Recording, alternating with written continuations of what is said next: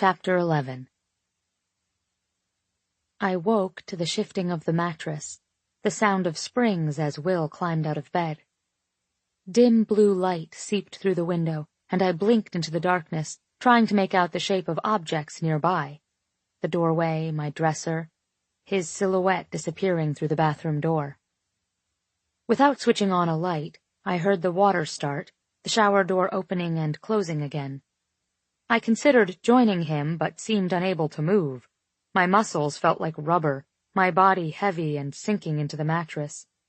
There was a deep, unfamiliar ache between my legs, and I stretched, squeezing my thighs together to feel it again, to remember. Now my room smelled of sex and Will, and I could feel myself grow dizzy from it, from his proximity, and the thought of so much of his naked skin just on the other side of the wall. Arms, legs, a stomach like granite. What exactly was the protocol here? Was I lucky enough that he'd come back and we'd do it all over again? Is that how this worked? My thoughts drifted to Kitty and Christy, and I wondered whether last night was just like all the other nights he'd spent with numerous other women. If he held them the same way, made the same sounds, offered the same promises of how good he'd make them feel. Will didn't spend every night with me, but we did spend a lot of them together. When did he see them? A part of me wanted to ask, so I could know the specifics of how he slotted all of us into his life. But a bigger part of me didn't. Not really. I ran my hand through my tangled hair and thought of last night. Of Dylan and our disastrous date, of Will, and how it felt to realize he'd been just outside my apartment, worrying, waiting, wanting, of the things we'd done and how he'd made me feel. I'd never known sex could be like that, both hard and soft, and alternating between the two for what felt like forever. It was wild. His hands and teeth left me deliciously bruised, and there were moments I thought I might break into a million pieces if I couldn't get him even deeper into me. The familiar squeak of the faucet sounded above the pounding spray, and I turned my head toward the door. The water slowed before the shower fell silent, and I listened as he stepped out, pulled a towel from the rack on the wall, and dried himself off. I couldn't pull my eyes away as he walked out, his naked body moving through a slice of moonlight. Sitting up, I crawled to the edge of the bed. He stopped just in front of me, his cock lengthening as I stared. Will reached up, running his fingers carefully through my tangled hair before drawing a line down the side of my face, and finally tracing my lips with his fingertip. He didn't duck down to look me in the eye.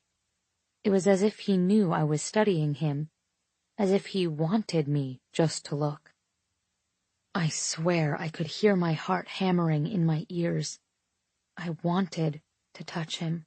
I wanted, more than that, to taste him. "You look like you want to put your mouth on me," he said, his voice thick and hoarse. Swallowing heavily, I nodded. "I want to see how you taste."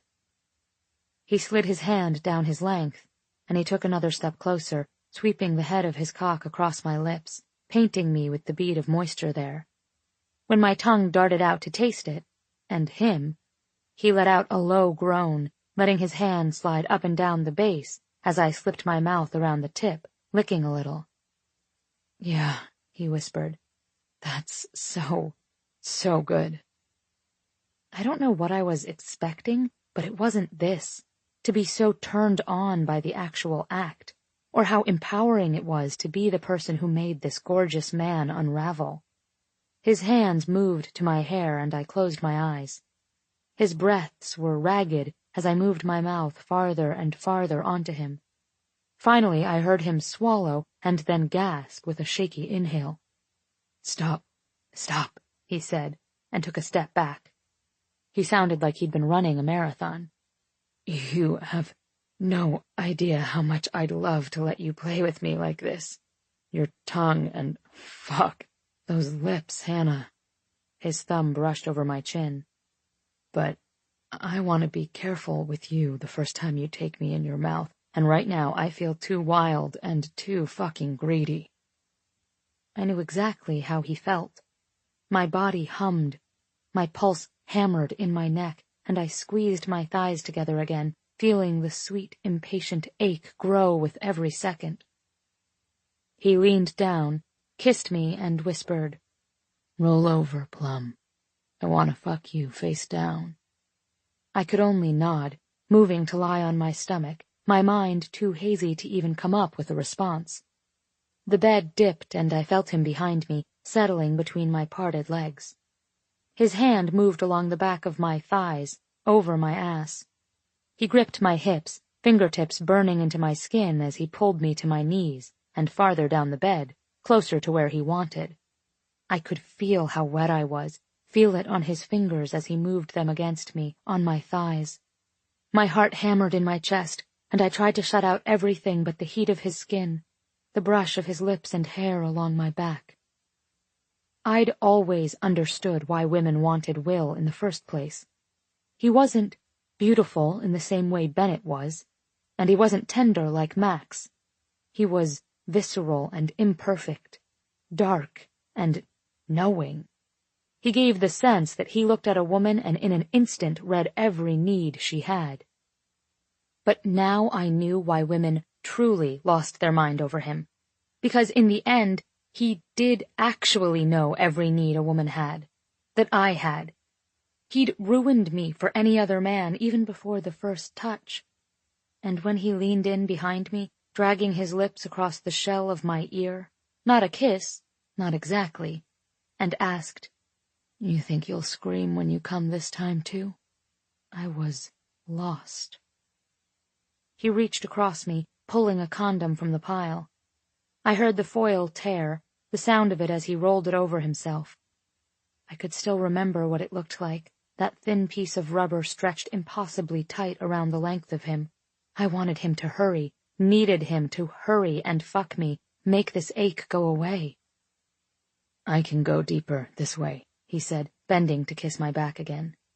"But tell me if I hurt you, okay?" Nodding frantically, I pushed back into his hands, wanting him to quell the frantic hunger inside me. His palm was surprisingly cool, and I gasped in surprise when he pressed it to my lower back, steadying me. Was I shaking? In the darkness I could see my hand against the stark white of the sheet, see the fabric twisted in my grasp, wound tight just like every part of me. "You just feel," he said, as if reading my thoughts, his voice so deep it was more vibration than sound. "I just want to take right now, okay?" I felt the solid muscle of his legs moving between mine, the tip of his cock as he positioned himself. With every slide of our skin across each other, I arched back, lifting my ass to change the angle, and hoping that this time, he might slip inside. I felt his mouth along my shoulder, down my back and around my ribs. It was still early, still cold in my room, and I shivered as the air landed on skin he'd just kissed, tasted, scraped with his teeth.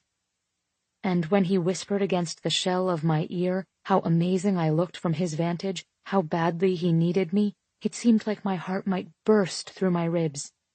It was so different like this when he was behind me, out of sight. I couldn't rely on his overwhelmed expressions and the reassurance of his steady gaze on my face. I had to close my eyes and pay attention to his hands, how they shook, how rigid he felt when he slid forward against my clit.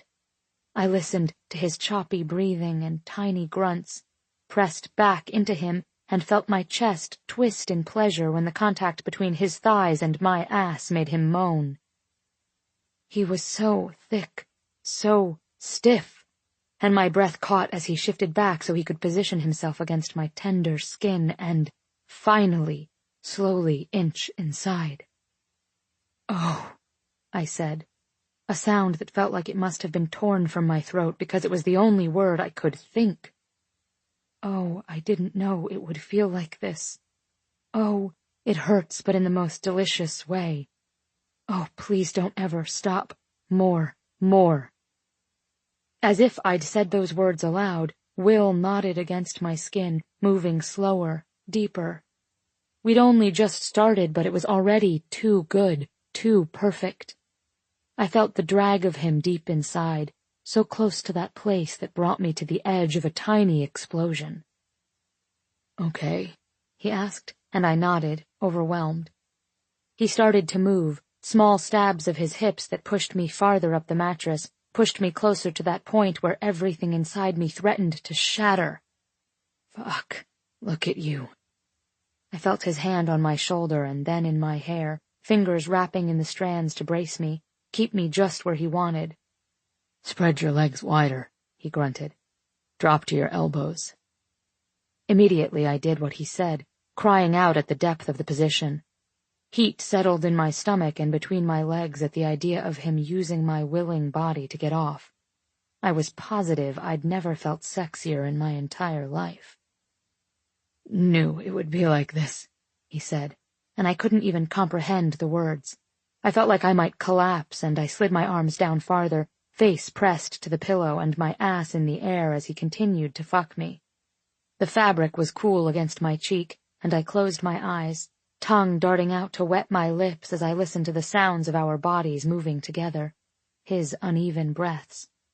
He was so good, and I straightened my arms over my head, the tips of my fingers brushing along the headboard, and my body stretched so fully beneath him that I felt like I'd been hammered too thin, like I might snap in half when I finally came. His damp hair tickled along my back, and I imagined what he must look like, hovering above me, arms supporting his weight as he leaned over my shaking body, pushing into me again and again, the bed rocking beneath us. I remembered when I used to hide under my blankets and imagine this very thing, touching myself, tentative and unpracticed until I came. It felt the same, every bit as dirty and forbidden, but even better now, better than all the fantasies and all the secret dreams combined. "Tell me what you want, Plum," he managed to say, his voice so hoarse it was almost inaudible. "More," I heard myself say. "Go deeper." "Touch yourself," he rasped. "I'm not going without you." I slipped my hand between the mattress and my sweaty body and found my clit, smooth and swollen. He was so close to me, close enough that I could feel the heat of each exhale and the slick of his skin. I could feel the tremble of muscle, note the way his breath changed and his sounds grew louder as he shifted the angle of his hips, drove so deep my spine arched sharply, involuntarily. "Fucking come for me, Hannah," he said, hips speeding up. It took only a moment, a few more circles of my fingers before I was coming, choking on sounds that got stuck in my throat and swallowed by a wave that hit me so hard I swore my bones were vibrating. White noise filled my ears, but I felt the slap of his skin against mine, and the way he stiffened behind me, muscles growing tense before he groaned, low and long into my neck. I was exhausted, limbs loose and joints feeling as if they might come apart at the seams. My skin was prickly with heat, and I was so tired I couldn't bring myself to open my eyes. I felt Will reach for the base of the condom, grabbing it securely before pulling out. There was a shuffle before he climbed from the bed and moved to the bathroom, and then the sound of water again. When the mattress dipped and the heat of him returned, I was barely conscious. I opened my eyes to the smell of coffee, the sound of the dishwasher opening, and the clank of dishes. I blinked up to the ceiling, the final remnants of sleep slipping from my brain as the reality of last night hit me. He's still here, was my first thought, followed by, what the hell happens now? Last night had come easily. I'd shut off my brain and done what felt good, what I'd wanted. What I'd wanted was him, and somehow he'd wanted me in return. But now, with the sun pouring through the windows and the world awake and breathing outside, I was filled with uncertainty, unsure what our boundaries were or where we stood. My body was stiff, sore in the most random places. I felt like I'd done 1,000 sit-ups. My thighs and shoulders ached, my back was stiff, and between my legs I was throbbing and tender, as if Will had driven into me for hours and hours in the black of night. Imagine that. I eased myself off the bed, tiptoed to the bathroom, and carefully closed the door, hissing at the way the latch seemed to click too loudly. I didn't want things to be weird between us, or to ruin the easy comfort we'd always had. I didn't know what I'd do if we lost that. So, with my teeth brushed and hair smoothed, I slipped into a pair of boy shorts and a tank and made my way out to the kitchen, intent on letting him know I could do this and that things didn't have to change. He was standing in front of the stove in nothing but black boxers, his back to me, flipping what looked to be pancakes. "Morning," I said, crossing the room and making a beeline straight for the coffee pot. "Morning," he said, grinning down at me. He leaned over and twisted the fabric of my shirt in his hand, using it to pull me toward him for a quick kiss on the lips. I ignored the tiny girlish flutter in my stomach and reached for a mug, careful to keep a long stretch of counter between us. My mother had cooked breakfast for us every Sunday we spent on vacation in this kitchen and had insisted the room be large enough to accommodate her ever-expanding family. The space was twice the size of any other in the building, with gleaming cherry cabinets and warm tile. Wide windows that overlooked 101st Street took up one wall. A large counter with enough stools for all of us filled another. The wide marble expanse of counter had always felt too big for the apartment, and a waste of space now that it was just me using this as a home. But with the memory of last night playing on a loop in my head, and with so much of his perfectly naked skin on display, I felt like I was in a shoebox, like the walls were closing in and pushing me closer and closer in this strange, sexy man's direction. I definitely needed some air. "How long have you been up?" I asked. He shrugged, the muscles of his shoulders and back flexing with the movement. I could see the edge of the tattoo that wrapped around his ribs. "A while." I glanced at the clock. It was early, too early to be awake on a Sunday with no plans, especially after the night we'd had. Couldn't sleep? He flipped another pancake, placed 2 others on a plate. "Something like that." I poured my coffee, eyes trained on the dark liquid as it filled the mug, the steam as it twisted through a beam of sunlight. The counter was set, placemats and a plate for each of us, glasses of orange juice off to the side. I had a flash of Will with one of his not-girlfriends and couldn't help but wonder if this was part of the well-honed routine, making his ladies breakfast before leaving them in their empty apartments with wobbly legs and dopey smiles. With a small shake of my head, I replaced the carafe and straightened my shoulders. "I'm glad you're still here," I said. He smiled and scraped the last bit of batter from the bowl. "Good." We stood in comfortable silence while I added sugar and cream, then moved with my coffee to a stool on the other side of the counter. "I mean, I would have felt ridiculous if you'd left. This is easier." He flipped the last pancake and spoke to me over his shoulder. "Easier?" "Less awkward," I said with a shrug. I knew I needed to keep this casual, keep it from becoming a thing between us. I didn't want him to think I couldn't handle it. "I'm not sure I'm getting you, Hannah." "It's just easier to do this part now, the awkward, I've seen you naked part, rather than later when we're trying to remember how we interact with our clothes on." I watched him pause, staring down into the empty pan, obviously confused. He hadn't nodded or laughed, hadn't thanked me for saying it before he'd had to, and now I was the one clearly confused. "You don't think all that highly of me, do you?" he said, finally turning to face me. "Please, you know I think you practically walk on water. I don't want you freaking out or thinking I expect you to change anything." "I'm not freaking out." "I'm just saying that I know last night meant different things for each of us." His brows pulled together. "And what was it to you?" "Amazing? A reminder that even though I failed miserably with Dylan, I can have fun with a man?" I can let go and enjoy it. I know it probably didn't change who you are, but it feels a little like it changed me. So, thank you. Will's eyes narrowed. And who exactly am I, do you think? I walked over to him and stretched to kiss his chin. His cell phone buzzed where it sat on the counter, the name Kitty lighting up the screen. So that answered that question. I took a deep breath, gave myself a moment for all the pieces to line up in my head. And then I laughed, nodding to where it continued to vibrate across the counter. A man who's good in bed for a reason. He frowned, reaching for the phone and shutting it off. Hannah, he said, pulling me back toward him. He placed a lingering kiss on my temple. Last night. I sighed at how easily we slotted together, at how perfectly my name was shaped by his mouth.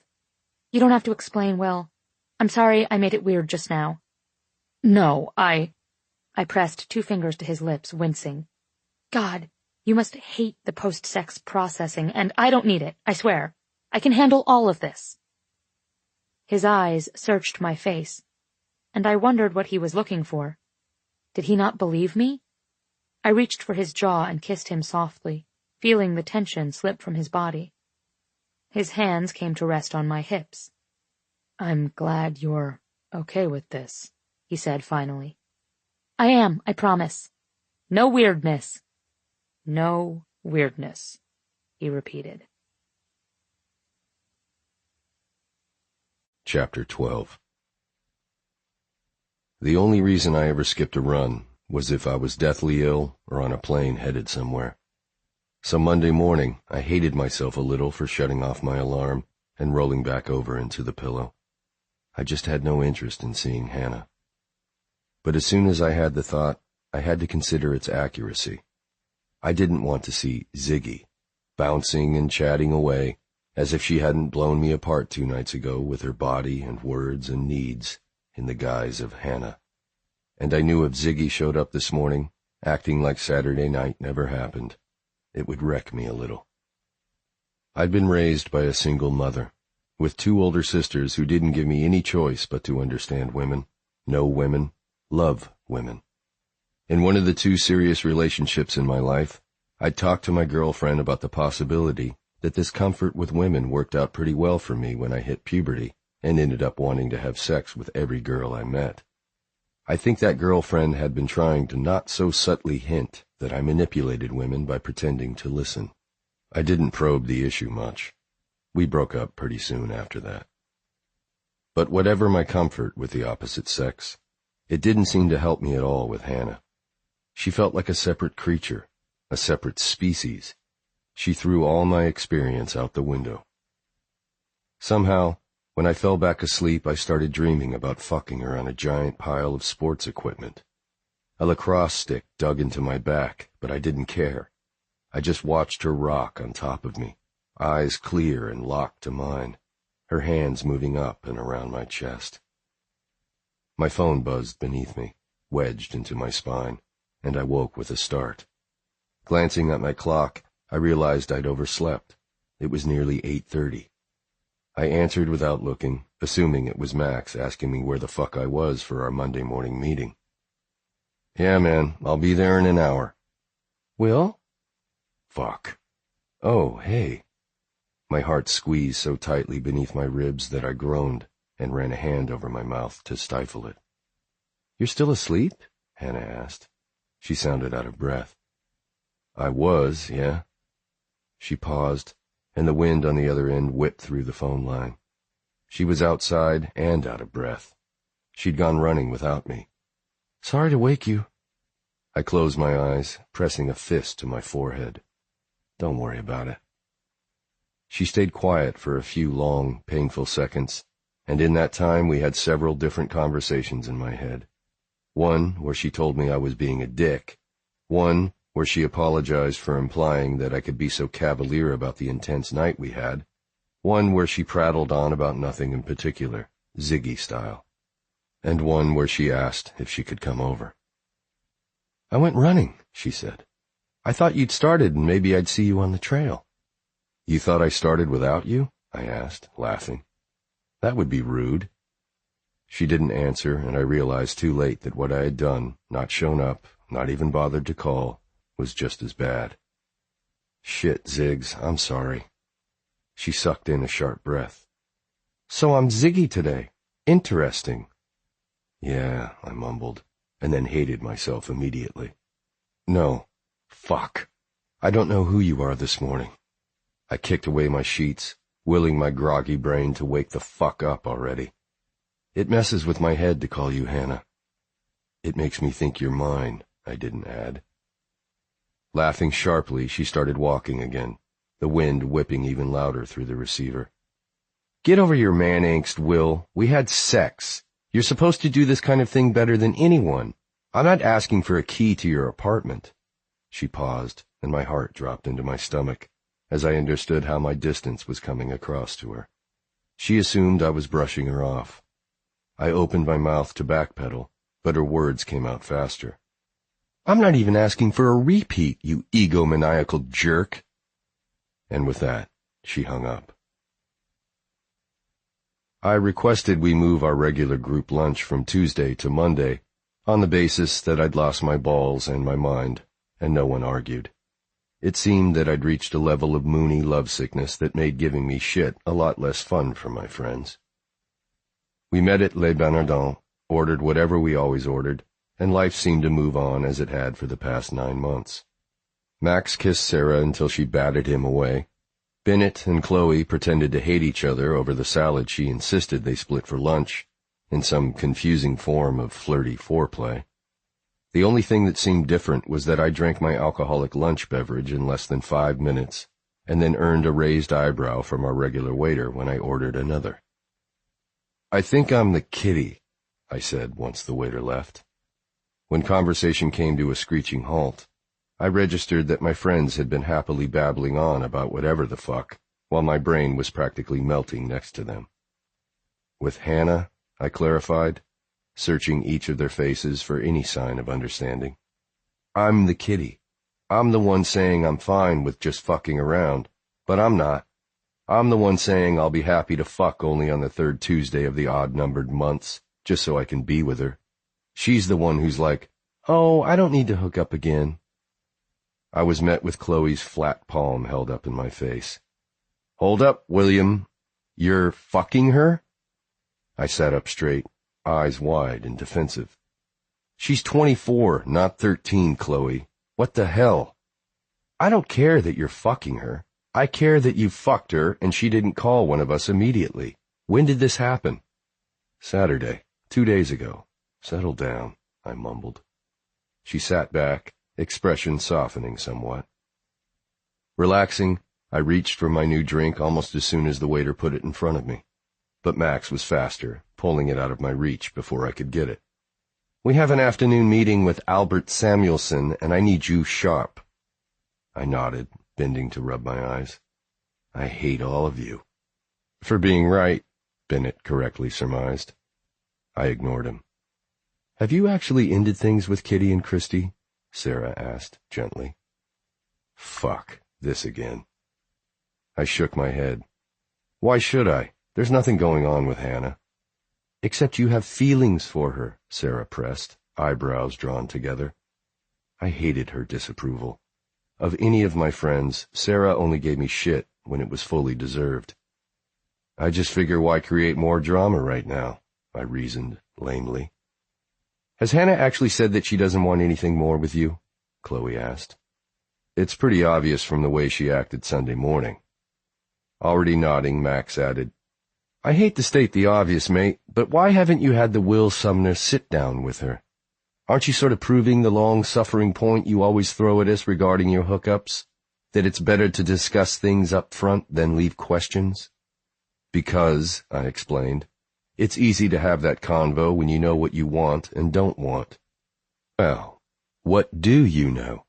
Max asked, shifting to the side so the waiter could place his food down in front of him. I know I don't want Hannah fucking anyone else, I growled. Well, Bennett began, wincing slightly. What if I told you I saw Kitty clearly hooking up with someone else the other night? Relief inundated me. Did you? He shook his head. No, but your reaction sure is telling. Fix things with Hannah. Figure your shit out with Kitty. Picking up his fork, he said, and now shut up so we can eat.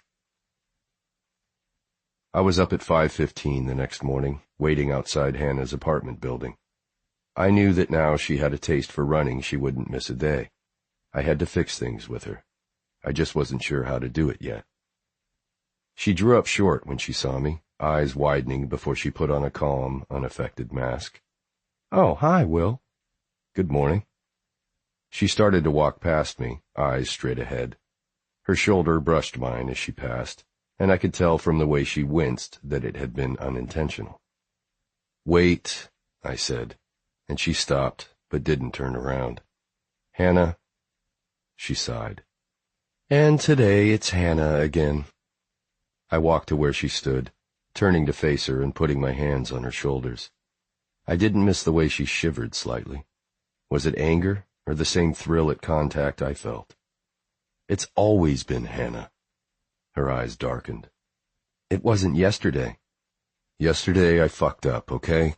I'm sorry I didn't show for our run, and I'm sorry I came off like a dick. She watched me, eyes weary. An epic dick. I know I'm supposed to be the one who knows what I'm doing here, but I'll admit that Saturday night was different for me. Her eyes softened, shoulders relaxing. I continued, my voice quieter. It was intense, okay? And I realized that this sounds insane, but I was a little taken aback when you were so casual about it the next day. I let go of her shoulders, stepping back to give her space. She looked at me as if I'd sprouted the head of a lizard from my forehead. How was I supposed to be? Weird? Angry? In love? Shaking her head, she said, I'm not sure what exactly I did wrong. I thought I handled it pretty well.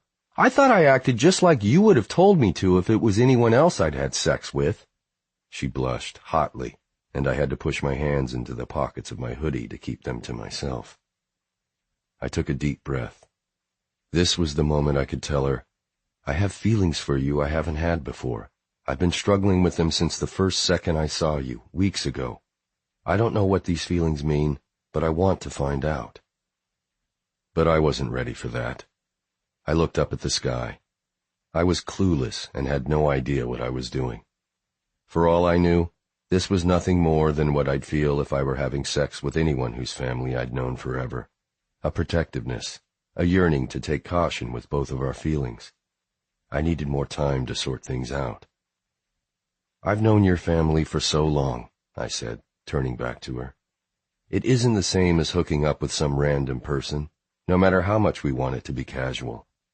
You're more to me than just someone I want to be sexual with, and I ran my hand over my face. I'm just trying to be careful, okay? I wanted to punch myself. I was pussing out. Everything I'd said was true, but it was a flimsy half-truth. It wasn't only just about knowing her for so many years. It was wanting to know her like this for so many more. She closed her eyes for a beat, and when she opened them, she was looking to the side, to some unknown point in the distance. Okay, she murmured. Okay? Finally, she looked up at me and smiled. Yeah. Tilting her head in indication that we should get moving, she turned and soon our feet were slapping the pavement in an easy, steady rhythm, but I had no idea what conclusion we'd just reached. It was gorgeous out, for the first time in months, and even though it was probably still under 40 degrees, it felt like spring. The sky was clear, no clouds or gray shadows, just light and sun and crisp air. Only 3 blocks from her house, I grew too warm, and I slowed slightly, pulling my long-sleeve thermal up and over my head, and then tucked it into the back of my track pants. I heard the sound of a toe butting into pavement, and before I knew what was happening, Hannah was sprawled out on the sidewalk, the wind knocked from her in a forceful gust. Holy crap, are you okay? I asked, kneeling next to her and helping her sit up. It was several long seconds before she could inhale, and when she did, it was loud and desperate. I hated that sensation more than almost anything, getting all of the air knocked out of my lungs. She tripped on a large crack in the sidewalk and landed hard, her arms pressed to her ribs. Her pants were torn at one knee, and she was holding on to her ankle. "Ow!" she groaned, rocking. "Shit," I murmured, reaching behind her knees and around her waist, picking her up. "Let's get you home and ice that."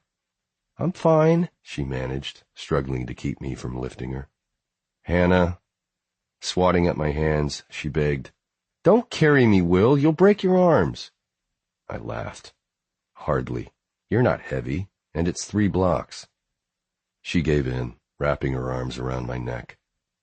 "What happened?" Hannah was quiet, and when I ducked my head to catch her eye, she laughed. "You took off your shirt." Confused, I murmured, "I had another shirt on, you goof." "No, I mean the tattoos." She shrugged. "It's been cold. I've only seen them a couple of other times, but I saw a lot of them on Saturday, and it made me think. I looked over just now." "And fell?" I asked, laughing despite my better judgment. Groaning, she whispered, "Yes, shut up." "Well, you can stare at them while I carry you," I told her.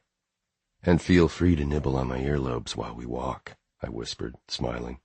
"You know I like your teeth."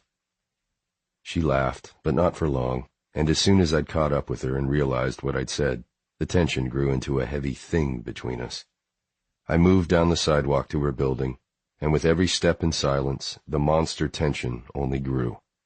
It was the unspoken, "Oh, right," the way I'd so casually referenced how she knew what I liked in bed, the reality of where we were heading, her apartment, where we'd had sex all night long Saturday. I dug around inside my head for what to say, but the only words that bubbled right near the surface were words about us, or that night, or her, or my own fucked-up brain. I put her down when we reached the elevator, and I had to hit the up button. It arrived with a quiet ding, and I helped Hannah limp inside. The doors closed. I hit the button for the 23rd floor, and the lift jerked with the initial ascent. Hannah settled into the same corner she'd been in the last time we were in here together. "You okay?" I asked quietly. She nodded, and everything we'd said right here 2 nights ago filled the elevator car like smoke rising from the floor. "You go down on me. You do it until I come." "Can you move your ankle?" I asked in a rush, my chest tightening with how much I wanted to step closer, kiss her. She nodded again, eyes locked to mine. "It's sore, but I think it's okay." "Still," I whispered, "we should ice it." "Okay." The gears of the elevator creaked. Something just above us in the elevator shaft slid into place with a loud thunk. "You lean over me on the couch, jerking off, and come on my chest." I licked my lips, finally letting my eyes move to her mouth, my mind wander to the memory of how it felt to kiss her. The echo of her words was loud enough in my head that it was as good as if she'd said them aloud. "Sex in all kind of places on my body. How you like me to bite you, and how good it feels to do it." I stepped closer, wondering if she remembered saying, "We're having sex, and I'm doing everything you want, and it isn't just good for me, it's good for you, too." And if she did, I wondered if she could see in my eyes that it had been good, so good for me. It was making me want to kneel at her feet right now. We arrived at her floor, and I relented as she insisted on limping down the hall, needing to break the tension somehow. Inside her apartment, I grabbed a bag of frozen peas from the freezer and guided her to the bathroom, making her sit down on the toilet seat while I dug around under her sink for Bactine or some type of antiseptic. I settled for water and hydrogen peroxide. Her pants were only ripped on one knee, but the other was scuffed enough to tell me that both knees were probably pretty scraped. I rolled up each pant leg, ignoring the way she swatted my hands away at the sight of the mild stubble on her legs. "I didn't know you would be touching my legs today," she said, laughing a little. "Oh, stop." Dabbing at the cuts with a wet cotton ball, I was relieved to see they weren't too bad. They were bleeding, but there wasn't anything that wouldn't heal in a few days, and without stitches.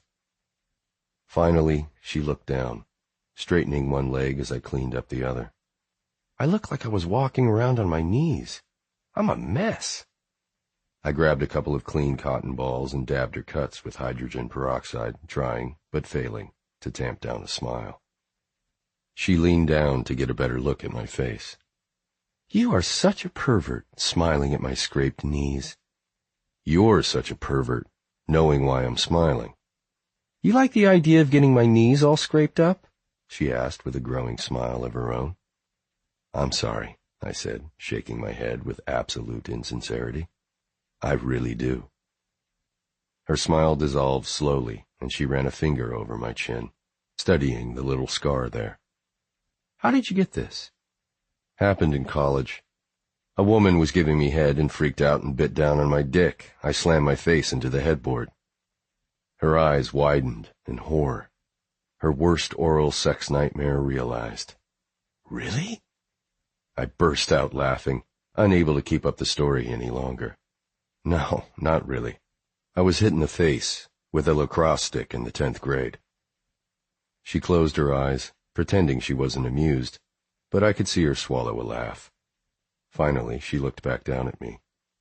"Will?" I put down the last cotton ball and screwed the cap back on the hydrogen peroxide bottle as I blew gently across the cuts. Once I had it all clean, I didn't even think she would need a Band-Aid. "I heard what you said about wanting to be careful because of our history, and I'm sorry that I came off as too casual." I smiled at her, absently running my hand slowly down her calf, before realizing how familiar that was. She sucked on her bottom lip for a beat before whispering, "I've thought about Saturday night almost constantly since." Outside a horn blared, cars sped down 101st, and people rushed off to work. But in Hannah's apartment, it fell completely silent. She and I just stared at each other. Her eyes grew anxious and wide, and I realized she was getting embarrassed the longer I took to reply. I couldn't push any air past the tangle in my throat. Finally, I managed, "Me too." "I never thought it could be like that." I hesitated, worrying she wouldn't believe me when I said, "Me either." Her hand lifted at her side, pausing before reaching out. Sliding her fingers into my hair, she followed forward with her body, eyes wide open as she slid her mouth over mine. I groaned, and my heart slammed against my sternum, skin growing hot as my cock lengthened. Every part of me felt tight and stiff. "Okay?" she asked, pulling back, eyes anxious. I wanted her so fiercely I was worried I wouldn't be able to be gentle. "Fuck yes, it's okay. I was worried I would never have you again." She stood on wobbly legs, reaching for the hem of her shirt and pulling it up and over her head. Her skin shone with a thin sheen of sweat, and her hair was a mess, but I wanted nothing else than to bury myself in her and feel her give in to me for hours. "You're going to be late for work," I whispered, watching as she pulled off her sports bra. "So are you." "Don't care." She shimmied out of her pants. With a little ass wiggle, she turned and hopped on one foot to her bedroom. I stripped as I walked, pulling off my shirt, kicking off my pants, and leaving it all in piles in the hallway. I found Hannah on her bed, lying on top of the covers. "Do you need more first aid?" I asked, smiling as I climbed over her, kissing my way up her belly to her breasts. "Does anything else hurt?" "One guess," she said on an exhale. Without needing to ask, I stretched, reaching for the drawer where she'd kept her condoms. Wordlessly, I tore one from the pack and handed it to her. Her hand was already extended, expectantly. "Fuck. We should fool around a little first," I said into her neck, even as I felt her begin to roll the condom down my length. "We've been fooling around in my head since Sunday morning," she whispered. "I don't think I need more warm-up." She was right. When she positioned me, and then reached for my hips, pulling me deep in one slow move, she was wet and ready, quickly pulling on my ass to get me moving fast and hard. "I like when you're hungry like this," I murmured into her skin. "I feel like I can't get my fill of you. Just like this, against me, under me." "Well," she pushed into me, sliding her hands over my shoulders. I could hear the rustle of the sheets as we moved, the slick sounds of our lovemaking, and nothing else. The rest of the world seemed to have fallen away, been put on mute. She was quiet too, staring, fascinated, down at where I moved in and out of her. I slid a hand between us, played with her body, loving the way her back arched off the bed. Her hands reached above her head, seeking anchor on the headboard. Fuck. With my free hand, I reached up, pinning her wrists and letting myself dissolve into her, mindless and warm, the rhythm of our bodies working together, rolling and wet with sweat.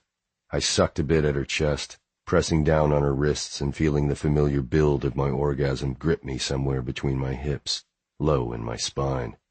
I jerked over her, going faster and hard, relishing the sounds of my hips slapping her thighs. Oh, fuck, Plum. Her eyes opened, burning with understanding and the wild thrill of seeing my pleasure unfolding.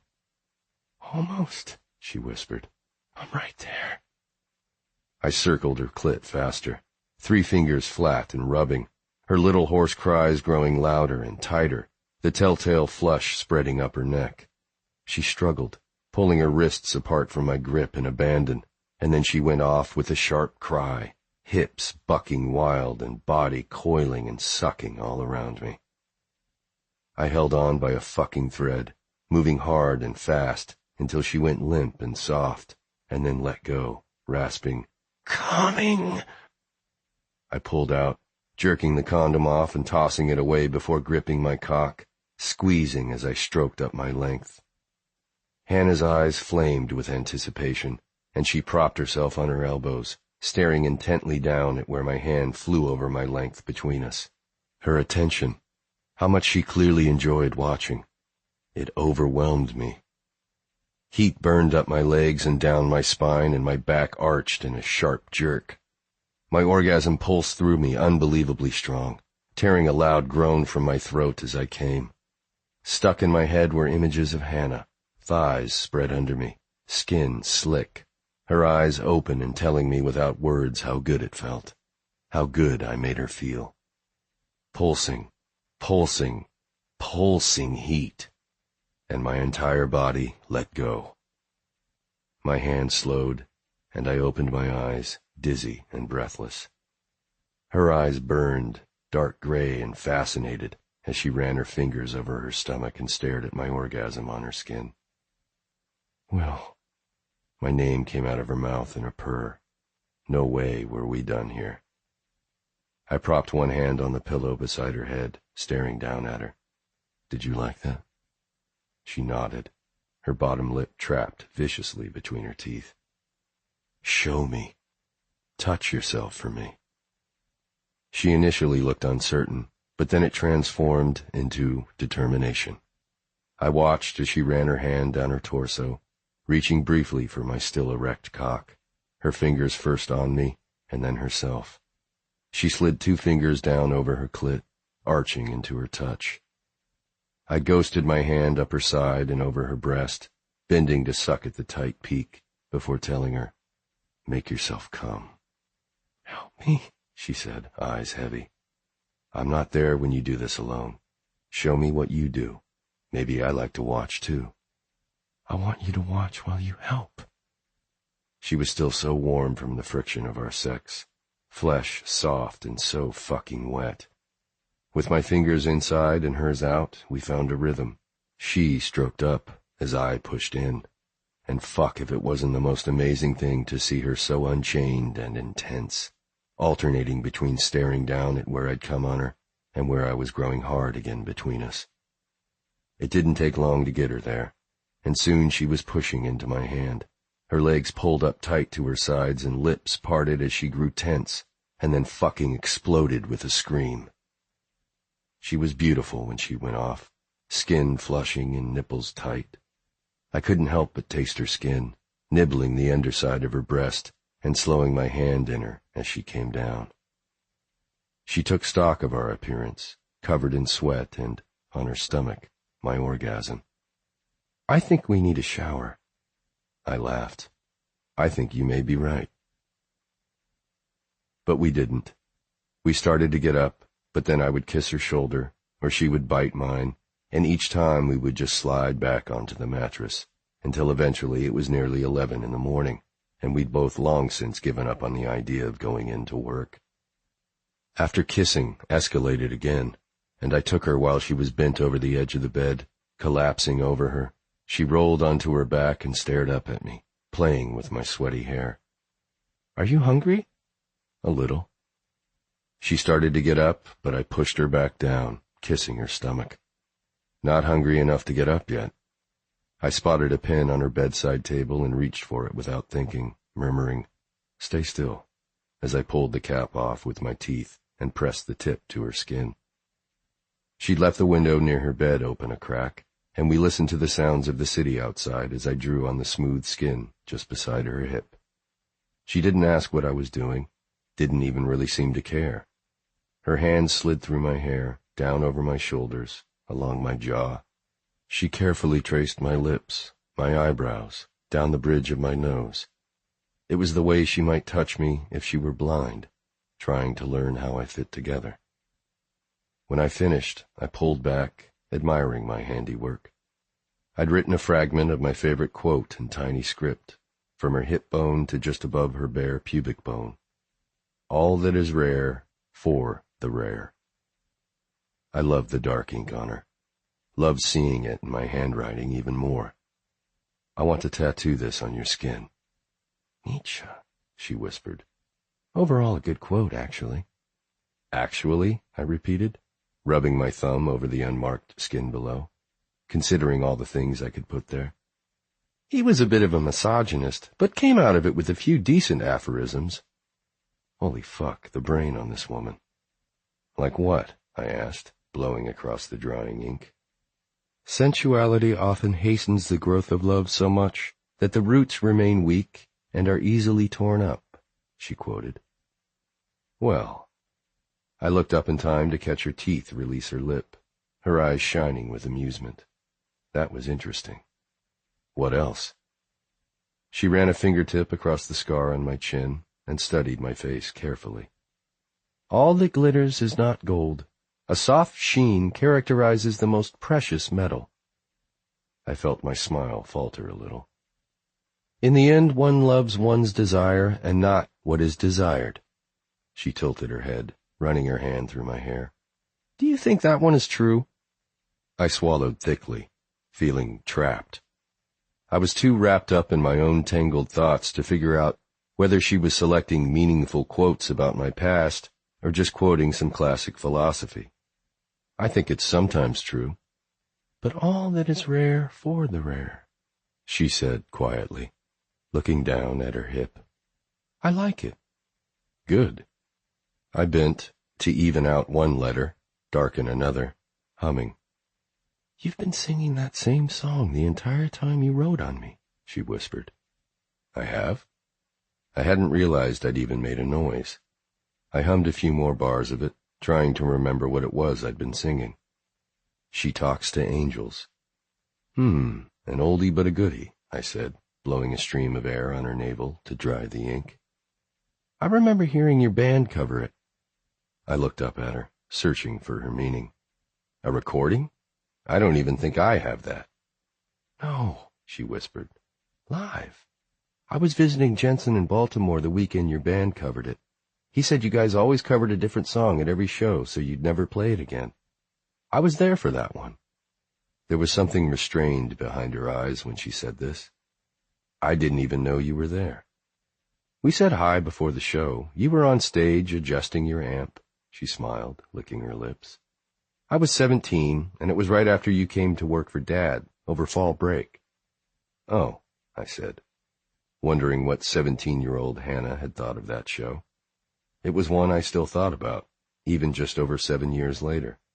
We had played tight that night, and the crowd had been amazing. It was probably one of our best shows ever. "You were playing bass," she said, drawing small circles with her fingers on my shoulders.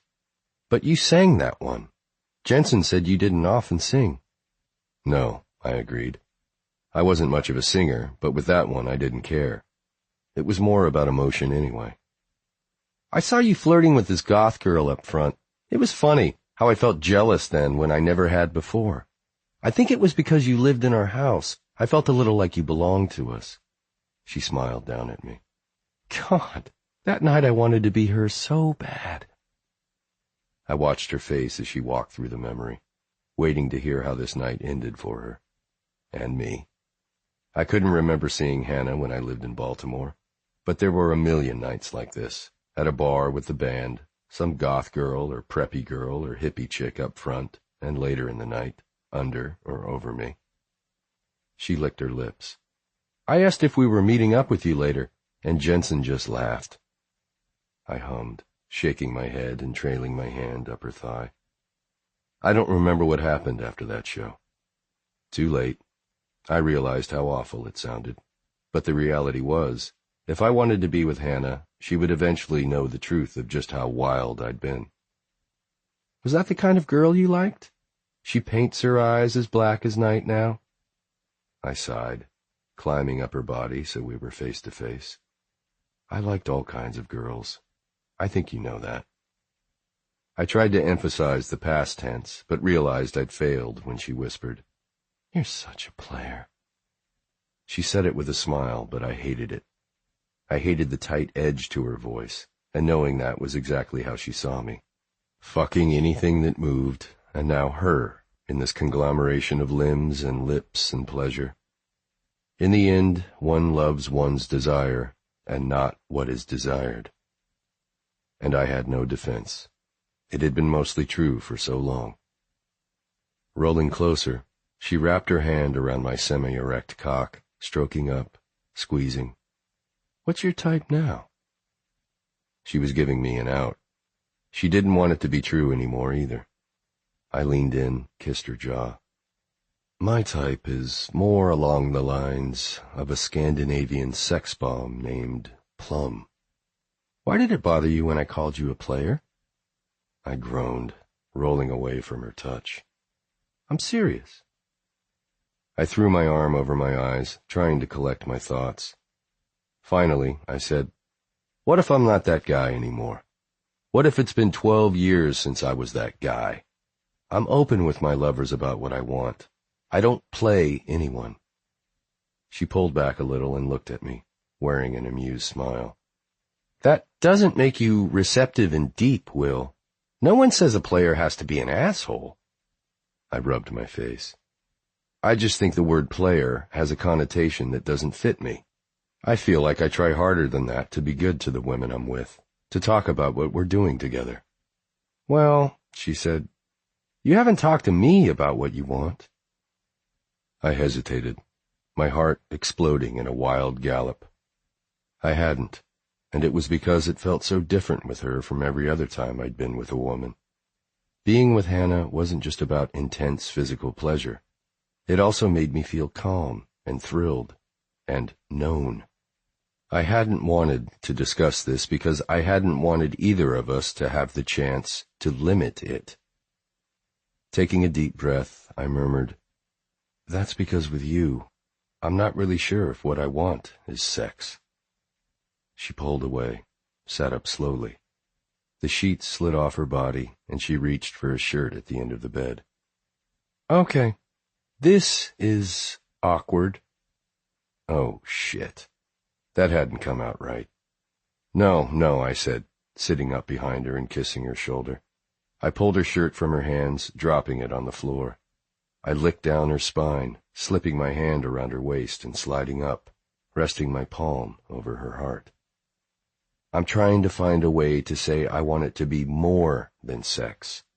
I have feelings for you that go way past sexual." She stilled, growing completely frozen. "You don't." "I don't?" I stared at her rigid back, my pulse picking up from anger rather than anxiety. "What do you mean, I don't?" She stood, wrapping the sheet around her body. Ice slid into my veins, cooling every part of me. I sat up, watching her. What are you doing?" "I'm sorry, I have some stuff to do." She walked over to the dresser, began pulling things from a drawer. "I need to get to work." "Now?" "Yes," she said. "So I tell you I have feelings and you're kicking me out." She spun around to face me.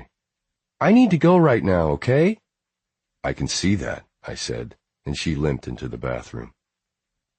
I was humiliated and furious, and I was terrified this was it. Who would have thought I'd fuck it up with a girl by falling for her?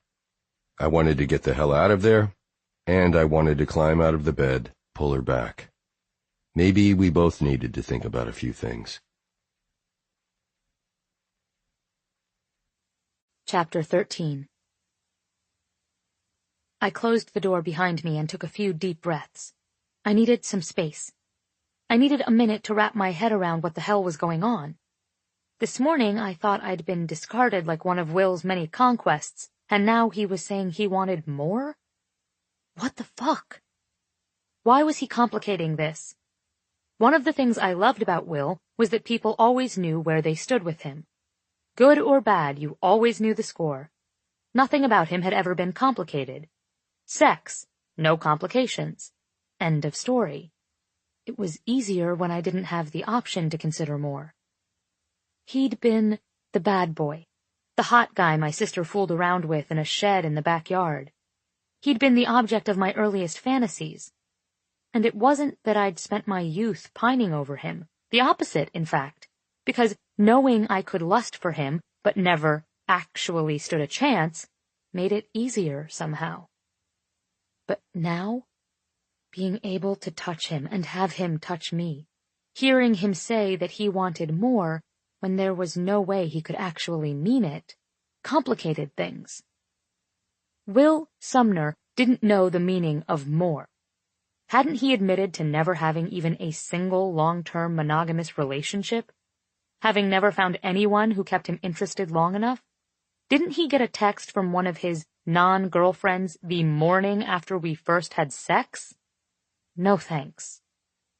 Because as much as I loved spending time with him, and as fun as it was to pretend I could learn from him, I knew that I would never be a player.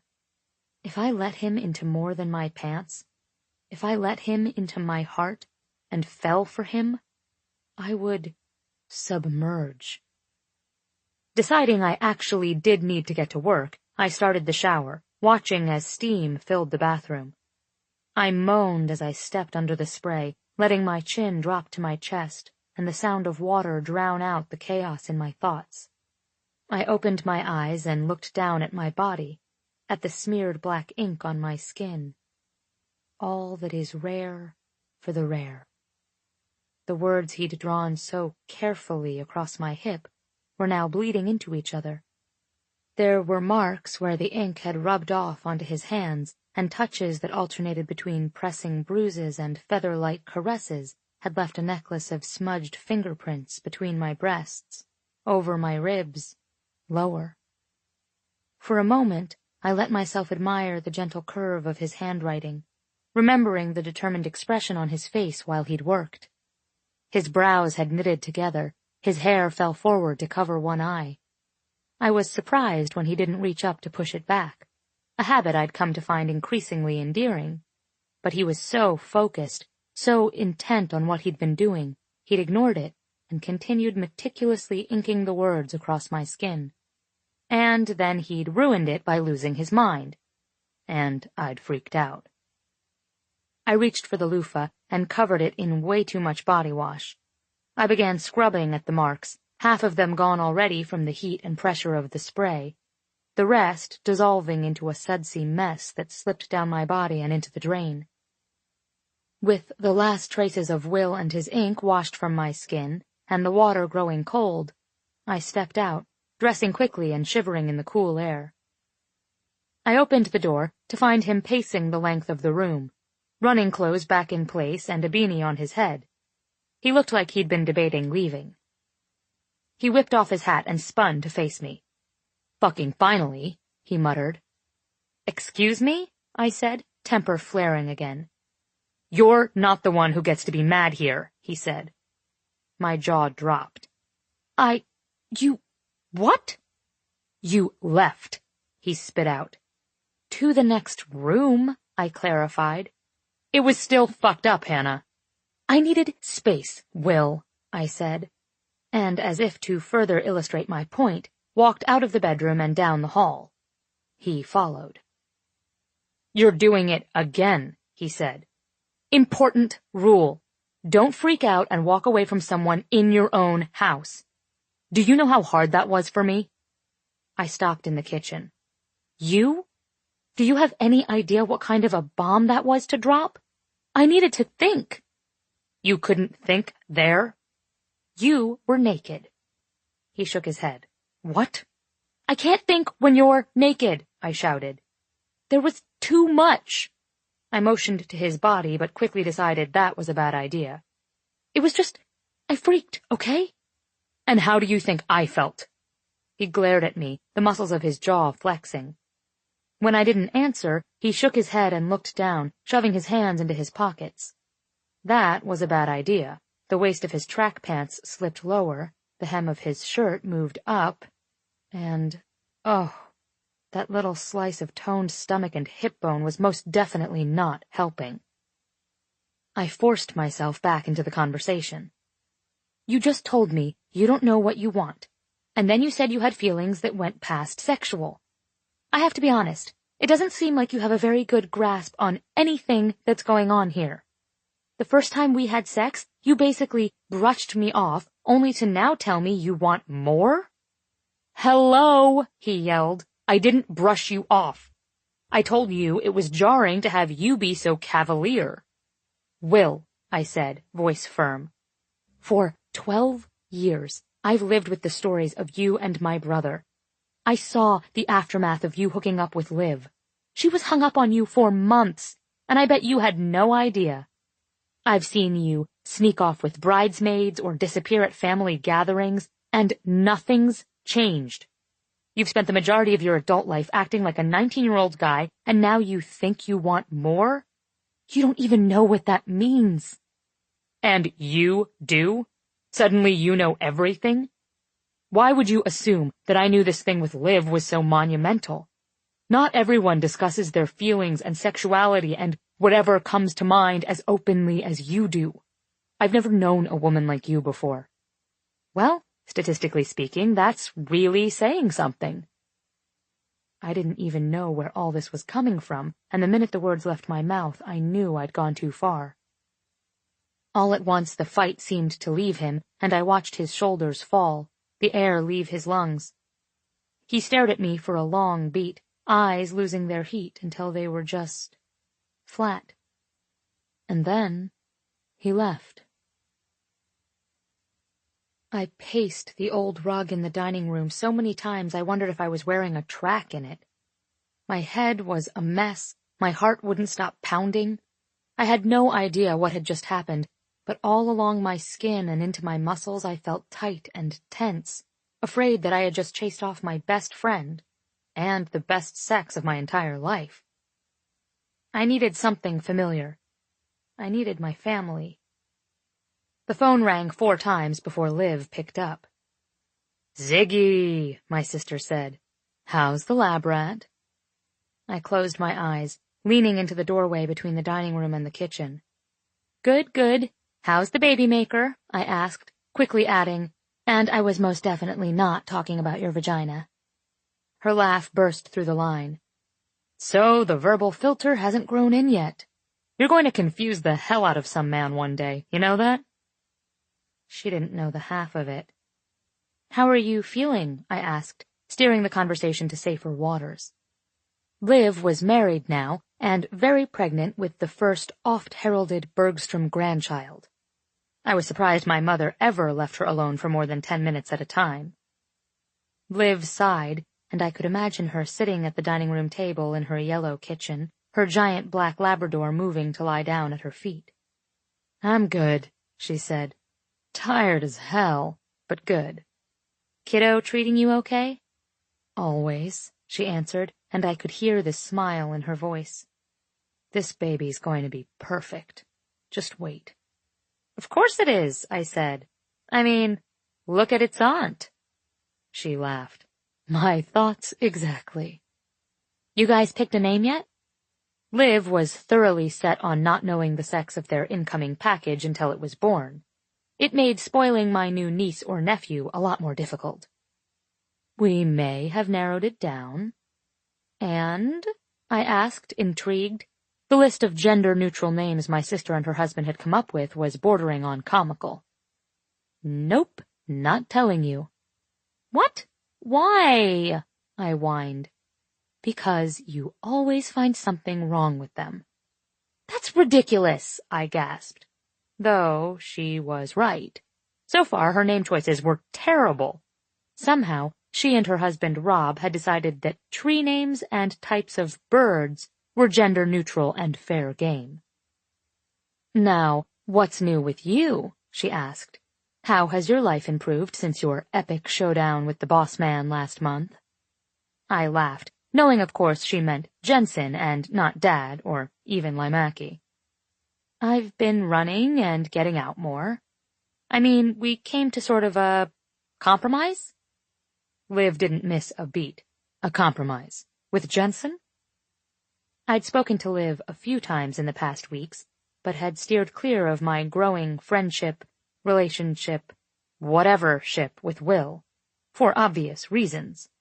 But now I needed my sister's thoughts on all of it, and my stomach clenched into a giant ball of dread. Well, you know Jen's suggested I go out more.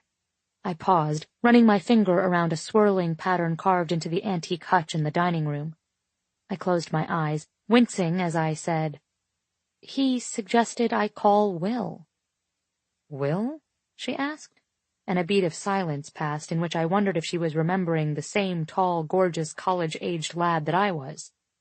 Wait, Will Sumner? That's the one, I said. Even talking about him made my stomach twist. Wow, was not expecting that. Neither was I mumbled. So did you? Did I what? I asked, instantly regretting the way it came out. Call him, she said, laughing. Yeah, which is sort of why I'm calling you today. That sounds deliciously ominous, she said. I had no idea how to do this, so I started with the simplest, most innocuous detail there was. Well, he lives here in New York. I thought I remembered that. And I haven't seen him in ages, sort of dying to know what he's been doing. How's he look? Oh, he looks good, I said, trying to sound as neutral as possible. We've been hanging out. There was a pause on the line, a moment where I could almost see the way Liv's forehead would furrow, her eyes narrowing as she tried to find the hidden meaning in what I'd said. Hanging out? She repeated. I groaned, rubbing my face. Oh my God, Ziggy, are you banging Will? I groaned and laughter filled the line. Pulling back, I looked at the phone in my hand. This isn't funny, Liv. I heard her exhale. Yes, it totally is. He was your boyfriend. Oh, no, he wasn't. Not even a little. I think we made out for like 10 minutes. But girl code. Yes, but there's some sort of time limit, or base limit. Like, I think we barely shanked it down the first base line. Though at the time I was completely prepared to let him enter the batter's box, if you know what I'm saying. I thought you were devastated after that holiday. She started cracking up. Take it down a notch there. First of all, we were never together. It was a horny fumble behind Mom's gardening tools. Jesus, I barely remember. But you were so upset. You didn't even come home the summer he worked with Dad. I didn't come home because I'd fucked around all year and needed to catch up on credits over the summer, she said. And I didn't tell you because Mom and Dad would have found out and killed me. I pressed my hand to my face. I am so confused. Don't be, she said, her tone changing to concerned. Just tell me, what's actually going on with you guys? We've been hanging out a lot. I really like him, Liv. I mean, he's probably my best friend here. We hooked up, and then he was weird the next day. Then he started talking about feelings, and it just seemed like he was using me as a test subject in some sort of weird emotional expression experiment. He didn't exactly have the best track record with Bergstrom girls. So, you ripped him a new one because in your 12-year-old memories, he was the man of my dreams and left me broken-hearted and alone. I sighed. That was part of it. What was the rest of it? That he's a whore? That he doesn't remember a fraction of the women he's been with, and less than 24 hours after brushing me off, he's telling me he wants more than just sex? Okay, she said, considering. Does he? Do you? I sighed. I don't know, Liv. But even if he did, if I did, how could I trust him? I don't want you to be an idiot, so I'm going to do a little overshare here. Ready? Not even a little bit, I said. She went on anyway. Before I met Rob, he was a giant slut. I swear to God, his penis had been everywhere. But now, different man, worships the ground I walk on. Yes, but he wanted to get married, I said. You weren't just banging him. When we first got together, it was definitely just banging. Look, Ziggy, a lot of stuff happens to a person between the ages of 19 and 31. A lot changes. I'll believe that, I mumbled, imagining Will's even deeper voice, his expertly wicked fingers, his broad, solid chest. I'm not just talking about the developing male body, you know, she paused, adding, though, that too. And now that I think of it, you should totally send me a picture of Will Sumner at 31. Liv! I'm kidding, she laugh-yelled through the phone and then paused. No, I'm serious, actually. Send me a picture. But I really would hate for you to pass up a chance to spend time with him just because you expect him to always act like a 19-year-old man whore. The truth is, don't you feel like you've changed a lot since you were 19? I didn't say anything, just chewed on my lip and continued to trace the carving on my mother's antique hutch. And that was only 5 years ago for you. So think how he feels. He's 31. There's a lot of wisdom to be gained in 12 years, Ziggs. Blurg, I said. I hate when you're right. She laughed. I assume your logical brain has been using all this as some sort of force field against the Sumner charm? Not very well, apparently. I closed my eyes and leaned back against the wall. Oh, God, this is amazing. I'm so fucking happy you called today. I'm giant and pregnant and nothing about me is interesting right now. This is awesome. Isn't this weird to you at all? She hummed, considering. I guess it could be, but honestly, Will and he was the first boy I fell in lust with, but that's pretty much it. I got over that 2 seconds after Brandon Henley got his tongue pierced. I pressed my hand over my eyes. Oh, gross. Yeah, I didn't tell you about that one because I didn't want to ruin you. And I didn't want you to ruin it for me by researching how the piercing affected the contractility of the muscle or whatever. Well, this has been a scarring conversation, I said. Can I go now? Oh, stop. I really made a mess of things, I groaned, rubbing my face. Liv, I was a total dick to him. Looks like you have some ass to kiss. Is he into that sort of thing now? Oh my God, I said. Hanging up. Okay, look, Zig. Don't see the world from the eyes of a 12-year-old. Hear him out. Try and remember that Will has a penis, and this makes him an idiot. But a sweet idiot. Even you can't deny that. Stop making sense. Impossible. Now go put on your big girl panties and fix things.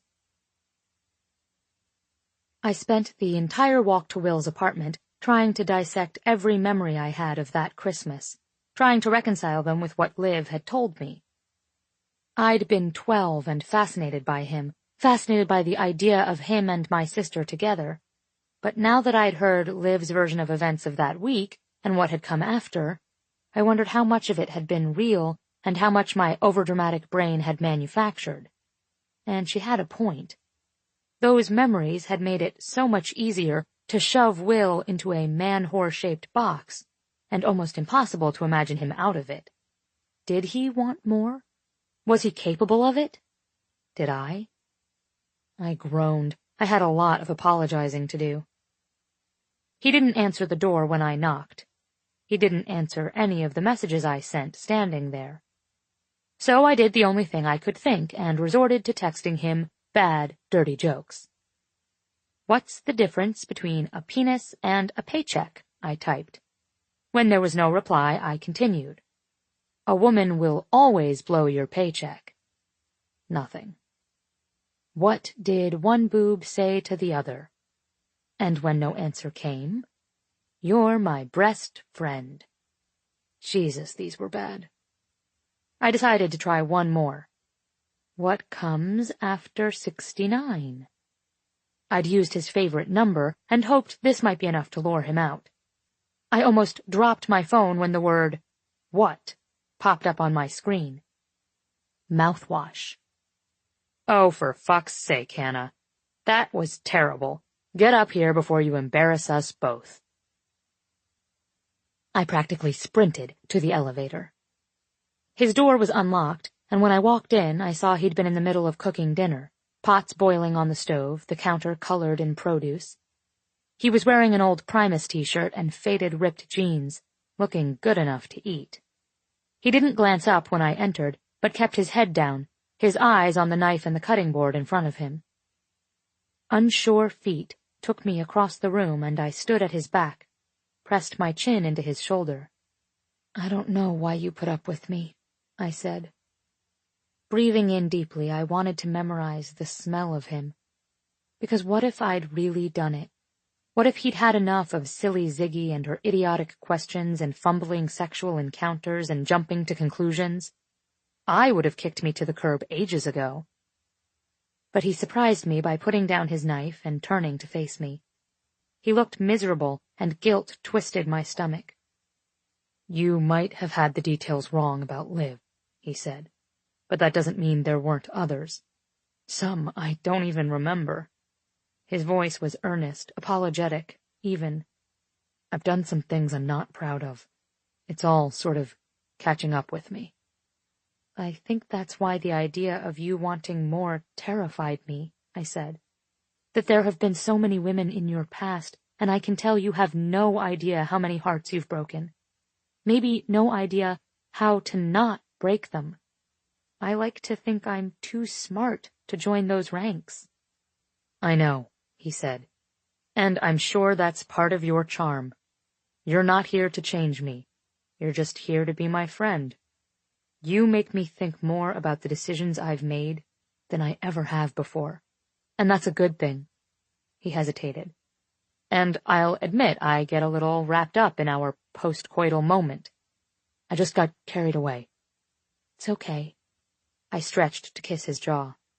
"Just friends is good for me," he said. "Friends who have sex is even better." He pulled me back to meet my eyes. "But I think that's a good place to stay for now. Okay?" I tried to read his expression, understand why he seemed to be so carefully considering every word he spoke. "I'm sorry about what I said," I told him. "I panicked and said something hurtful. I feel like an idiot." He reached out, hooked a finger into my belt loop, and pulled me to him. I went willingly, feeling the press of his chest against mine. "We're both idiots," he said, and his eyes dropped to my mouth. "And just so you know, I'm about to kiss you." I nodded, pushing up onto my toes to bring my mouth to his. It wasn't really a kiss, but I wasn't sure what else to call it. His lips brushed against mine, each time with just a bit more pressure than the time before. His tongue licked out softly, barely touching before he pulled me closer, deeper. I felt him tuck his fingers beneath the fabric of my shirt and stay there, resting on my waist. My mind was suddenly spinning with ideas of what I wanted to do to him, how much closer I needed to be. I wanted to taste him, all of him. I wanted to memorize every line and muscle. "I want to go down on you," I said, and he pulled back, just enough to gauge my expression. For real this time. Like making you orgasm and everything. Yeah? I nodded, brushing my fingertips over the line of his jaw. Show me how to be awesome at it? Laughing, he said, Christ, Hannah. Quietly, into another kiss. I could feel him already hard against my hip, and I slid my hand down his body to palm him. Okay? I asked.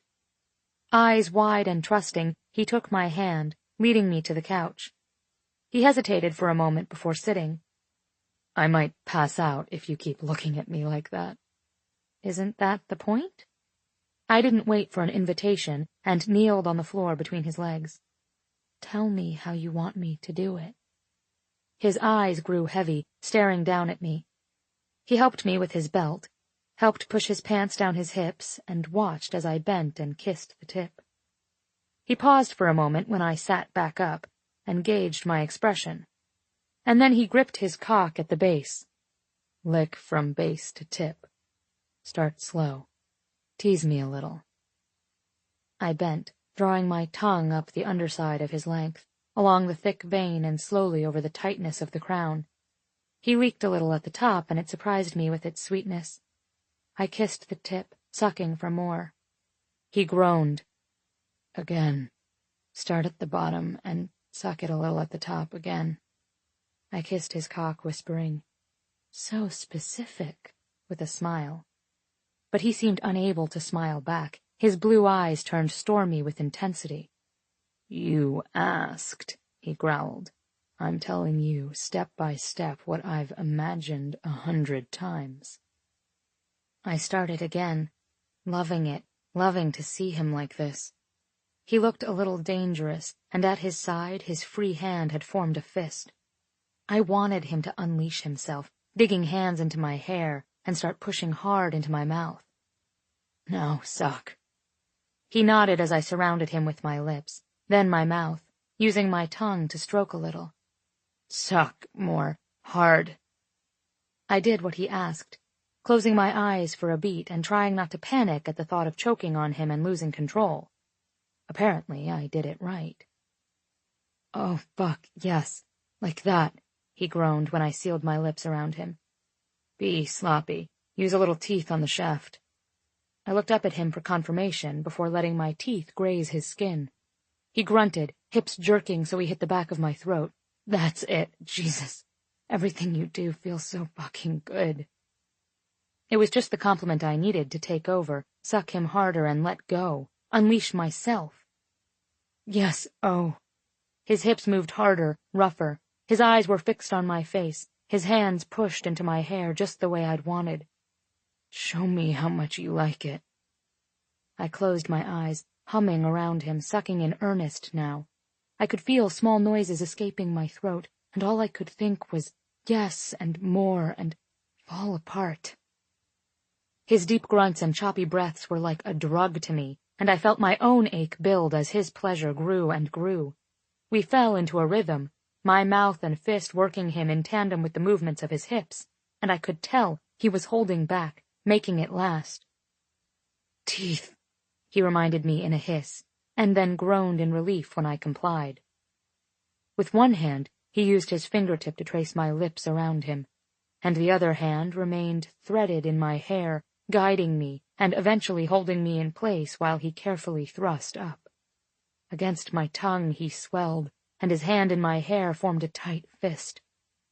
Coming, Hannah, coming. I could feel the muscles of his stomach jump and tighten, his thighs tensing. I gave his cock one last long suck before I pulled off, taking him in my hands and sliding up fast and rough, gripping him the way he liked, squeezing. Oh, fuck, he warned, hissing in a breath as he came, warm on my hands. I worked him through it, continuing to pull in slow drags until it was too much, and he batted me away, smiling as he pulled me up to him.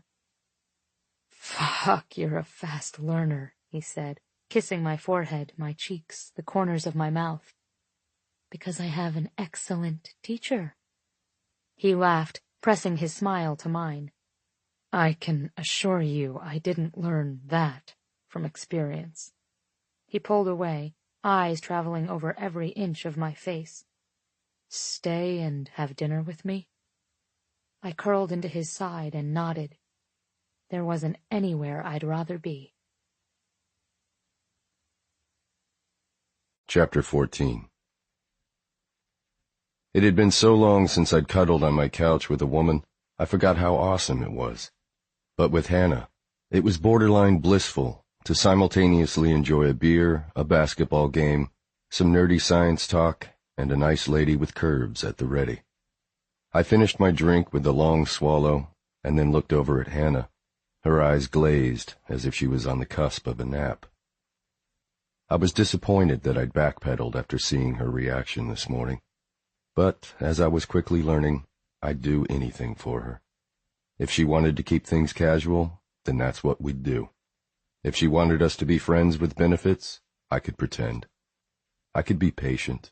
I could give her time. I only wanted to be with her.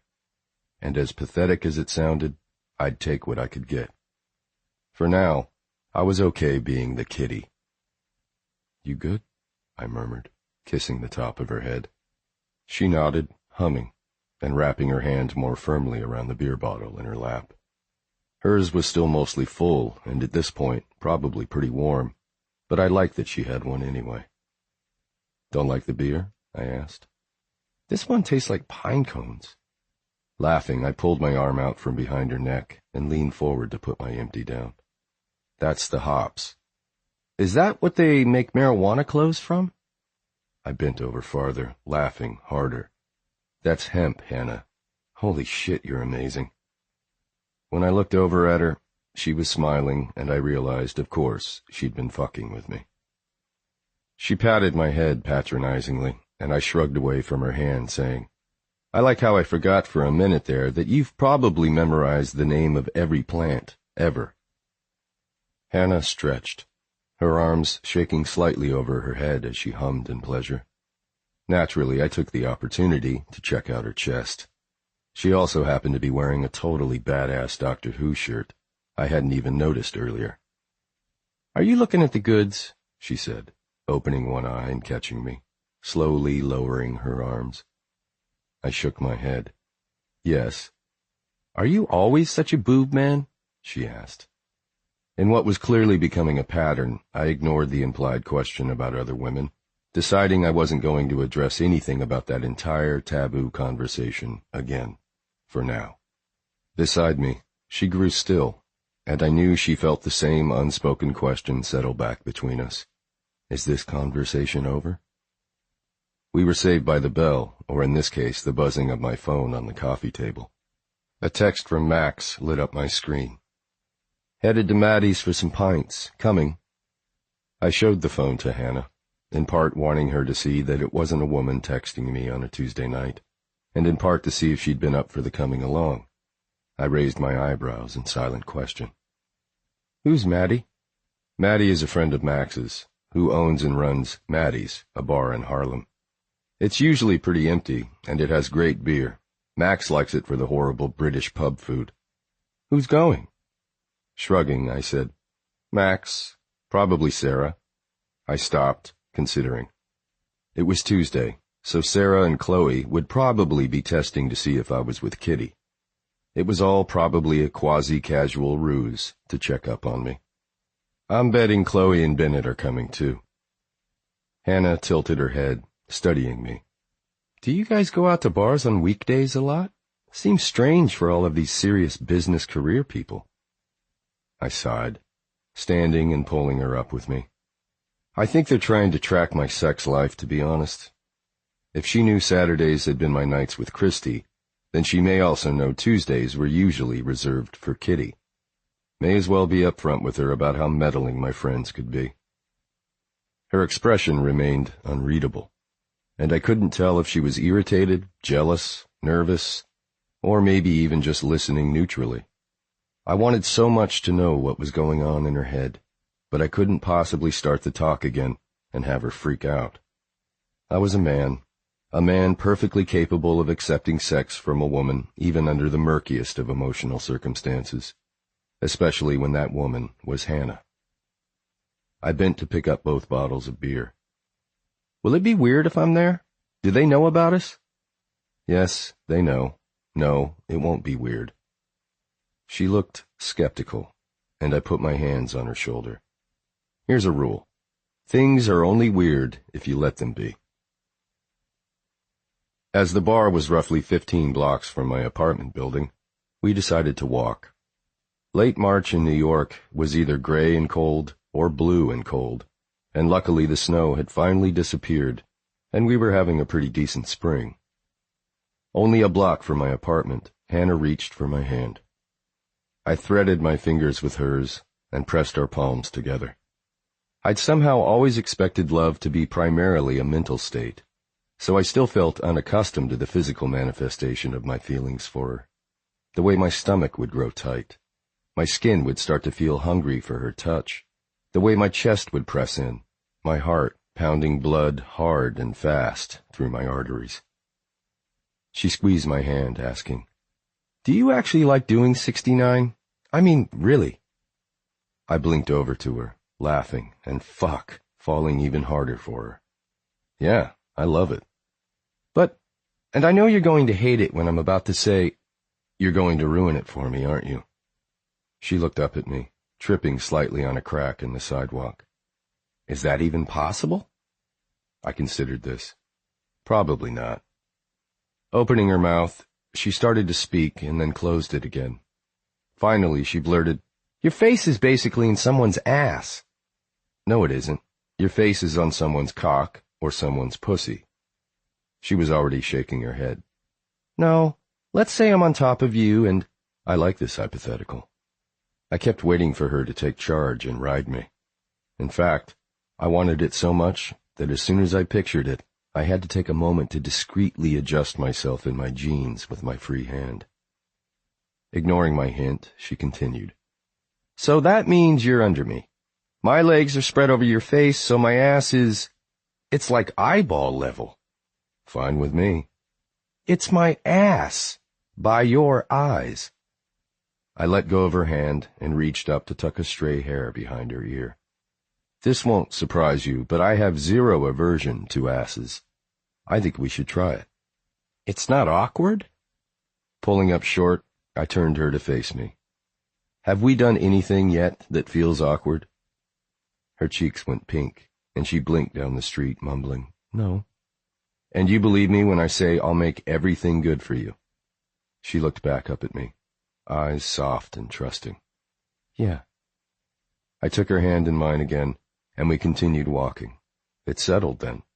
There will be some 69 in your future." We walked in silence for several blocks, listening to the birds, the wind, the sound of traffic in bursts organized by the streetlights. "You think I'll ever teach you something?" she asked, just before we reached the bar. I smiled down at her, growling, "Without a doubt." And then I opened the door to Maddie's for Hannah, gesturing that she lead us inside. My friends, seated at a table just to the side of the little dance floor, saw us as soon as we walked in. Chloe, facing the door, noticed us first, her mouth forming a tiny, surprised O that she almost immediately tucked away. Bennett and Sarah turned in their seats, each of them deftly hiding any reaction. But fucking Max had an enormous, shit-eating grin spreading from ear to ear. "Well, well," he said, standing to walk around the table and give Hannah a hug in greeting. "Look who's here."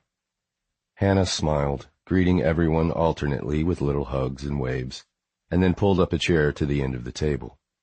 I made Max move down so I could sit next to her, and didn't miss his amused laugh, and under his breath a guffawed, "Smitten." Maddie herself approached our table, tossing down a couple more coasters in front of us, and asking what we wanted to drink. She listed the beers on tap, and because I knew she wouldn't like any of them, I leaned close to tell Hannah, "They also have regular bar drinks, or sodas." "Soda is expressly forbidden," Max chided. "If you don't like beer, there is whiskey." Hannah laughed, making a face. "Would you drink a vodka and a 7-Up?" she asked, anticipating our usual routine, where she ordered the drink, and I was the one who actually drank it. I shook my head and made a face, leaning into her, our foreheads practically touching. Probably not. Humming, she thought about it some more. Jack and Coke? I'd drink that. I looked up at Maddie and said, Jack and Coke for the lady, and I'll have a green flash. Ooh, what's that? Hannah asked. It's a really hoppy beer, I told her, kissing the corner of her mouth. You wouldn't like it. Once Maddie left us, I pulled away from Hannah and glanced around the table, finding 4 very interested faces looking back at us. You two look rather cozy, Max said. With a little wave of her hand, Hannah explained, It's our system. I'll only have a few sips of my drink and then he'll finish it. I'm still learning what he orders. Sarah squeaked out a tiny, thrilled noise, and Chloe smiled at us, as if we had turned into a photograph of 2 cuddling baby sloths. I shot them a warning look. When Hannah asked where the restrooms were, then headed in that direction, I leaned in toward the group, meeting each of their eyes. This is not going to be the Will and Hannah show, you guys. We're in a weird place. Just act normal. Fine, Sarah said, but then narrowed her eyes. But for the record, you two look really cute together, and since we all know you guys have been hooking up, she's really brave for coming out with the entire group tonight. I know, I mumbled, lifting my beer when Maddie had delivered it and taking a sip. The sharp bite of the hops mellowed almost immediately into a warm, malty finish. I closed my eyes, moaning a little while the others began chatting. Will? Sarah said, quieter now, so only I could hear her. She turned, looking behind her before turning back to me. Please only do this with Hannah if you know it's what you want. I really appreciate the meddling, Sarah, but stop meddling. Her face straightened, and I registered my mistake. Hannah was a bit older than Sarah had been when she started dating the douchebag congressman in Chicago, but I was exactly the same age he had been, 31. Sarah probably felt it was her duty to look out for other women who could fall into the same situation she was in for so long. Shit, Sarah, I said. I get the meddling. It's different. You know that, right? It's always different at first, she said. It's called infatuation, and it will make you promise anything. It wasn't as if I hadn't been infatuated with a woman before. I had. But I'd always kept my head about me, knowing how to let myself take as much as I could physically, while taking the emotional side more slowly, or pushing it aside entirely. What was it about Hannah that made me want to shed that model and dive straight to the bottom, where things were the most tender and terrifying? Hannah returned, smiling at me before sitting down and taking a sip of her drink. She coughed and looked up at me, eyes wide and watery, as if her throat were on fire. Right, I said, laughing. Maddie makes the drinks on the strong side. I should have warned you. Keep drinking, Bennett advised. It gets easier once your throat is numb. That's what he said, Chloe quipped. Max's laugh boomed across the table, and I rolled my eyes, hoping Hannah stayed oblivious to their banter. She seemed to be, taking another sip and coming out of it with a more normal reaction. It's fine, I'm fine. Holy crap, you guys must feel like you're watching someone have her first drink. I promise you I drink sometimes, just not very capably, I finished, laughing. Below the table, Hannah's palm covered my knee and slid up to my thigh. She found my hand there and curled her fingers around it. I remember the first drink I ever had, Sarah said, shaking her head. I was 14 and I went up to the bar at my cousin's wedding. I ordered a Coke, and the woman next to me ordered a Coke, but with some kind of booze in it. I accidentally took hers and went back to my table. I had no idea what was wrong with my drink and why it tasted so funny. But let me tell you, it was the first time this white girl ever tried to bust out some breakdancing moves. We all laughed, particularly of the image of sweet, reserved Sarah doing the robot or some spin, drunk. Once our humor died down, it seemed as though our thoughts all drifted to the same topic, because we all turned to Chloe almost in unison. How's the wedding planning going? I asked. You know, Will, she said, wearing a sly smile, I think that's the first time you've ever asked about the wedding. I spent 4 days in Vegas with these sad bastards, I nodded to Bennett and Max. It's not like I don't know what's happening. Do you want me to tie ribbons on the flower arrangements or some shit? No, she said, laughing. And the planning is going fine. Mostly, Bennett muttered. Mostly, Chloe agreed. They shared a knowing look, and she started laughing again, leaning into his shoulder. What does that mean? Sarah asked. Is this about the caterer again? No, Bennett said, before taking a sip of his beer. The caterer is settled. Thank God, Chloe interjected. Bennett continued. It's just unbelievable the things that families do around weddings. All kinds of drama comes out of the woodwork. Swear to God, if we manage to pull this off without a quadruple homicide, we will both deserve a fucking medal. Reflexively, I gripped Hannah's hand tighter. After a small pause, she squeezed back, turning to look at me. Her eyes searched mine, and then lightened into a little smile. I was thinking about her and me. I was thinking about her family and how, over the past 12 years, they'd become my surrogate East Coast family, and how in this tiny, desperate breath, I could even see this future, falling in love, getting married, deciding to start a family, for myself down the road. I released her hand, rubbing my palm on my thigh, and feeling my pulse explode in my neck. Holy fuck. What happened to my life? In only a couple of months, almost everything had changed. Well, not everything. My friends were still the same. My finances were fine. I still ran, almost, daily, still caught basketball on TV whenever I could. But I'd fallen in love. How often does anyone see that coming? You okay? She asked. Yeah, I'm good, I whispered. I couldn't say anything. We'd agreed on just friends. I'd told her it was what I wanted, too.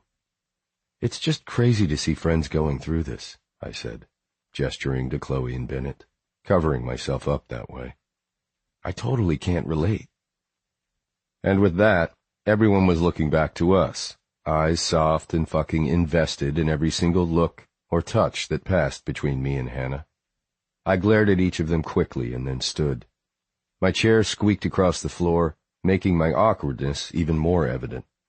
I was okay with being the center of attention within this group, whether I was teasing one of them or the other way around. But this felt different. I could laugh off the jokes about my scheduled hookups or colorful past with women, but right now I felt fucking vulnerable in this new place with Hannah, and wasn't used to being on this side of the knowing looks. I wiped my sweaty palms on the thighs of my jeans. I don't know. I looked around the bar helplessly. We should have stayed on my couch, maybe fucked again out there in my living room. We should have stayed put until things were slightly less up in the air between us. Hannah looked up at me, amused expression in place. Let's dance. I jerked her out of her chair and out to the empty dance floor, realizing when we got there that it would be even worse than what I was escaping. I'd taken us from the packed safety of the table and onto what was essentially a stage. She stepped close to me, pulling my arms around her waist and running her hands up my chest and into my hair. Breathe, Will. I closed my eyes, taking a deep breath. I'd never felt more awkward in my life. Come to think of it, I'd never really felt awkward at all before.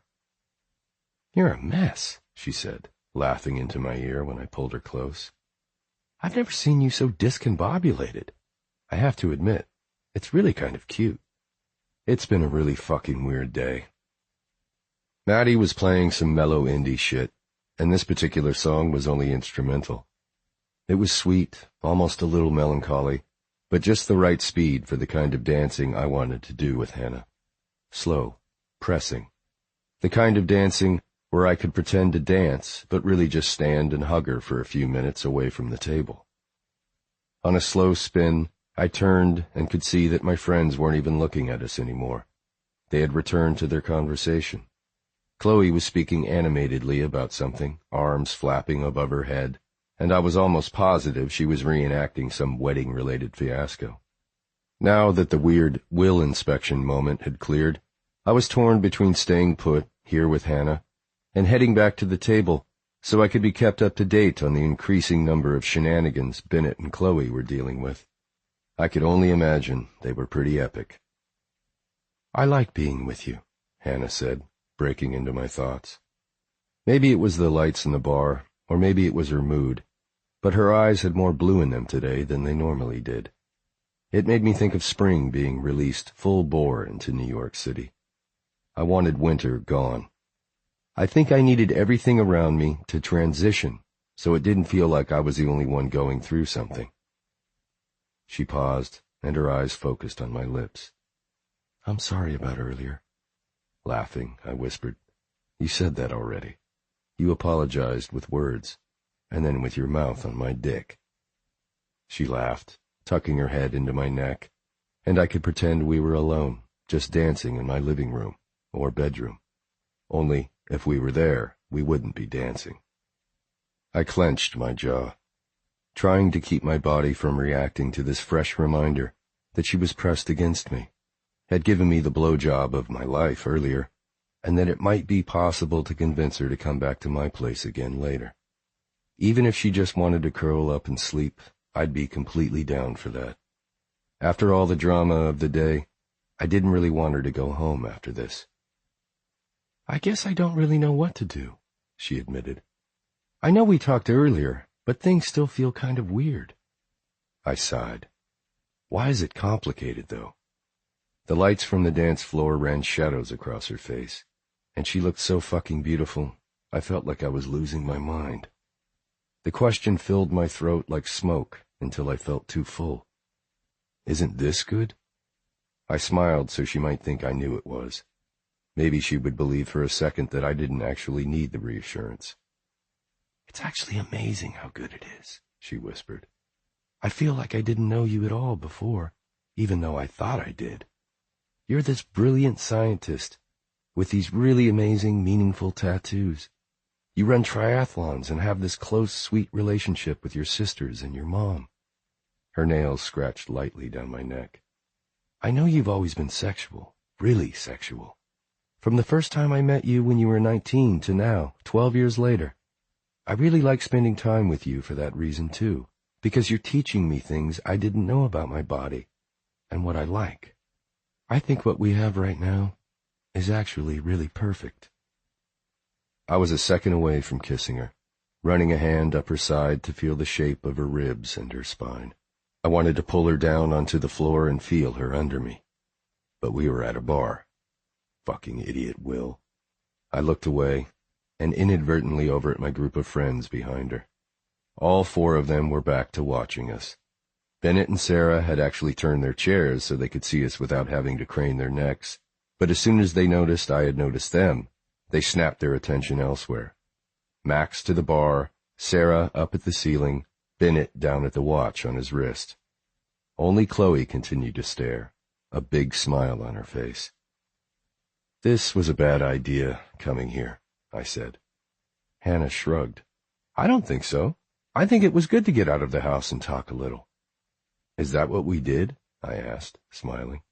"Talked about how we don't need to talk about it?" Her tongue peeked out to wet her lips. "Sure, but I think I just want to go back to your place and do things while we talk." I pulled my keys from my pocket, sifting through them to locate the right one. "You're not coming up here to grab a cup of tea and then head home." She nodded. "I know, but I do need to go to lab tomorrow. I don't think I've ever just not shown up like I did today." I unlocked my front door, pushing it open and letting her lead us inside. She headed straight for the kitchen. "Wrong way." "I won't leave after tea," she said over her shoulder. "But I do want some. That drink made me sleepy." "You had 2 sips." We'd left her mostly full Jack and Coke on the table, while Bennett and the rest did their best to convince us to stay and not only finish the one, but have another. I think there was the equivalent of 7 shots in those 2 sips. Stepping up to the stove, I grabbed the kettle and then turned to fill it with water. "Then you're a pretty boring drunk. If I had 7 shots, I would have been stripping on the table." She laughed, opening my fridge, rooting around, and finally pulling out a carrot. She walked over to my counter and hopped up on it, swinging her legs. Even though this was so new, It seemed like she'd been coming over here for years. Her hair had started to come undone, and a few pieces fell in small curls next to her face and down the back of her neck. The warmth of the bar, or maybe the 2 sips of her drink, had left her cheeks flushed, her eyes bright. She blinked slowly as she looked over at me, and I smiled.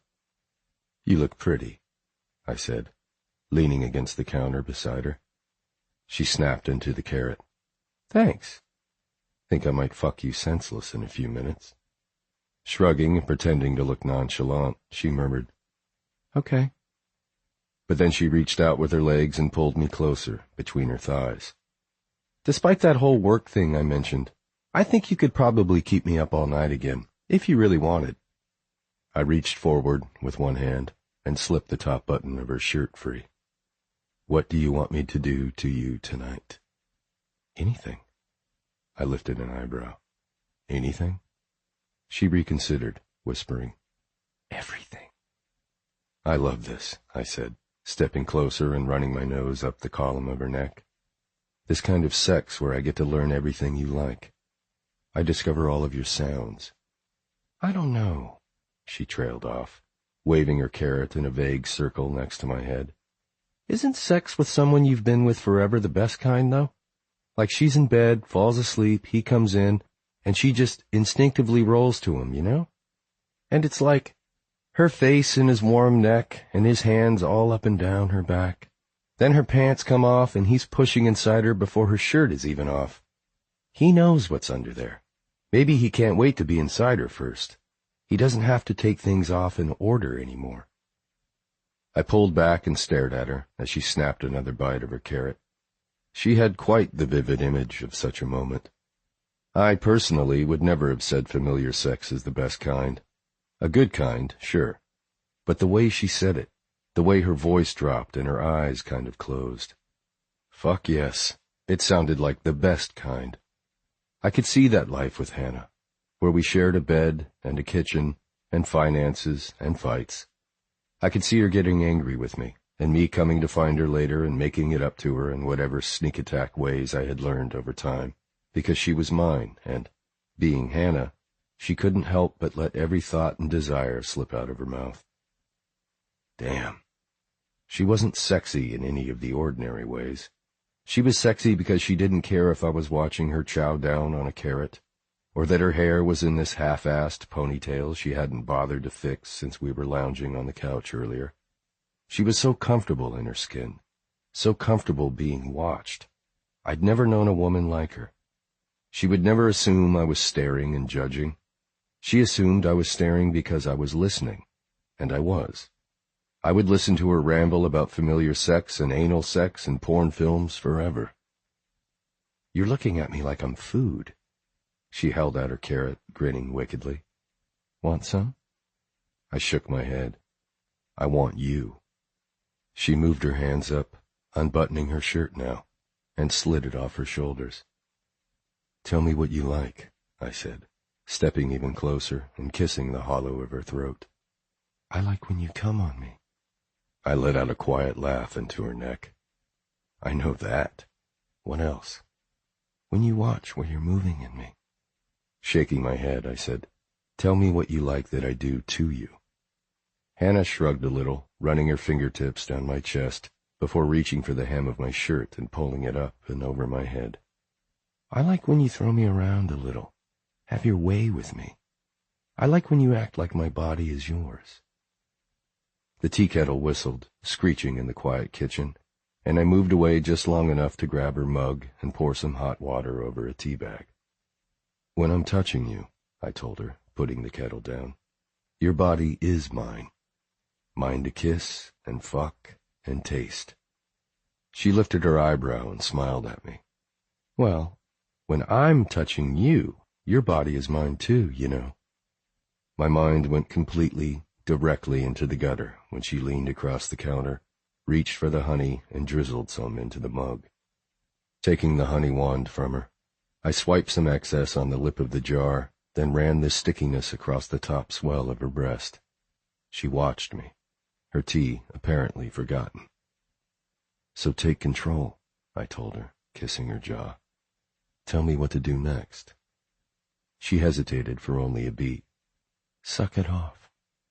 I groaned at the quiet command, licking across the honey before sucking her skin into my mouth with such force I left a small red mark.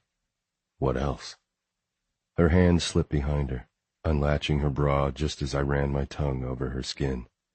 I moved to her nipple, blowing lightly across the peak before sucking her into my mouth. Gasping, she whispered, "Make it wet." I leaned forward, doing exactly what she asked, licking her breasts, sucking them deeply, laving her skin with my tongue until it glistened. These will be fucked soon. "Teeth," she whispered. "Bite me." With a groan, I closed my eyes, biting small circles into the swell of her breasts, finding small traces of honey remaining on her skin. My hands slid lower to her jeans, and I worked them and her underwear down her hips so she could kick them to the floor. Her hands ran over my shoulders, legs spread open. "Will?" I teased down her ribs, lifting both breasts in my hands. I knew her tone, knew what she was about to beg me to do. "Please." "Please what?" I asked, pressing my teeth carefully into her nipple. "Please hand you your tea?" "Touch me." "I am touching you." She let out an angry little growl. "Touch me between my legs." I dipped my finger into the small bowl of honey and pressed it against her clit, rubbing it across her skin as I pressed my teeth into the delicate flesh of her breast. She moaned, head falling back, and pulled her feet up onto the counter, legs spread wide. Crouching, I ran my tongue over her, not teasing, not even able to. The honey was warm from her skin and tasted fucking amazing. "Holy fuck," I whispered, sucking gently on her small fold of nerves.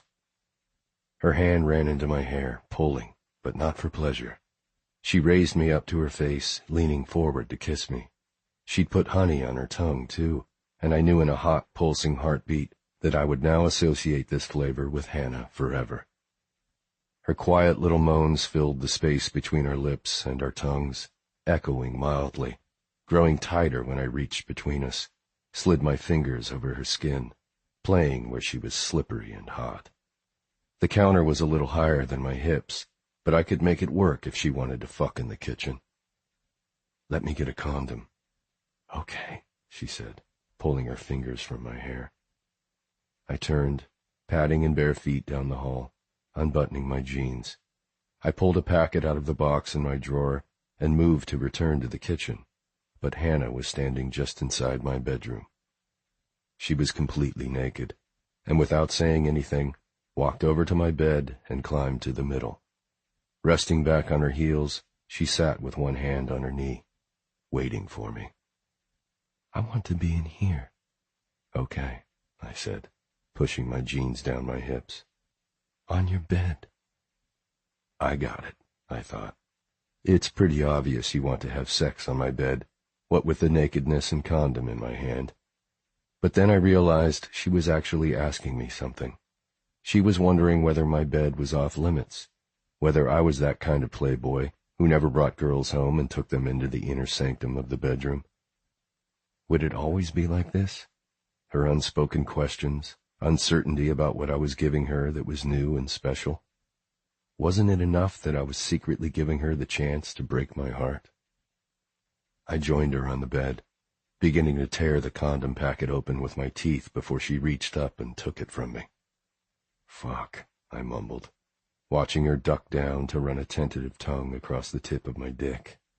"Holy hell, I just love your fucking mouth." She kissed the tip, running her tongue up and over me, drawing me into her mouth. "I like watching you," I babbled. I was so fucking tight, and the vision of her doing this, I wasn't sure I could hold out. "I feel like I'm going to come." "I'm barely touching you," she said, clearly proud of herself. "I know, it's a lot." She took the condom and rolled it over me, laid back on the bed. "Ready?" I hovered over her, looking down the length of our bodies before I positioned myself to slide into her. She was so warm, so slippery, and I wanted to last. Draw this moment out just a tiny bit longer. I pulled my hips back slightly, tapping my cock gently against her clit. "Will," she whined, hips arching up. "Do you realize how wet you are?" With a shaky hand, she reached between us, touching herself. "Oh, God." "Is that because of me? Plum, I don't know if I've ever been this hard." I felt my pulse reverberating down my length, pounding. She gripped me then and inhaled sharply, whispering, "Please." "Please what?" Her eyes opened and she whispered, "Please, inside." I smiled, enjoying her sweet, urgent agony. "Does your pussy ache a little?" "Well." Beneath me she moved, searching with her hands and hips. I brought her fingers to my mouth, sucked each into my mouth to taste her sweetness. Then I reached between us, circling a finger around her slick opening. "I asked you, does it ache right here?" "Yes." She tried to push up, to get even my finger inside, but I slid it up and over her clit, making her moan loudly. I dragged my finger back down, dipping into the unbelievable wetness. "Does it ache in your thighs? Are these sweet little petals right here?" I bent, sucking her nipple into my mouth and playing a little with my tongue. "Are they tight and aching too?" Fuck, her breasts. So fucking soft and warm. "God, Plum," I whispered, feeling desperate. "I'm going to make it so good tonight. I'm going to make you feel so fucking good." She arched off the bed, hands in my hair, down my neck, scratching along my back. Drawing my finger down across her pussy and lower, I pressed it against her backside. "I bet I could make you do anything right now. I could fuck you right here." "Anything," she agreed. "Just, please." "Are you begging me?" She nodded urgently and then blinked up to my face, eyes wide and wild. Her pulse thrummed in her throat. "Well, yes." "So those girls in the porn movies you so love," I whispered, smiling as I rocked my hips. We both groaned when the crown of my cock slid over the taut rise of her clit. "The ones who beg, say they need it." I tilted my head, jaw tight as I resisted the urge to sink into her, pound her into the bed. "Would you say right now you need it?" She groaned, fingernails digging into my chest just below my collarbones, and dragging down so roughly she left a trail of fire-red marks from my sternum to my navel. "I'll do whatever you want tonight. Just make me come first." Unable to tease any longer, I rasped, "Put me inside." Her hands flew to my cock, wrapping around me and rubbing over herself before sliding me inside, pushing her hips off the bed to take me deeper. My skin flushed warm, and with a grunt, I met her movements, sinking in deep and pushing her legs to her sides so I could press all the way in, so I could rub her right where she needed it. I closed my fists around the sheets on either side of her shoulders, struggling to control myself. She was so wet. She was so fucking warm. I squeezed my eyes closed, blood thundering in my veins as I pulled back and pushed in again, and again, hard and deep.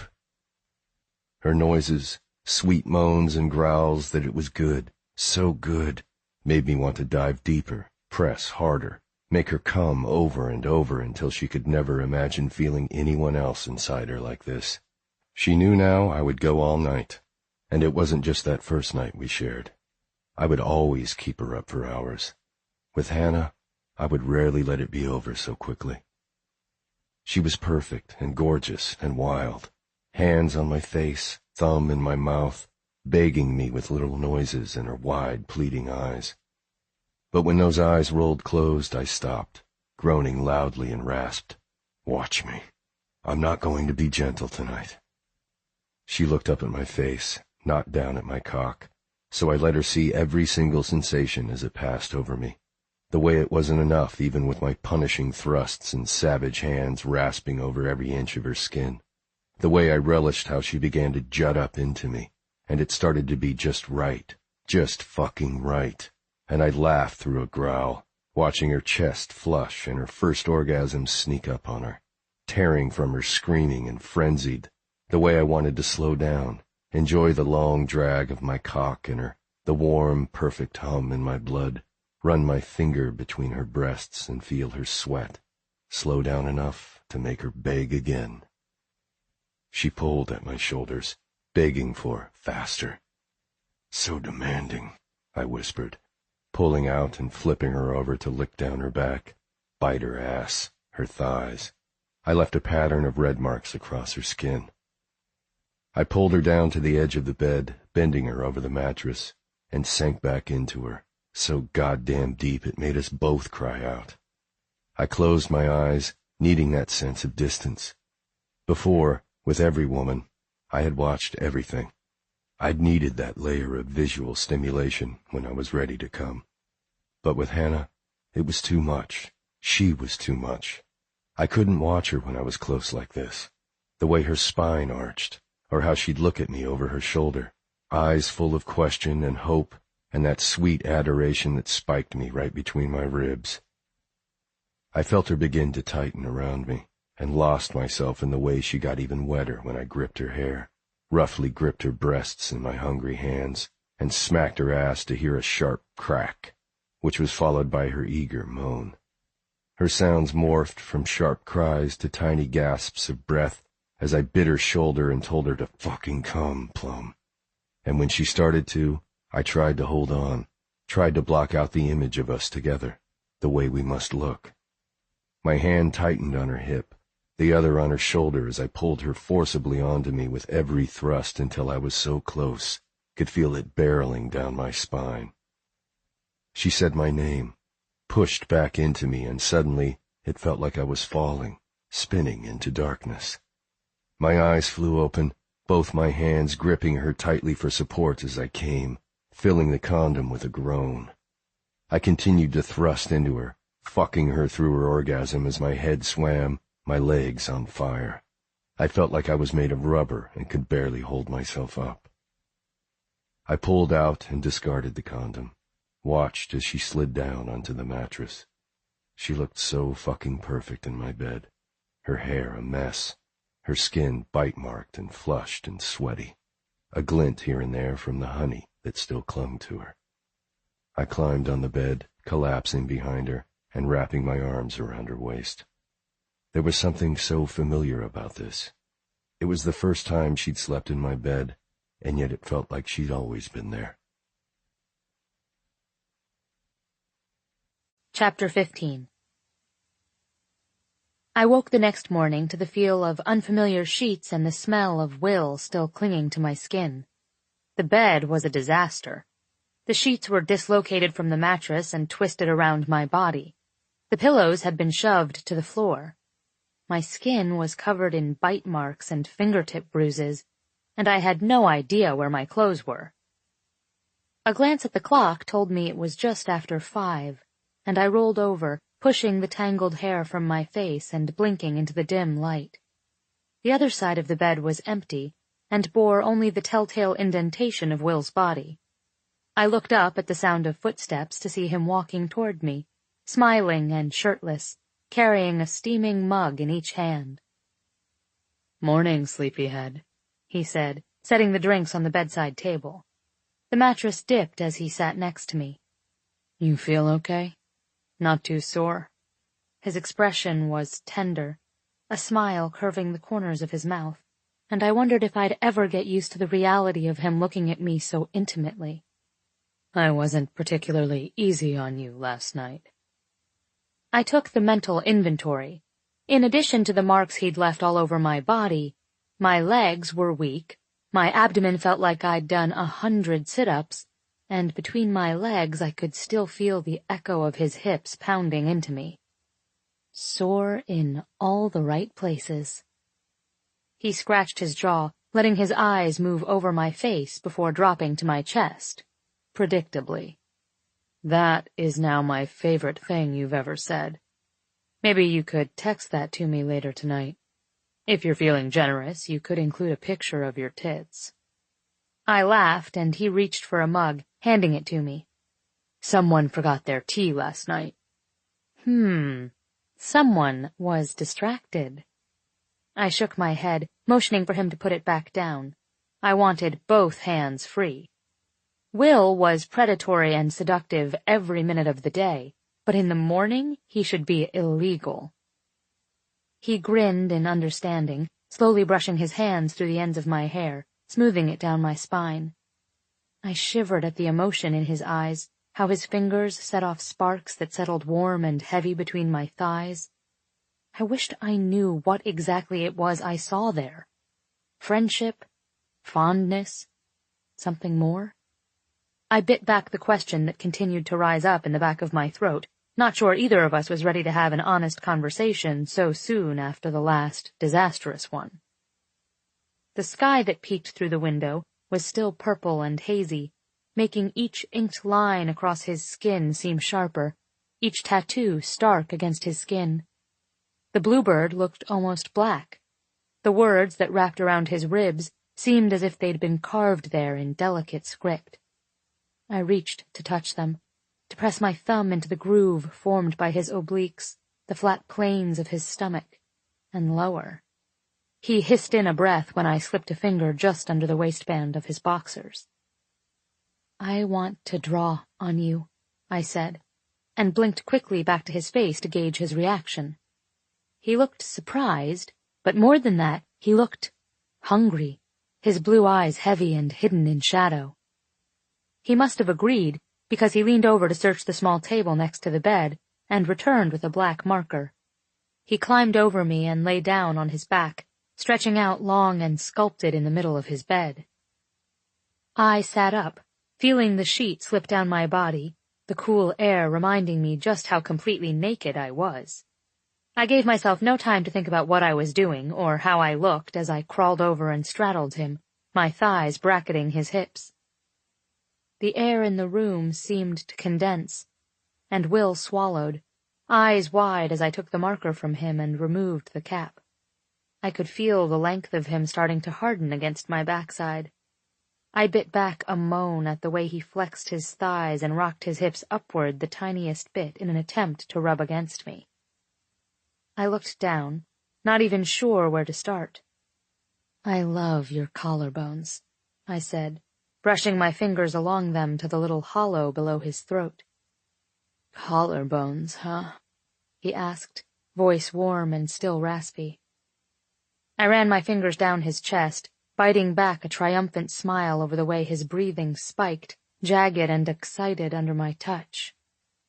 I love your chest. He laughed, murmuring, likewise. His was perfect, though, defined but not bulky. His chest was broad, with smooth skin leading from his muscular shoulders to his pectorals. I traced a line with my index finger.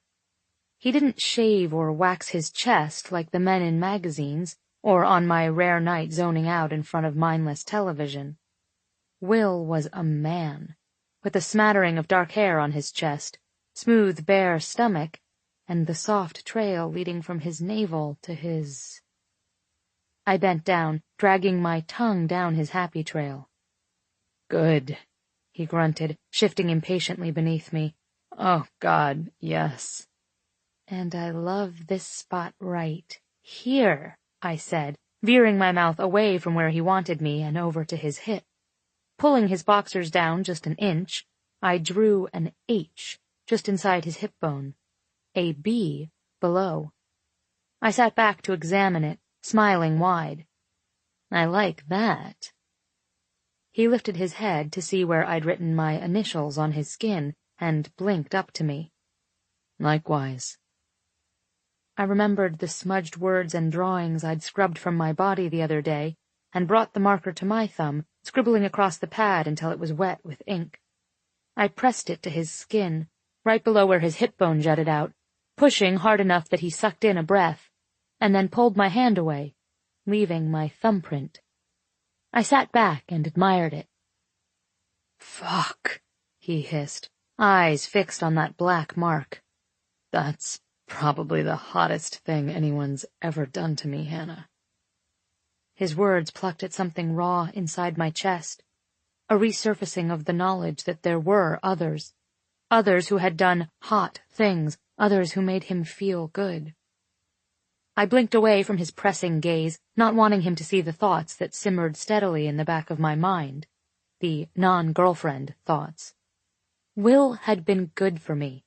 I felt sexy and fun. I felt wanted. I wouldn't bog it down with worries of what happened before me or, inevitably, what would happen after. Hell, what probably happened on those days we weren't together? He'd never said anything about ending things with the other women. I saw him most nights of the week, but not every night. If I knew anything about Will, it was that he valued variety, and was pragmatic enough to always have a backup plan. Distance, I reminded myself. Secret agent, in and out, unharmed.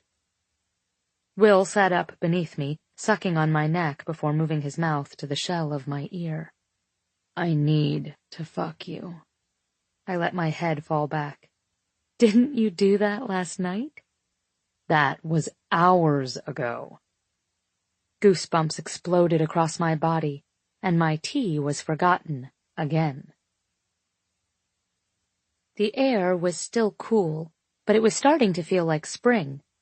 There were leaves and blossoms, birds chattering in trees, and the blue-skied promise of better weather to come. Central Park in the spring always rocked me. It was amazing how a city of such size and industry could hide a jewel of color, water, and wildlife in its very heart. I wanted to think about what I had to do that day, or the upcoming Easter weekend, but I was sore and tired, and having Will running beside me was proving only more distracting with time. The rhythm of his feet on the pavement, the cadence of his breath, all I could think about was sex. I could remember the hard bunch of muscles beneath my hands, the quiet teasing way he asked me to bite him, as if he was doing it for me, knowing I needed to tear something loose in him, too, and that maybe I'd find it buried beneath his skin. I could remember how he breathed near my ear in the middle of the night, in a rhythm, holding himself back for what felt like hours as he made me come, and then again and again. He lifted his shirt and wiped his forehead as he continued to run, and my mind flashed hot and sharp back to the way his sweat felt on my stomach, his cum on my hip at the party. He dropped his shirt, but I couldn't seem to tear my eyes from where he'd just exposed his stomach. Hannah. Finally, I managed to snap my eyes to the trail in front of us. What's up? You have this sort of glazed look on your face. I took a gulping breath and squeezed my eyes shut for only a beat. Nothing. His feet stopped, and the cadence of sex and his hips thrusting over and into me halted abruptly. But the tenderness between my legs didn't go away at all when he bent to meet my gaze. Don't do that. I filled my lungs, the words escaping with my exhale. Fine, I was thinking about you. Blue eyes scanned my face before taking stock of the rest of me. Nipples pebbled beneath his too-big t-shirt I wore, stomach in tangles, legs on the verge of collapsing, and between them, muscles coiled so tight, I clenched harder just to relieve the ache. A tiny smile skittered across his face. Thinking of me, how? This time, when I closed my eyes, I kept them closed. He said my strength was in my honesty, but it was really in how he made me feel when I told him everything. I've never been distracted by someone like this before. I'd always only been drive. Right now, I was lust, want, desire, insatiable student. He was quiet for too long, and when I looked again, I found him watching me, considering. I needed him to joke or tease, to say something filthy and bring us back to the baseline of Hannah and Will. Tell me more, he whispered, finally. I opened my eyes, looked up at him. I've never had a hard time focusing before, staying on task. But I think about you.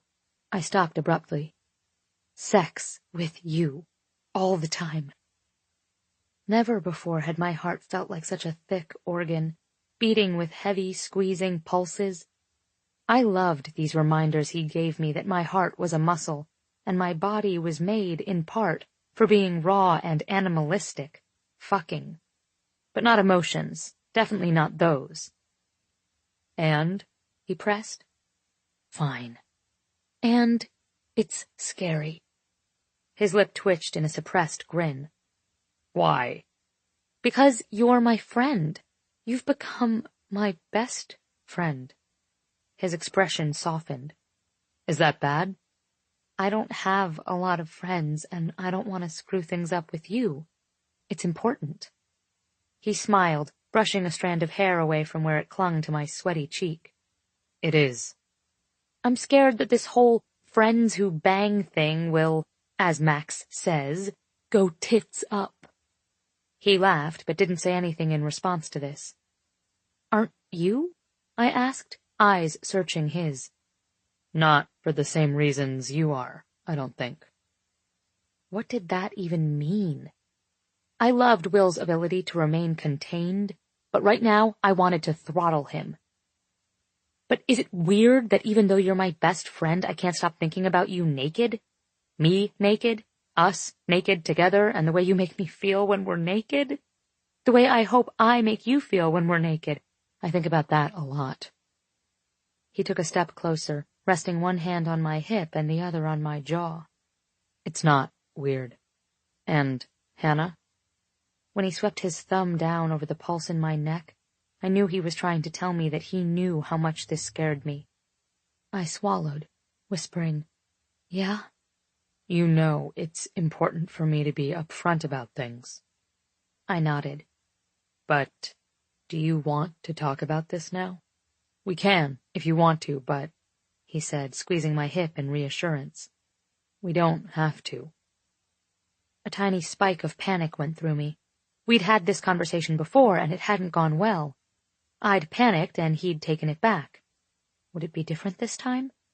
And how would I respond if he said he wanted me, but he didn't want only me? I knew what I would say. I would tell him it wasn't working for me anymore. That eventually I'd walk away from this.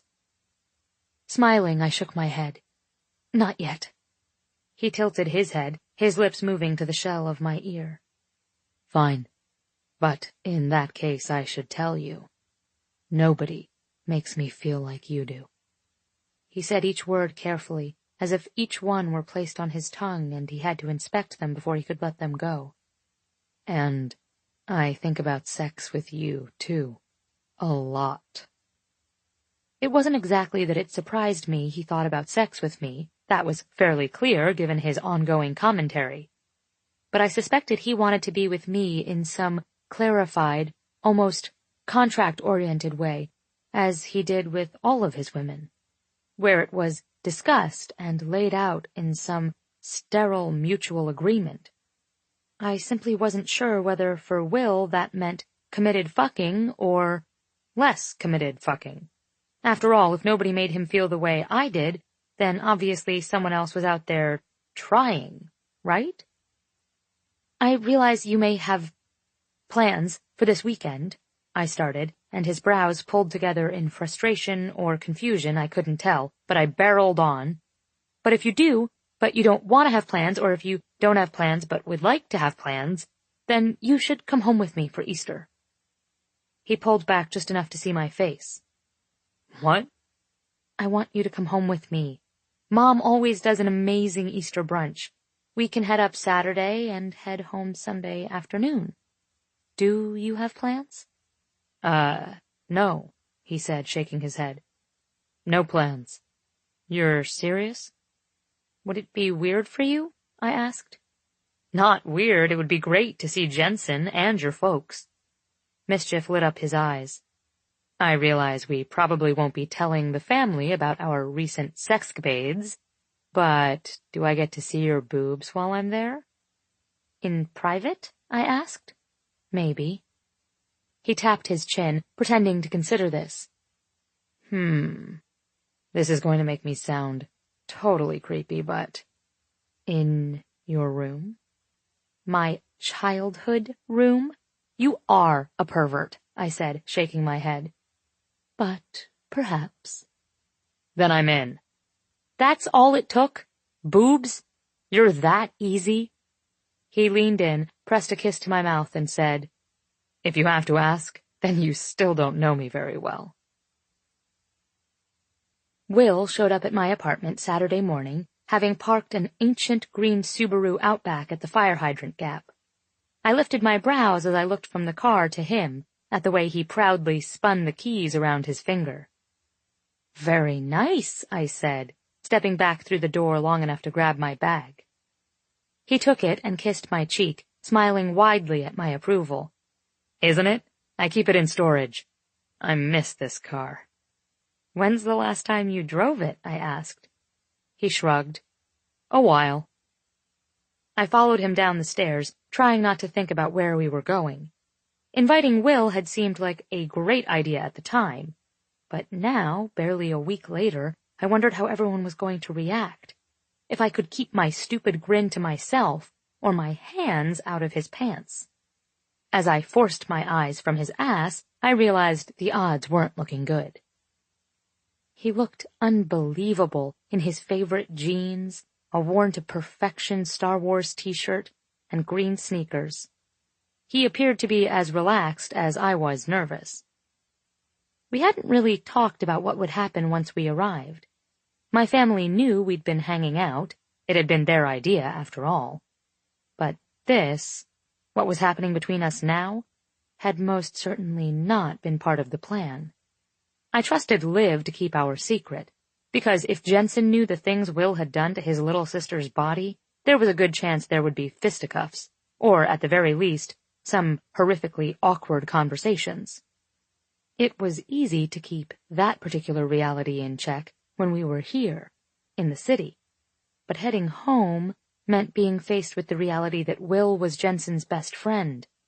I couldn't act the way I did here, as if he belonged to me. Will placed my bag in the trunk and moved to open my door, making sure to press me against the side of the car and leaning in for a long, slow kiss. "Ready?" "Yeah," I said, recovering from my small epiphany. I liked feeling like Will belonged to me. He stared down at me and smiled, until we both seemed to realize we had but a few hours in the car to enjoy being so unself-conscious about this comfortable intimacy. He kissed me one more time, humming against my lips and sweeping his tongue gently across mine before stepping back so I could get in the car. Walking around to the other side, he jumped in the driver's seat and immediately said, "You know, we could take a few minutes. Hop in the back. I could put the seat down to make it work for you. I know you like your legs spread wide." I rolled my eyes, grinning. With a little shrug, Will turned the key in the ignition. The car started with a roar, and Will put it in gear, winking at me before pressing the gas. We lurched forward, jerking to a stop only a few feet from the curb. He frowned, but restarted the engine and managed to pull out smoothly into traffic the second go-round. I snatched his phone from the cup holder and began scrolling through his music. He gave me a disapproving look but didn't comment, instead turning his eyes on the road. "Britney Spears?" I asked, laughing, and he reached out blindly, attempting to take it from me. "My sister," he mumbled. "Sure." We reached a light at Broadway and the car stalled again. Will coughed but started it, swearing when it stalled just a few minutes later. "You sure you know how to handle this thing?" I asked, smirking. "Been a New Yorker so long you've forgotten how to drive?" He glared at me. "This would be a lot easier if we'd had sex in the back first. Help me clear my head." I looked out the windshield and then back to him, smiling as I ducked beneath his arm and went to work on his zipper. Who needs the back seat? Chapter 16. I turned off the car, and the engine ticked in the answering silence. Beside me, Hannah was asleep, her head resting away from me and against the passenger window. We were parked in front of the Bergstrom family home on the outskirts of Boston, which featured a wide white porch wrapping around clean brick. The front windows were framed by navy shutters, and inside could be seen the hint of heavy cream curtains. The house was large and beautiful, and held so many of my own memories I couldn't even imagine what it was like for Hannah to come back here. I hadn't been here in a couple of years, not since I'd visited with Jensen for a random summer weekend to catch up with his folks. None of the other kids had been there. It was quiet and relaxing, and we'd spent most of the weekend on the back veranda, sipping gin and tonics and reading. But now I was parked in front of the house, sitting next to my friend's sister, who had given me 2 rounds of stellar carhead, the last one ending less than an hour ago with my hands white-knuckling the steering wheel and my cock so deep in her throat I could feel her swallowing when I came. She really was a natural with the oral skills.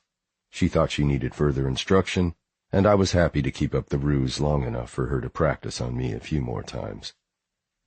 In the city, enmeshed in our day-to-day lives, it was easy to forget the Jensen connection, the family connection, the they'd all kill me if they knew what we were doing connection. I'd been blindsided when she'd brought up Liv, because it had felt like such ancient history. But I would be faced with all of that this weekend. My brief history as Liv's former flame, as Jensen's best friend, as Johann's intern. And I would have to face all of that while trying to hide my infatuation with Hannah. I put my hand on her shoulder, shaking gently. Hannah? She startled a little, but the first thing she saw when she opened her eyes was me. She was groggy and not quite conscious, but she smiled as if looking at her favorite thing in the world, and murmured, "Hey, you." And with that reaction, my heart exploded. "Hey, Plum." She smiled, shyly, turning her head to look out her window as she stretched. When she saw where we'd parked, she startled a little, sitting up straighter, looking around. "Oh, we're here." "We're here." When she turned back to me, her eyes looked mildly panicked. "It's going to be weird, isn't it? I'm going to be staring at your buttonfly, and Jensen will see me staring at your buttonfly, and then you'll check out my chest, and someone will see that too. What if I touch you, or—" Her eyes went wide. "What if I kiss you?" Her impending little freak-out calmed me immeasurably. Only one of us was allowed to feel weird at a time. I shook my head, telling her, "It's going to be fine. We're here as friends. We're visiting your family as friends. There will be no public dick appreciation and no public breast admiration. I didn't even pack another pair of buttonflies. Deal?" "Deal," she said woodenly. "Just friends." "Because that's what we are," I reminded her, ignoring the organ inside my chest that twisted as I said this. Straightening, she nodded and reached for her door handle, chirping, "Friends! Friends visiting my house for Easter. We're going to see your old friend, my big brother. Thanks for driving me up here from New York, friend Will, my friend." She laughed as she got out of the car and walked around to get her bag from the trunk. "Hannah, calm down," I whispered, placing a soothing hand on her lower back. I felt my eyes move down her neck and settle on her breasts. "Don't be a lunatic." "Eyes up here, William. Best start now." Laughing, I whispered, "I'll try." "Me too." With a little wink, she whispered, "And remember to call me Ziggy." Helena Bergstrom was such a good hugger, she could have been from the Pacific Northwest. Only her softly lilting accent and dramatically European features gave her away as Norwegian-born. She welcomed me in, pulling me just past the front door and then into her familiar embrace. Like Hannah, she was on the tall side, and she had aged beautifully. I kissed her cheek, handing her the flowers we'd bought for her when we stopped to refuel. "You're always so thoughtful," she said, taking them away and waving us in. "Johann is still at work. Eric can't make it. Liv and Rob are here, but Jensen and Niels are still out on the road." She looked past me, eyebrows drawn together. "It is going to rain, so I hope they all get here for dinner." She rattled off her children's names as easily as she breathed. What had her life been like, I wondered, hurting so many kids? And as each of them got married and had little ones of their own, this house would only grow more full. I felt an unfamiliar ache to be part of it somehow, and then blinked, looking away. This weekend had the potential to be strange enough without my new emotions thrown into the mix. Inside, the house felt the same as it had years ago, even though they'd redecorated. It was still comfortable, but instead of the blue and gray decor I remembered from before, it was done in deep browns and reds with plush furniture and bright cream walls. In the entryway and along the hallway leading deeper into the house, I could see that, redecoration or no, Helena still embraced her American life with a healthy smattering of life-affirming quotes masquerading as art on the walls. I knew what I would see farther into the house. In the hallway, live, laugh, love. In the kitchen, a balanced diet is a cookie in each hand. In the family room, our children. We give them roots so they can take flight. Catching me reading the one closest to the front door, all roads lead home, Hannah winked, wearing a knowing smile. As feet tapped down the wooden stairs just to the side of the entryway, I looked up and met Liv's bright green eyes. My stomach dropped a little. There was no reason for me to let things be weird with Liv. I'd seen her a handful of times since we'd hooked up. Most recently at Jensen's wedding a few years ago, where we'd had a nice conversation about her job at a small commercial firm in Hanover. Her fiancé, now husband, had seemed nice. I'd walked away from the evening not thinking twice about where things stood with Liv, of all people. But that was because I hadn't considered that our brief fling had meant anything to her. I hadn't known she'd been heartsick when I returned to Yale after the Christmas holiday so many years ago. It was as if a huge chunk of my history with the Bergstrom family had been rewritten, with me as the flaky Lothario, and now that I was here, I realized I hadn't done anything to mentally prepare for it. As I stood stiff as a statue, she walked up and hugged me. "Hey, Will." I felt the press of her very pregnant belly against my stomach, and she laughed, whispering, "Hug me, silly." I relaxed, wrapping my arms around her. "Hey, yourself. I think it's safe to say congratulations are in order." She stepped back, rubbing her stomach and smiling. "Thanks." Amusement twinkled in her eyes, and I remembered that Hannah had called her after our fight, and that Liv probably knew exactly what was going on with me and her little sister. My stomach twisted back into a knot, but I pushed past it, forcing the weekend to not be peculiar on every level. "Are we expecting a boy or a girl?" "It's going to be a surprise," she said. "Rob wants to know, but I don't, and so that means, of course, that I win." Laughing, she moved to the side to let her husband shake my hand. We shared a few more pleasantries in the foyer. Hannah updated her mother and Liv on the latest news from graduate school. Rob and I spoke idly about the Knicks before Helena gestured to the kitchen. "I'm going to get back in there. Come on down for a cocktail after you've settled in a little." I grabbed our bags and followed Hannah up the stairs. "Put Will in the yellow room," Helena called. "Was that my room before?" I asked, checking out Hannah's perfect ass. She had always been slender, but the running was doing really great things for her curves. "No, you were in the white guest room, the other one," she said, and then turned to smile at me over her shoulder.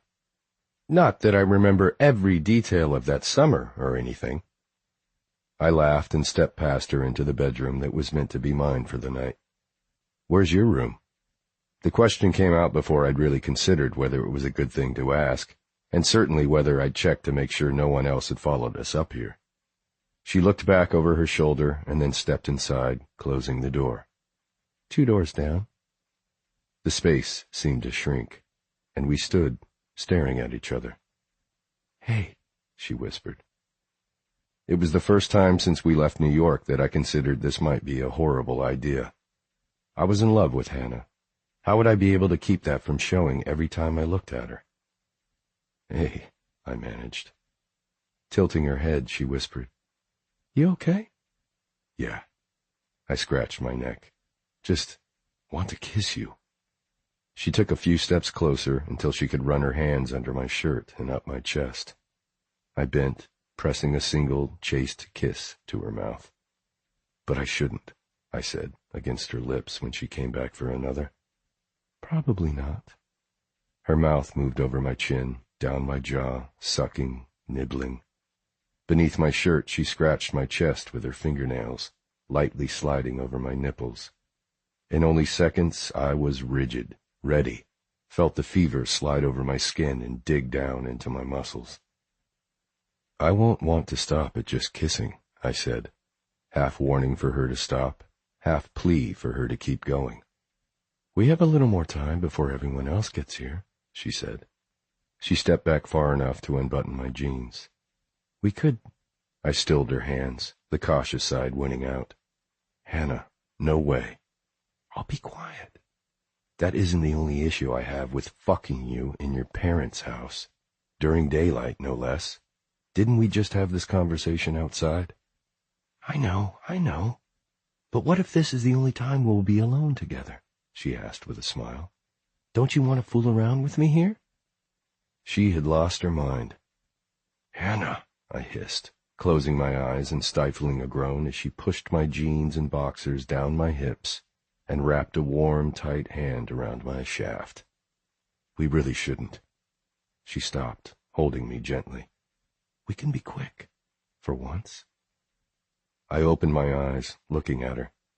I didn't like to be quick ever, but especially not with Hannah.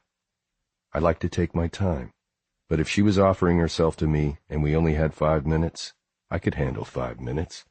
The rest of the family hadn't arrived yet. Maybe it would be okay. And then I remembered, fuck, I don't have any condoms. I didn't pack any, for obvious reasons. She cursed, wincing. Me either. The question hung between us when she looked at me, eyes wide and pleading. No, I said, without her having to say a word. But I've been on the pill for years. I closed my eyes, jaw tight.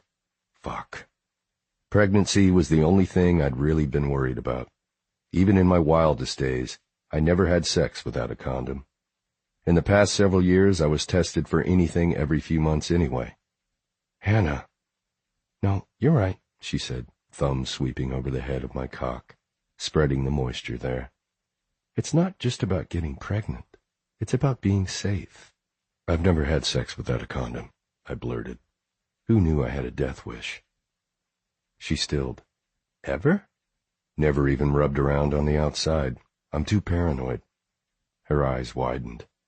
What about just the tip?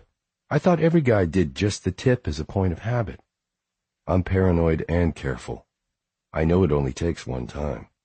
I smiled at her, knowing she'd understand the reference. I was an oops baby. Her eyes darkened, moved to stare at my mouth. Will, this would be your first time like this? Fuck. When she looked at me like that, when her voice got all husky and quiet, I was lost. It wasn't just a physical attraction between us. Of course, I'd been attracted to women before, but there was something more with Hannah, some chemistry in our blood, something between us that snapped and crackled, that made me always want just a little more than I should take. She offered her friendship, I wanted her body. She offered her body, I wanted to hijack her thoughts. She offered her thoughts, I wanted her heart. And here she was, wanting to feel me inside her. Just me, just her. And it was nearly impossible to say no. But I tried. I really don't think it's a good idea. We should be a little more thoughtful about that decision. Particularly if there will be other guys in your experiment, I didn't say. I just want to feel it. I haven't had sex without a condom either. She smiled, stretching to kiss me. Just inside. Just for a second. Laughing, I whispered. Just the tip. She stepped backward and leaned against the edge of the mattress, pushing her skirt up her hips and shimmying her panties down her legs. She faced me, spread her thighs and leaned back on her elbows, her hips hovering at the edge of the mattress. All I had to do was step closer and I could push inside. Bare. I know it's crazy and I know it's stupid, but God, that's how you make me feel. Her tongue slipped out, pressed to her bottom lip. I promised to be quiet. I closed my eyes, knowing as soon as she said that, I'd decided. The more important question was whether I could be quiet. I shoved my pants farther down and stepped between her legs, holding my cock and leaning over her. Fuck. What are we even doing? Just feeling. My heart hammered in my throat, in my chest, in every inch of my skin. This felt like the final sex frontier. How weird that I'd done almost everything except this. It seemed so simple, almost innocent. But I'd never wanted to feel anything as much as I wanted to feel her, skin to skin. It was like a fever, taking over my mind and my reason, telling me how good it would feel to sink into her just for a second, just to feel, and that would be enough. She could go back down to her room, unpack, freshen up, and I'd jerk off harder and faster than I'd ever jerked off in my life. It was settled. Come here, she whispered, reaching for my face. I lowered my chest, opening my mouth to taste her lips, sucking on her tongue, swallowing her sounds. I could feel the slick skin of her pussy against the underside of my cock, but that wasn't where I wanted to feel her. I wanted to feel her all around me. You good? I asked, reaching between us to rub her clit. Can I make you come first? I don't think we should finish like this. Can you pull out? Hannah, I whispered, sucking on her jaw. What happened to just the tip? You don't want to feel what it's like? She countered, hands sliding over my ass, hips rocking. You don't want to feel me? I growled, nipping at her neck. You are a fucking devious girl. She reached down and moved my fingers away from her clit and took hold of me, rubbing my length over and around her sweat-drenched skin. I groaned into her neck. And then she guided me there, holding, waiting for me to move my hips. I shifted forward and back again, feeling the subtle give of her body when the head of my cock slid just inside.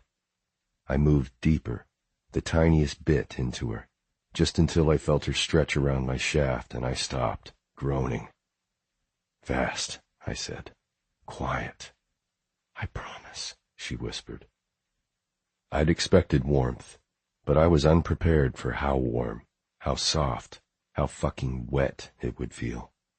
I was unprepared to feel dizzy from the feel of her, the sensation of her pulse beating all around me, muscles fluttering, of her tight, hungry sounds in my ear, telling me how different it was for her, too. Fuck, I grunted, unable to stop from moving all the way into her. I can't fuck like this yet. It's too good. I'll come fast. She held her breath, hands gripping my arm so tight it hurt. It's okay, she managed, and let out her breath in a gust. You always hold out so long. I want it to feel so good you can't last. You're so evil, I hissed, and she laughed, turning her head to capture my mouth in a kiss. We were propped at the edge of the bed, our shirts still on, my jeans around my ankles, and her skirt bunched at her hips. We'd just come upstairs to put our things away, freshen up, get situated. It was so bad that we were doing this here, but somehow we were hardly making any sound, and I convinced myself that if I could keep my wits about me, maybe I could fuck her slow enough to keep the bed from squeaking. But then I realized that I was inside her, completely bare, in her parents' house. I almost came just looking down at where I was buried inside her. I slid almost all the way out, reveling in how wet I was from her, and inched back in, and then again, and fuck, I was ruined. Ruined for sex with anyone else, ruined for using a condom with this girl. Executive decision, she whispered, voice hoarse, breaths coming out in sharp spikes. Forget the running. We need to do this 5 times a day. Her voice was so faint I pressed my ear to her lips to hear what else she might say. But all I could make out in my haze of sensation were whispered, broken sentences with words like hard and skin and stay inside me after you come. It was that last idea that did me in, that made me think about coming inside her, kissing her until she grew fevered and urgent again, and then growing hard with her tensing all around me. I could fuck her, stay there and fuck her again before falling asleep inside her. I moved harder, holding on to her hip, finding that perfect rhythm that didn't jolt the bed frame, didn't bounce the aluminum headboard into the wall. The pace, where she could still stay quiet, where I could try to hold on until I got her there. But it was a losing battle, and it had barely been a few minutes. "Oh shit, Plum," I groaned. I'm sorry. I threw my head back, feeling my orgasm barreling up my legs, down my spine, coming too soon. I pulled out, jerking my cock hard in my fist as she reached down between her legs, pressing her fingers to her clit. Footsteps sounded just outside in the hall, and my eyes flew to Hannah's to see if she heard it too, just a split second before someone pounded on the door. My vision blurred, and I felt myself starting to come. Fuck. Jensen yelled, "Will! Hey, I'm here! You in the bathroom?" Hannah sat up abruptly, eyes wide and wild with apology, but it was already too late. I closed my eyes, coming in my hand, on the bare skin of her thigh. "Just a second," I wheezed, staring down at where I still pulsed in my grip. I bent over the bed, leaning one hand on the mattress for support. When I looked up at Hannah, she couldn't seem to tear her eyes away from where my release landed on her skin, and fuck all over her skirt. "I'm just changing. I'll be right out," I managed, my heart feeling like it was about to pound out of my body with the sudden flush of adrenaline that pumped through my blood. "Cool. I'll meet you downstairs," he said, his footsteps retreating. Shit, your skirt. I stepped back, scrambling to get dressed quickly, but Hannah hadn't moved. "Will," she whispered, and I saw the familiar hunger darken her eyes. Fuck. That was too fucking close. The door wasn't even locked. But she leaned back, pulling me over her. She was so completely unconcerned about her brother walking in, seeing us. And he had left, hadn't he? This girl made me insane. My heart still racing, I bent down, pressing 2 fingers inside her, and sliding my tongue over her pussy as she let her eyes fall closed.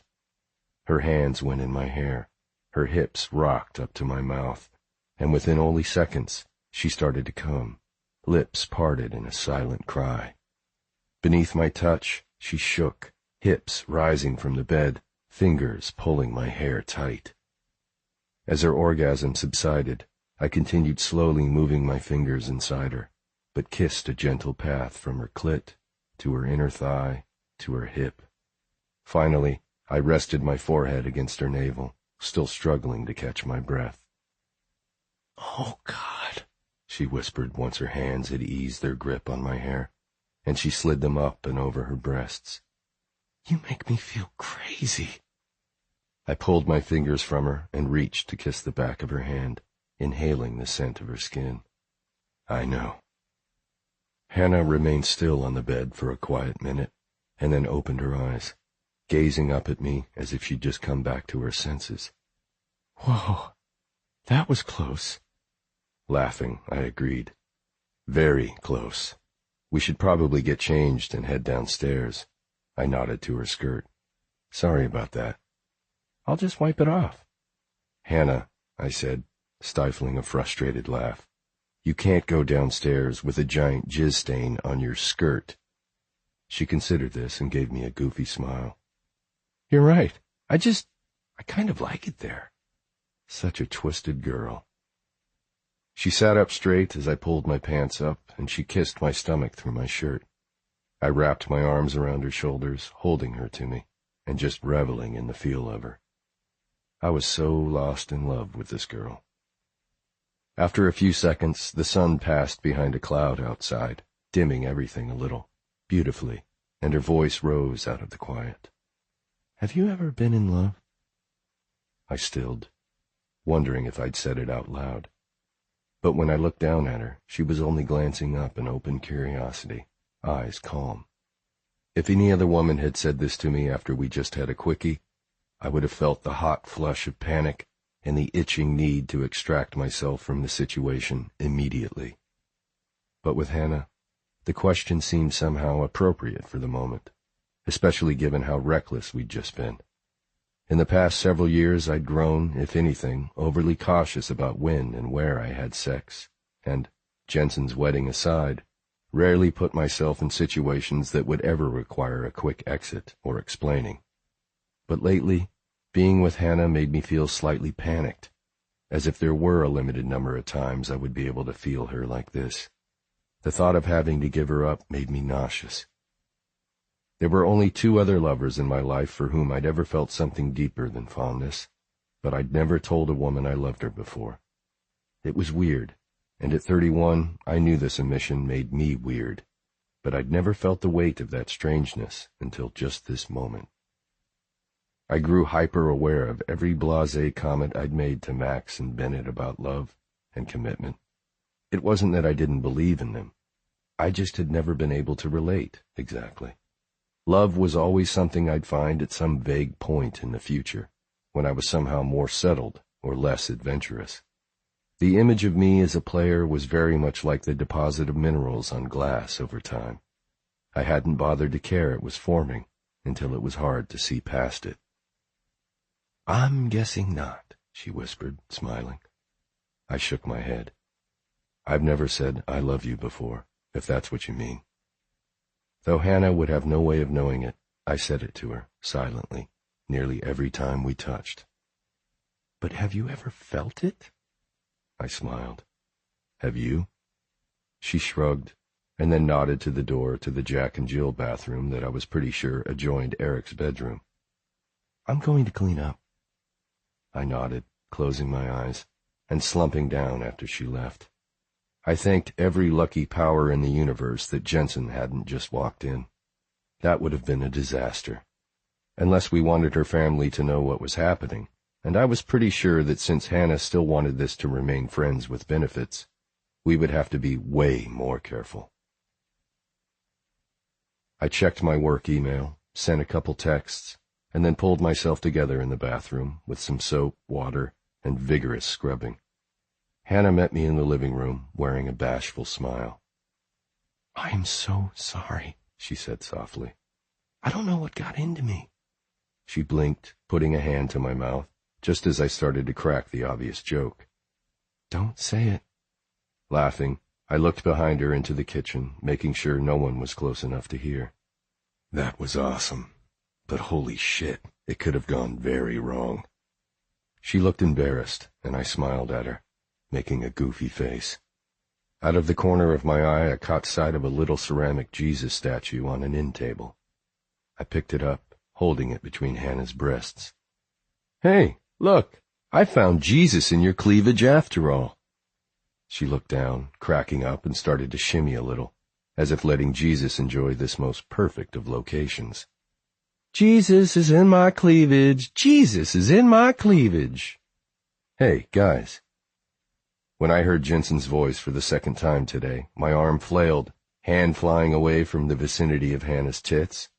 Feeling as if I were watching it happen in slow motion, and somewhere outside my own body, I flung the Jesus statue as quickly as I could, only realizing what I'd done when it landed on the hardwood floor several feet away from me, bouncing and exploding into a million little ceramic pieces.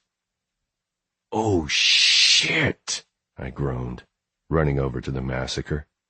I kneeled down, trying to pick up the biggest shards. It was a worthless effort. Some of the pieces were so small they could be characterized as dust. Hannah bent over, wheezing in laughter. "Well, you broke Jesus!" "What were you doing?" Jensen asked, kneeling to help me.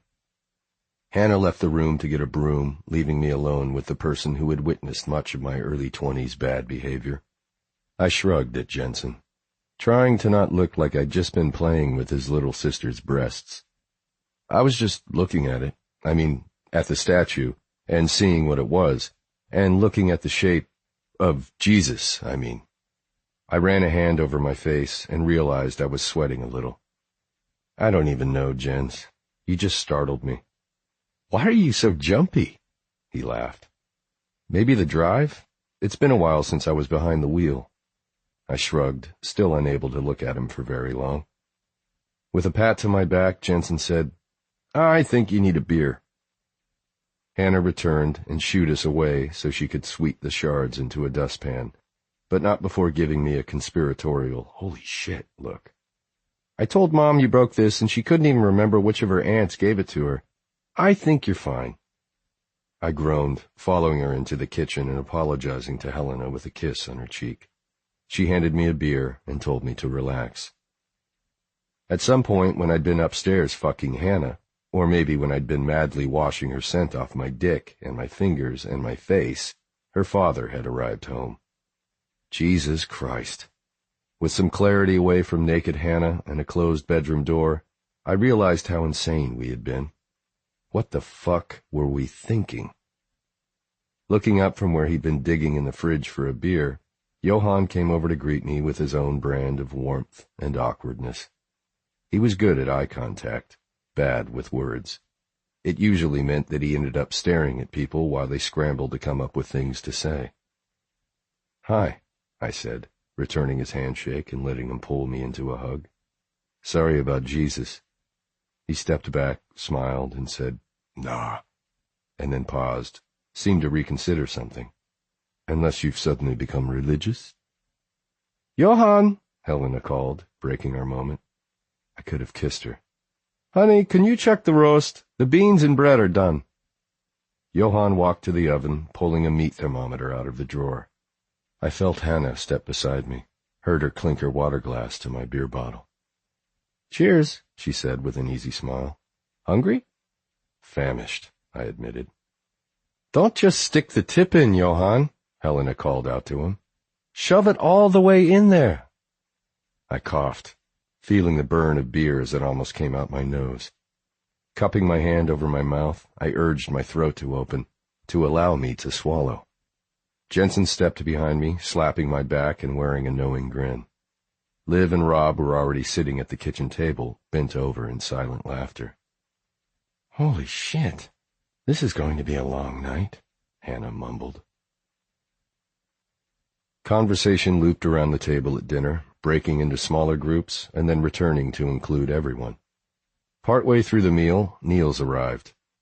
Whereas Jensen was outgoing and one of my oldest friends, and Eric, only 2 years older than Hannah, was the wild child in the family, Niels was the middle child, the quiet brother, and the one I never really knew. At 28, he was an engineer with a prominent energy firm, and almost a carbon copy of his father, minus the eye contact and smiles. But tonight, he surprised me. He bent to kiss Hannah before he sat down and whispered, "You look amazing, Ziggs." "You really do," Jensen said, pointing a fork at her. "What's different?" I studied her from across the table, trying to see what they saw, and feeling mysteriously irked at the suggestion. To me, she looked as she always had, comfortable in her skin, easy, not fussy with clothes or hair or makeup, but didn't need to be. She was beautiful when she woke up in the morning. She was radiant after a run. She was perfect when she was beneath me, sweaty and postcoital. She said, shrugging and spearing a green bean with her fork. "I don't know." "You look thinner," Liv suggested, head tilted. Helena finished a bite and then said, "No, it's her hair." "Maybe Hannah's just happy," I offered, looking down at my plate as I cut a bite of roast. The table went completely still, and I looked up, nervous when I saw the collection of wide eyes staring back at me. "What?" Only then did I realize I'd called her by her given name, not Ziggy.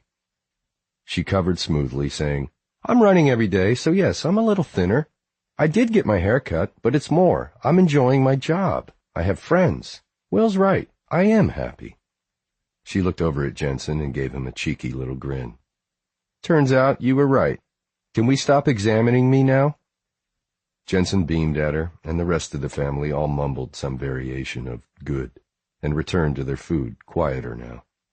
I could feel Liv's smile aimed at my face, and when I looked up from my plate, she winked. Fuck. "Dinner is delicious," I told Helena. "Thanks, Will." The silence grew, and I felt silently inspected. I'd been caught. It didn't help that Jesus' tiny decapitated porcelain head was watching me from the sideboard, judging. He knew. Ziggy was a nickname as ingrained in this family as their father's crazy work hours or Jensen's tendency to be overprotective. I hadn't even known Hannah's given name when I'd gone running with her nearly 2 months ago. But fuck it. The only thing I could do was embrace it. I had to say it again. Did you know that Hannah has a paper coming out in Cell? I hadn't been particularly smooth. Her name came out louder than any other word, but I went with it, smiling around the table. Johann looked up, eyes widening. Turning to Hannah, he asked, "Really, Sutnos?" Hannah nodded. "It's on the epitope mapping project I was telling you about. It was just this random thing we did, but it turned into something cool." This seemed to steer the conversation into less awkward territory, and I let go of the little extra breath I'd been holding in. It was possible that the only thing more stressful than meeting the parents was hiding everything from the family. I caught Jensen watching me with a little smile, but simply returned it and looked back down at my plate. Nothing to see here. Keep moving along.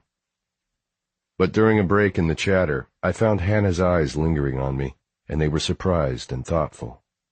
"You," she mouthed. "What?" I mouthed back. She shook her head slowly, finally breaking eye contact to look down at her plate. I wanted to reach under the table with my leg, slide my foot over hers to get her to look back at me, but it was like a minefield of non-Hannah legs under there, and the conversation had already moved on. After dinner, she and I volunteered to wash the dishes while the others retired to the family room with a cocktail. She snapped me with her dish towel, and I flung soap suds at her. I was on the verge of leaning close and sucking on her neck when Niels came in to get another beer and looked at us both as if we had traded clothes.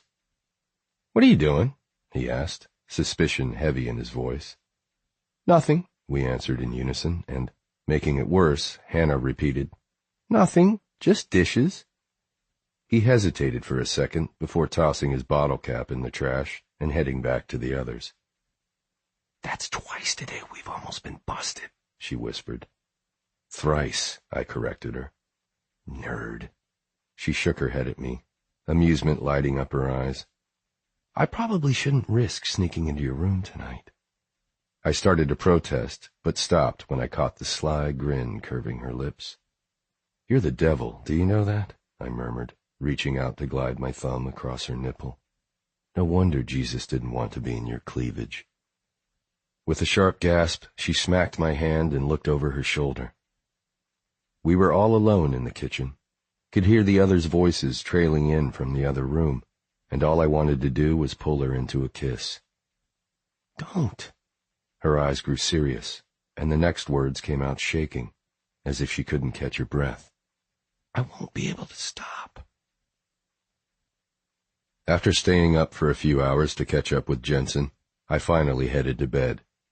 I stared at the wall for an hour or so before giving up on waiting for the quiet padding of Hannah's feet from down the hall, or the creak of the door as she snuck into my room. So I drifted off and missed it when she actually did slip in, get undressed, and climb naked under the blankets with me. I woke only to the feel of her smooth, bare body curling around mine. Her hands ran up my chest, mouth sucking at my neck, my jaw, my bottom lip. I was hard and ready to go before I was entirely conscious, and when I groaned, Hannah pressed a hand over my lips, reminding me, "Shh." "What time is it?" I murmured, inhaling the sweet smell of her hair. "A little after 2. "Are you sure no one heard you?" I asked. "The only people who could hear me at this end of the hall are Jensen and Liv. Jensen's fan is on, so I know he's asleep. He can barely stay awake for 10 seconds once that thing starts." I laughed because she was right. I'd been his roommate for years, and I hated that fucking fan. "And Rob is snoring," she murmured, kissing my jaw. "Liv has to fall asleep before him, or else his snoring will keep her awake." Satisfied that she'd been sufficiently stealthy, and that no one would be likely to knock on the door again while we were making love, I rolled over to my side, pulling her close. She snuck in for sex, clearly, but it didn't feel like all she wanted was a quick fuck. There was something else there, something brewing beneath the surface. I saw it in the way she kept her eyes open in the darkness, the way she kissed me so earnestly, each touch offered tentatively, as if she were asking a question. I saw it in the way she pulled my hand where she wanted it, over her neck, down across her breasts, coming to rest over her heart. It was pounding. Her bedroom was only a few doors down the hall. She wasn't winded from the effort. She was worked up over something, her mouth opening and closing a few times in the moonlight, as if she wanted to speak but couldn't find air. "What's wrong?" I whispered, lips pressed to her ear. "Are there still others?" she asked. I pulled back and stared at her, confused. Other women? I'd wanted to have this conversation again 100 times, but her subtle evasion had finally worn down my need for clarity. She wanted to date around, didn't trust me, and didn't think we should try to be exclusive. Or had I misunderstood? For me, there was no one else. "I thought that's what you wanted," I replied. She stretched to kiss me. Her mouth felt so familiar already, molding to mine in the easy rhythm of soft kisses that grew heated, and I wondered for a fevered beat how she would ever imagine sharing herself with anyone else. She pulled me over her, reaching between us to slide me across her skin. "Is there a rule about having unprotected sex twice in a day?" I sucked on the skin below her ear and whispered, "I think the rule should be that there aren't any other lovers." "So we break that rule, then?" she asked, lifting her hips. Fuck that. Fuck that noise. I opened my mouth to protest, to put my foot down and tell her I'd had enough of this circular non-discussion, but then she made a quiet, hungry sound and arched into me so that I slipped all the way inside her, and I bit my lip to stifle a groan. It was unreal. I'd had sex thousands of times, and it had never, ever been like this. I tasted blood on my lip and fire beneath my skin wherever she touched me. But then she began to circle her hips, finding her pleasure beneath me, and I felt the words dissolve from my mind. I'm only one man, for Christ's sake. I'm not a god. I can't resist taking Hannah now and figuring out everything afterward. It felt like cheating. She wouldn't give me her heart, but she'd give me her body, and maybe if I took enough of her pleasure, stored it up, I could pretend it was more. It didn't matter at the time how much I might regret it later. Chapter 17. It had never been like this, ever. Slow. Almost so slow that I wasn't sure either of us could get there, or that I even cared. Our lips were only millimeters apart, sharing breaths and noises, and the whispered pleas to feel that. Do you feel that? I did feel it.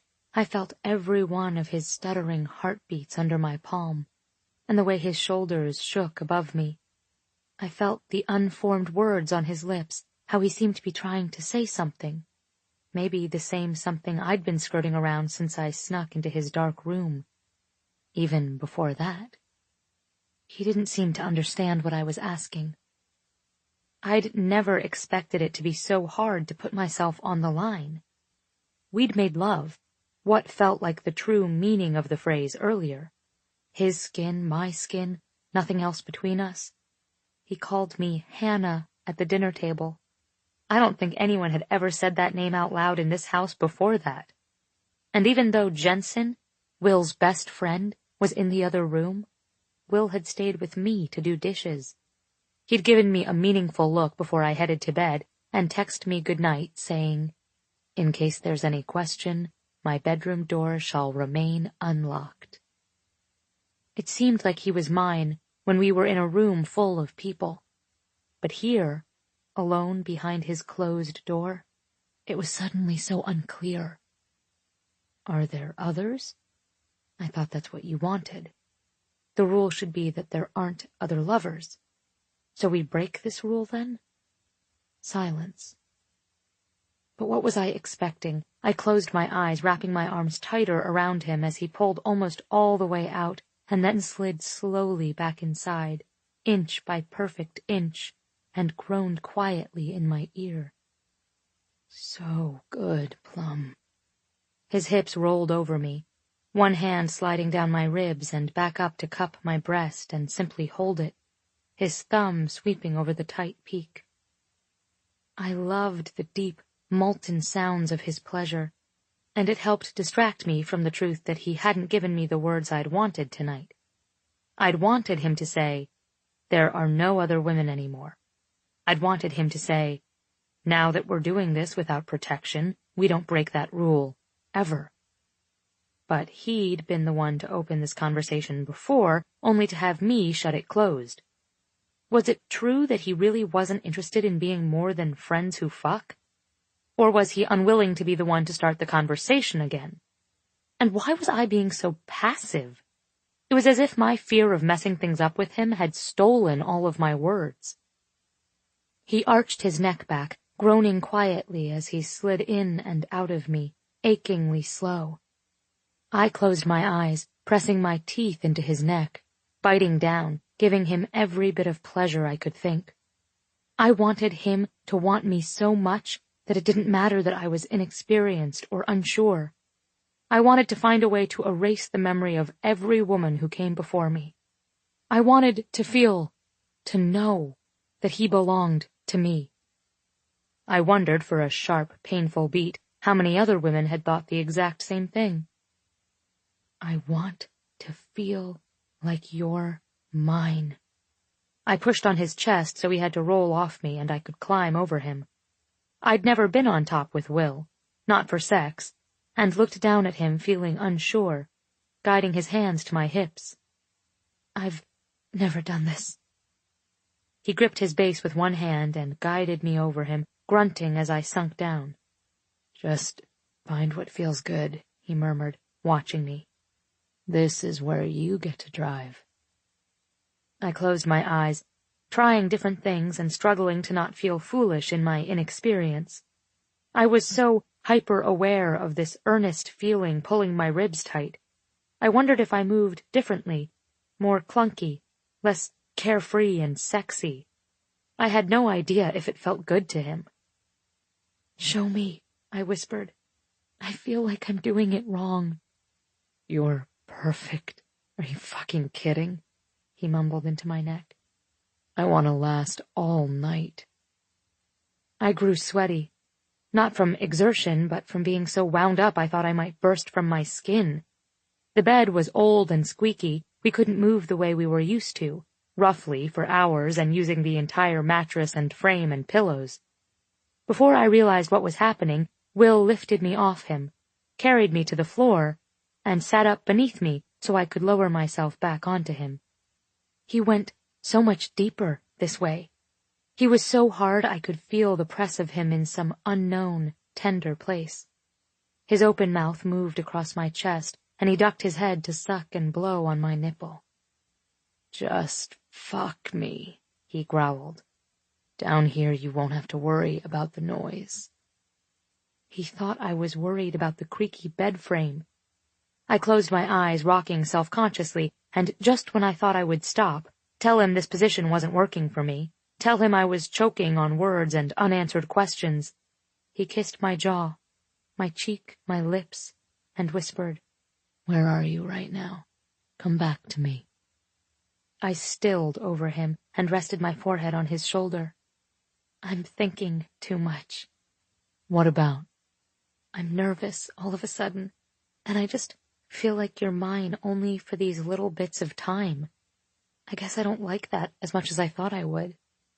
He slid his finger under my chin and tilted my face up so I had to look at him. His mouth pressed against mine, once, before he told me, I'll be yours every second, if that's what you want. You just have to tell me, Plum. Don't break me, okay? Even in the darkness I could see his brows pull together. You said that before. Why do you think I would break you? Do you think I even could? His voice sounded so pained. It plucked at something raw and taut in me, too. I think you could. Even if you didn't want to, I think you could now. He sighed, pressing his face into my neck. Why won't you give me what I want? What do you want? I asked, shifting so that my knees were more comfortable, but in the process I slid up his cock and back down. He stilled me with forceful hands on my hips. I can't think when you're doing that. Taking several deep breaths, he whispered, I just want you. So, I whispered, running my hands into the hair at the nape of his neck. Are there going to be others? I think you need to tell me that, Hannah. I closed my eyes, wondering if that would be good enough. I could tell him I wouldn't date anyone else, and I imagined he would agree to the same. But I didn't want it to be up to me. If Will was going to do this, to be with one person, it had to be something that wasn't negotiable for him. It had to be him wanting to call it off with the others because of how he felt for me. It couldn't be some loose decision, a maybe, maybe not, a whatever you decide. His mouth found mine then, and he gave me the sweetest, most gentle kiss I'd ever felt from him. I told you I wanted to try, he whispered. You were the one who said you thought it wouldn't work. You know who I am. You know I want to be different for you. I want it too. Okay then. He kissed me and our pace started again. Small thrusts from him beneath me, tiny circles from me on top. His exhales were my inhales. His teeth slid deliciously over my lips. I'd never felt so close to another human in my life. His hands were everywhere. My breasts, my face, my thighs, my hips, between my legs. His voice rumbled low and encouraging in my ear, telling me how good I felt, how close he was, how he needed this so much he felt like he worked every day just to get back to me. He told me being with me felt like being home. And when I fell, I didn't care whether I was awkward or jagged, whether I was inexperienced or naive. I cared only that his lips were pressed firmly to my neck, and his arms were wrapped around me so tight the only way I could move was closer to him. You ready? Will asked Sunday afternoon, slipping into my bedroom and pressing a quick kiss to my cheek. The majority of the morning had played out this way. A covert kiss in an empty hallway, a rushed grope session in the kitchen. Almost. Just packing a few things Mom is sending home with me. I felt his arms fold solid around my waist, and I leaned back, melting into him. I'd never noticed how much Will touched me until he couldn't do it freely. He'd always been tactile, small brushes of his fingers, a hand lingering at my hip, his shoulder bumping against mine. But I'd grown so used to it, so comfortable I hardly noticed anymore. This weekend, I'd felt the loss of every one of those small moments, and now I couldn't get enough. I was already debating how many miles we'd need to put between the car and this place before I could tell him to pull over and make good on his offer to take me in the back seat. He pushed my ponytail out of the way as his lips moved along my neck, stopping just below my ear. I heard the tinkling of his keys in his hand, felt the cool metal against my stomach where my shirt had ridden up the tiniest bit. I shouldn't be doing this, he said. I think Jensen's been trying to corner me since brunch, and I don't really have a death wish. His words cooled my blood, and I stepped away, reaching for a shirt on the opposite side of the bed. Sounds like pretty standard Jensen, I murmured with a shrug. I knew it would be weird for my oldest brother. Hell, it would be weird for Will and me, too, when the family knew about us. But all morning long I'd been replaying the previous night in the guest room. I wanted to ask him in the light of day, did you really mean it when you said you wanted only me? Because I was finally ready to take the leap. I zipped my bag, started to lug it off the bed. He reached around my body, grabbing the handle. Can I take that? I felt the heat of him, the scent of his shampoo. When he straightened, he didn't step away, didn't move to put distance between us. I closed my eyes, felt myself grow dizzy with how his proximity seemed to suck all the air out of the room. He tilted my chin and pressed his lips to mine, just a slow, lingering touch, and I moved toward him, chasing the kiss. He smiled. "Let me get this stuff in the car and we'll get out of here, okay?" "Okay." He brushed his thumb over my lower lip. "We'll be home soon," he whispered. "And I'm not going to my apartment."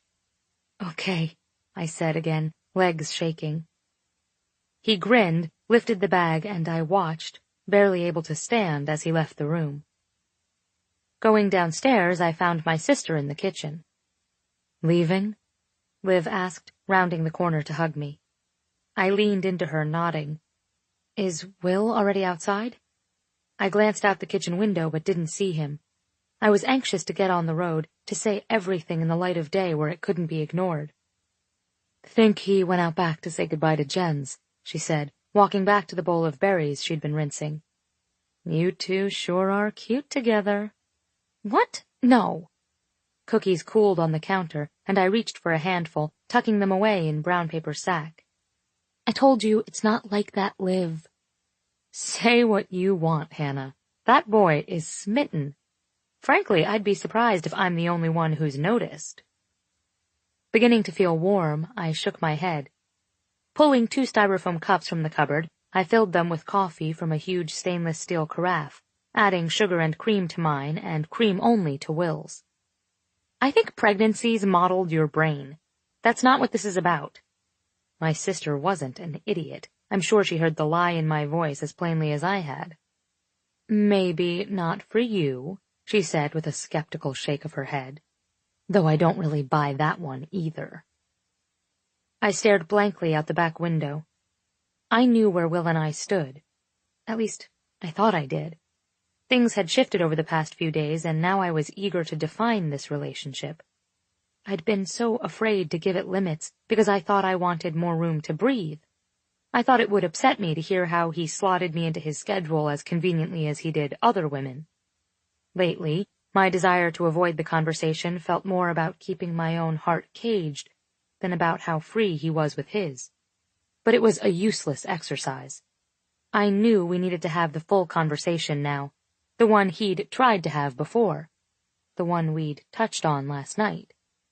I would need to put myself out there, take a risk. It was time. A door shut loudly somewhere, and I jumped, blinking back to the coffee I was still stirring. Liv touched my shoulder. "I have to be big sister for just 1 minute, though." "Be careful, okay?" she said. "This is the infamous Will Sumner we're talking about." And that, right there, was reason number 1 I was terrified I was making a mistake. With coffee and snacks for the road in hand, I made the rounds and said my goodbyes. My family was scattered all over the house, but the only 2 I couldn't seem to find were my brother and my ride. I headed out front to check the car, the gravel path crunching beneath my feet. I neared the garage and stopped as voices filtered out through the cool morning air, above the birds and the creaking of the trees overhead. "I'm just wondering what's going on between you two," I heard my brother say. "Nothing," Will said. "We're just hanging out. Per your request, I might add." I frowned, remembering that old saying about not eavesdropping because you probably won't like what you hear. "Is hanging out code for something?" Jensen asked. "You seem awfully familiar with her." Will started to speak but paused, and I stepped back a bit to make sure my long shadow wouldn't be visible to anyone standing in the garage. "I am seeing a few people," Will started, and I could just picture him scratching his jaw. "But no, Ziggy isn't one of them. She's just a good friend." I felt like I'd been dropped in ice water, goosebumps spreading along my skin, and despite knowing he was just following the rules we'd agreed on, my stomach dropped. Will went on.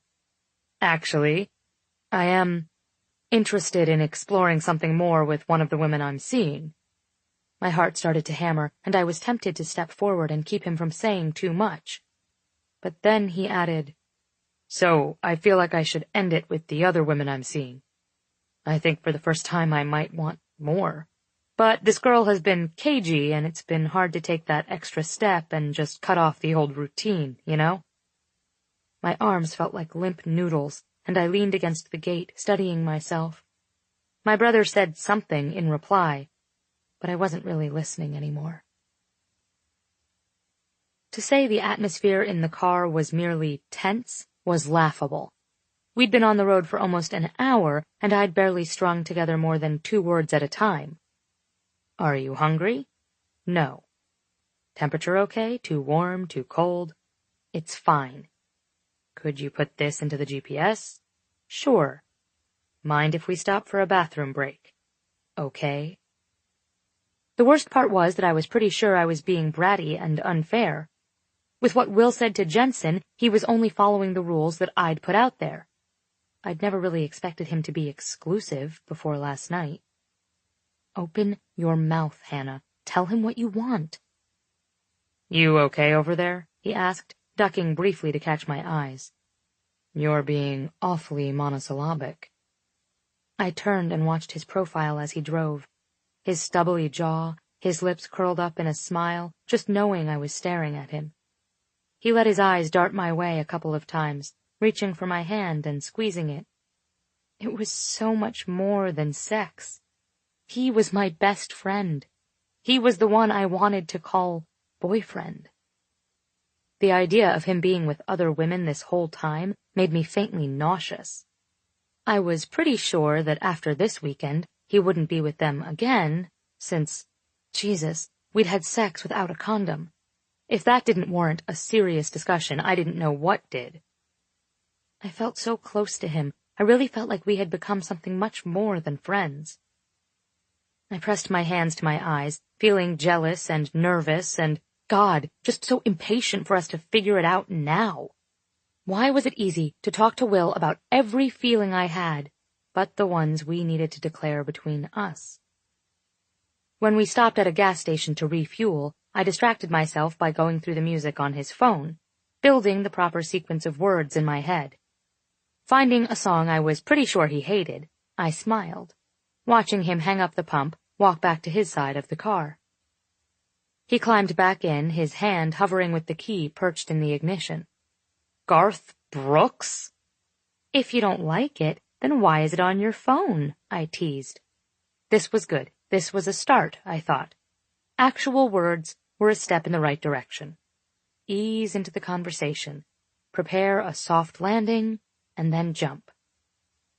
He gave me a playful, sour look, as if he'd tasted something gross, and started the engine to pull away. The words cycled through my head. "I want to be yours. I want you to be mine. Please tell me you haven't been with anyone else in the past couple of weeks, when things seemed so good with us. Please tell me that hadn't all been in my mind."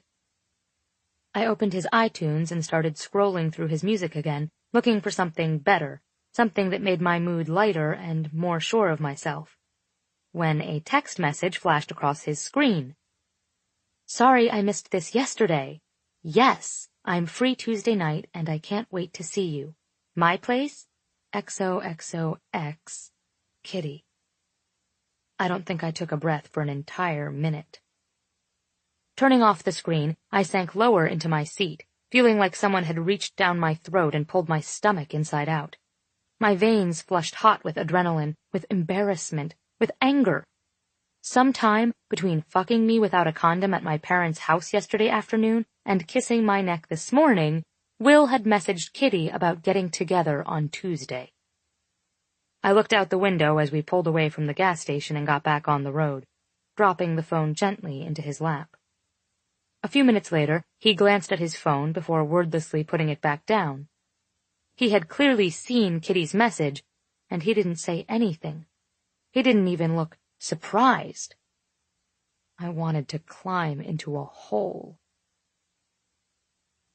We arrived at my apartment, but he made no attempt to come upstairs. I carried my bag to the door, and we stood there awkwardly. He pulled a stray hair from my cheek, and then quickly dropped his hand when I winced. "You sure you're okay?" I nodded. just tired. "I guess I'll see you tomorrow?" he asked. "The race is Saturday, so we should probably do a couple of longer runs early in the week and then rest." "That sounds good." "So I'll see you in the morning." I was suddenly desperate to hold on, to give him one last chance, a way to come clean and maybe clear up a huge misunderstanding. "Yeah, and I was wondering if you wanted to come over Tuesday night," I said, reaching out to place my hand on his forearm. "I feel like we should talk, about everything that happened this weekend." He looked down at my hand, moved so his fingers could twist with mine. "You can't talk to me now?" he asked, brow furrowed and clearly confused. It was, after all, only 7 at night on a Sunday. "Hannah, what's going on? I feel like I'm missing something." "It was just a long drive, and I'm tired. Tomorrow I have a late night in the lab, but Tuesday is open. Can you make it?" I wondered if my eyes were pleading as much as the voice inside my head was, "Please say yes, please say yes." He licked his lips, glanced at his feet and up to where his hand was holding mine. It felt like I could see the actual seconds tick by, and the air felt thick, almost solid, and so heavy I could hardly breathe. "Actually," he said, and paused as if he was still considering. "I have a late thing for work. I have a late meeting on Tuesday," he babbled. He lied. "But I could make it during the day, or—" "No, it's fine. I'll just see you tomorrow morning." "You sure?" he asked. My heart felt like it had frozen over. "Yeah." "Okay, well, I'll just—" He motioned to the door over his shoulder. "Go, now. You sure everything's fine?" When I didn't answer, and just stared at his shoes, he kissed my cheek before leaving, and I locked up, heading straight for my room. I wouldn't think of another thing until morning. I slept like the dead, not waking until my alarm went off at 5:45. I reached over to hit the snooze button, and lay there, staring at the illuminated blue dial. Will had lied to me. I tried to rationalize it, tried to pretend it didn't matter, because maybe things weren't official with us, maybe we weren't together yet. But somehow that didn't feel true either. Because as much as I'd tried to convince myself that Will was a player and couldn't be trusted, deep down I must have believed that Saturday night changed everything. I wouldn't feel like this otherwise. Still, apparently he was fine hooking up with other women until we sat down and made it officially official.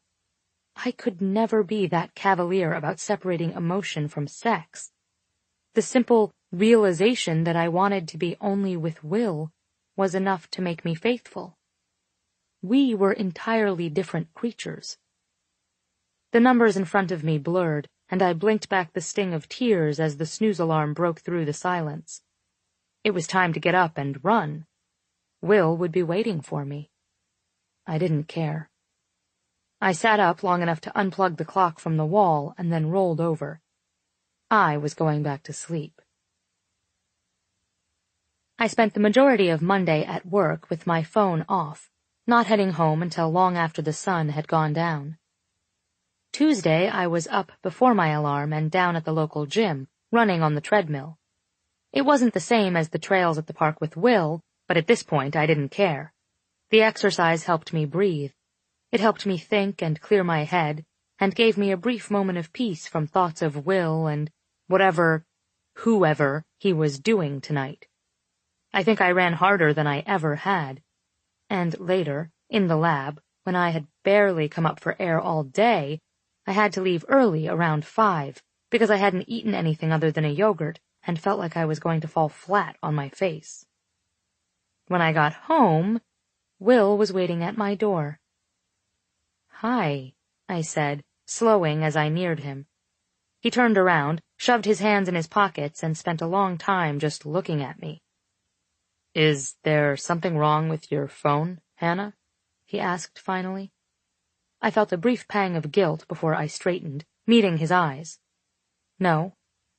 I moved to unlock the door, keeping some distance between us. "What the fuck is going on?" he asked, following me inside. Okay, so we were doing this now.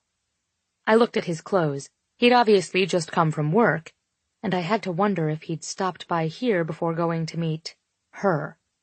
You know, to make the rounds and settle things down before stepping out with someone else. I wasn't sure I would ever understand how he could be so wild about me while fucking other women.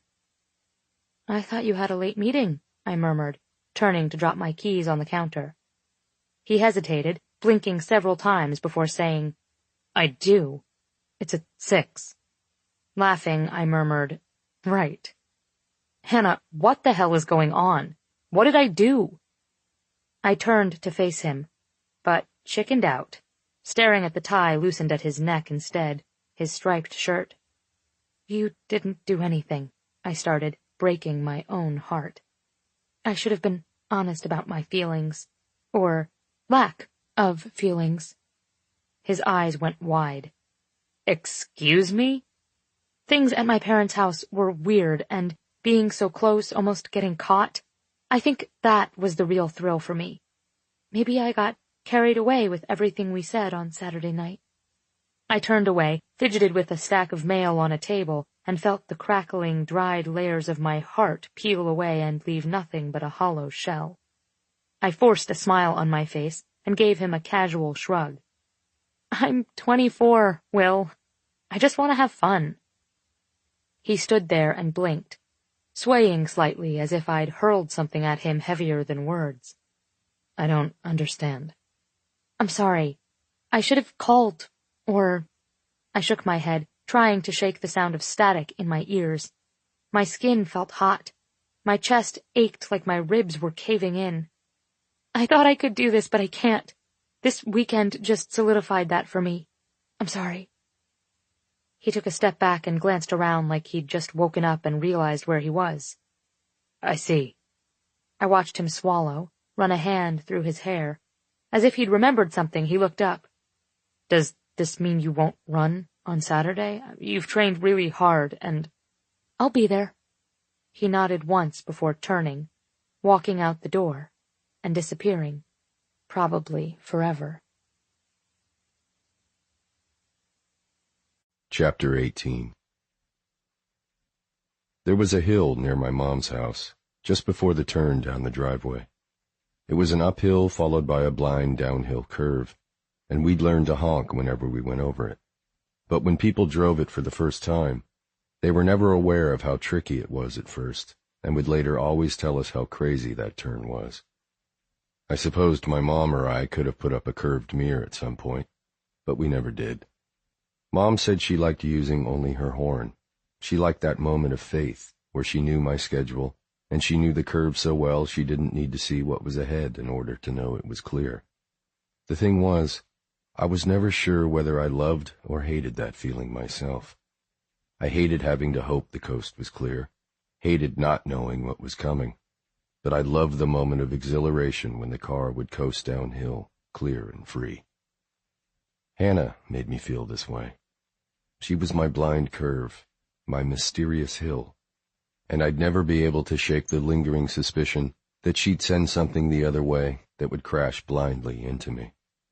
But when I was with her, close enough to touch and kiss and hear all of her crazy theories on virginity and love, I'd never felt such a euphoric combination of calm, elation, and hunger. In those moments, I stopped caring that we might crash.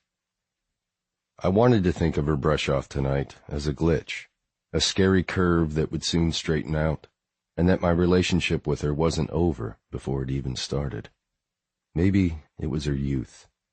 I tried to remember myself at 24, and could really only see a young idiot, working crazy hours in the lab, and then spending night after night with different women in all manners of wildness.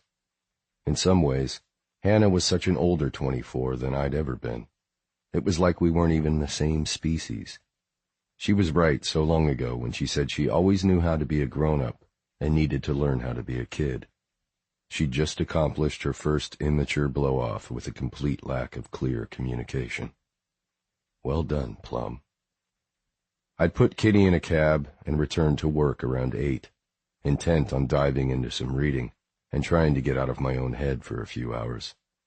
But as I passed Max's office on the way to mine, I saw that his light was still on, and he was sitting inside. "What are you still doing here?" I asked, stepping just inside the room and leaning against the doorway. Max looked up from where he'd been resting his head in his hands when I walked into his office. "Sarah's out with Chloe. Just decided to work a bit late." He studied me, mouth turning down at the corners. "And I thought you left a few hours ago. Why are you back? It's Tuesday." We stared at each other for a beat, the implied question hanging between us. It had been so long since I'd spent a Tuesday night with Kitty, I don't even think Max knew exactly what he was asking. "I saw Kitty tonight," I admitted. "Earlier, just for a bit." His brows pulled together in irritation, but I held up a hand, explaining. "I asked her to meet me for a drink after work." "Seriously, Will, you're a right toss—" "To end it, you ass," I growled, frustrated. Even though things with her were always meant to be casual, I wanted her to know they were done. I haven't seen her in forever, but she still checks in every Monday to ask. The fact that she even thinks it's a possibility made me feel like I'd been cheating on Hannah. Just saying that name out loud made my stomach twist. The way we had left things tonight had been a mess. I'd never seen her look so distant, so closed off. I clenched my jaw, looking over at the wall. I knew she'd been lying. I just didn't know why. Max's chair creaked as he leaned back. "So what are you doing here? Where is your Hannah?" I blinked back over to him, finally taking in his appearance. He looked tired and shaken and not at all like Max, even at the end of a long workday. "What's with you?" I asked, instead of answering. "You look like you've been through the ringer." Finally he laughed, shaking his head. "Mate, you have no idea. Let's collect Ben and go grab a pint." We got to the bar before Bennett did, but not by much. Just as we sat at a table in the back, near the dartboards and the broken karaoke machine, Bennett strode in, still wearing his crisp, dark suit, and a look of such utter exhaustion, I wondered how long the three of us would manage to remain conscious. "You sure are making me drink a lot on weeknights lately, Will," Bennett mumbled, taking a seat. "So order a soda," I said. We both looked at Max, expecting his usual semi-serious and barely intelligible rant about the blasphemy of ordering a Diet Coke in a British pub. But he just remained uncharacteristically quiet, staring at the menu and then ordering what he always ordered, a pint of Guinness, a cheeseburger, and chips. Maddie took the rest of our orders and disappeared.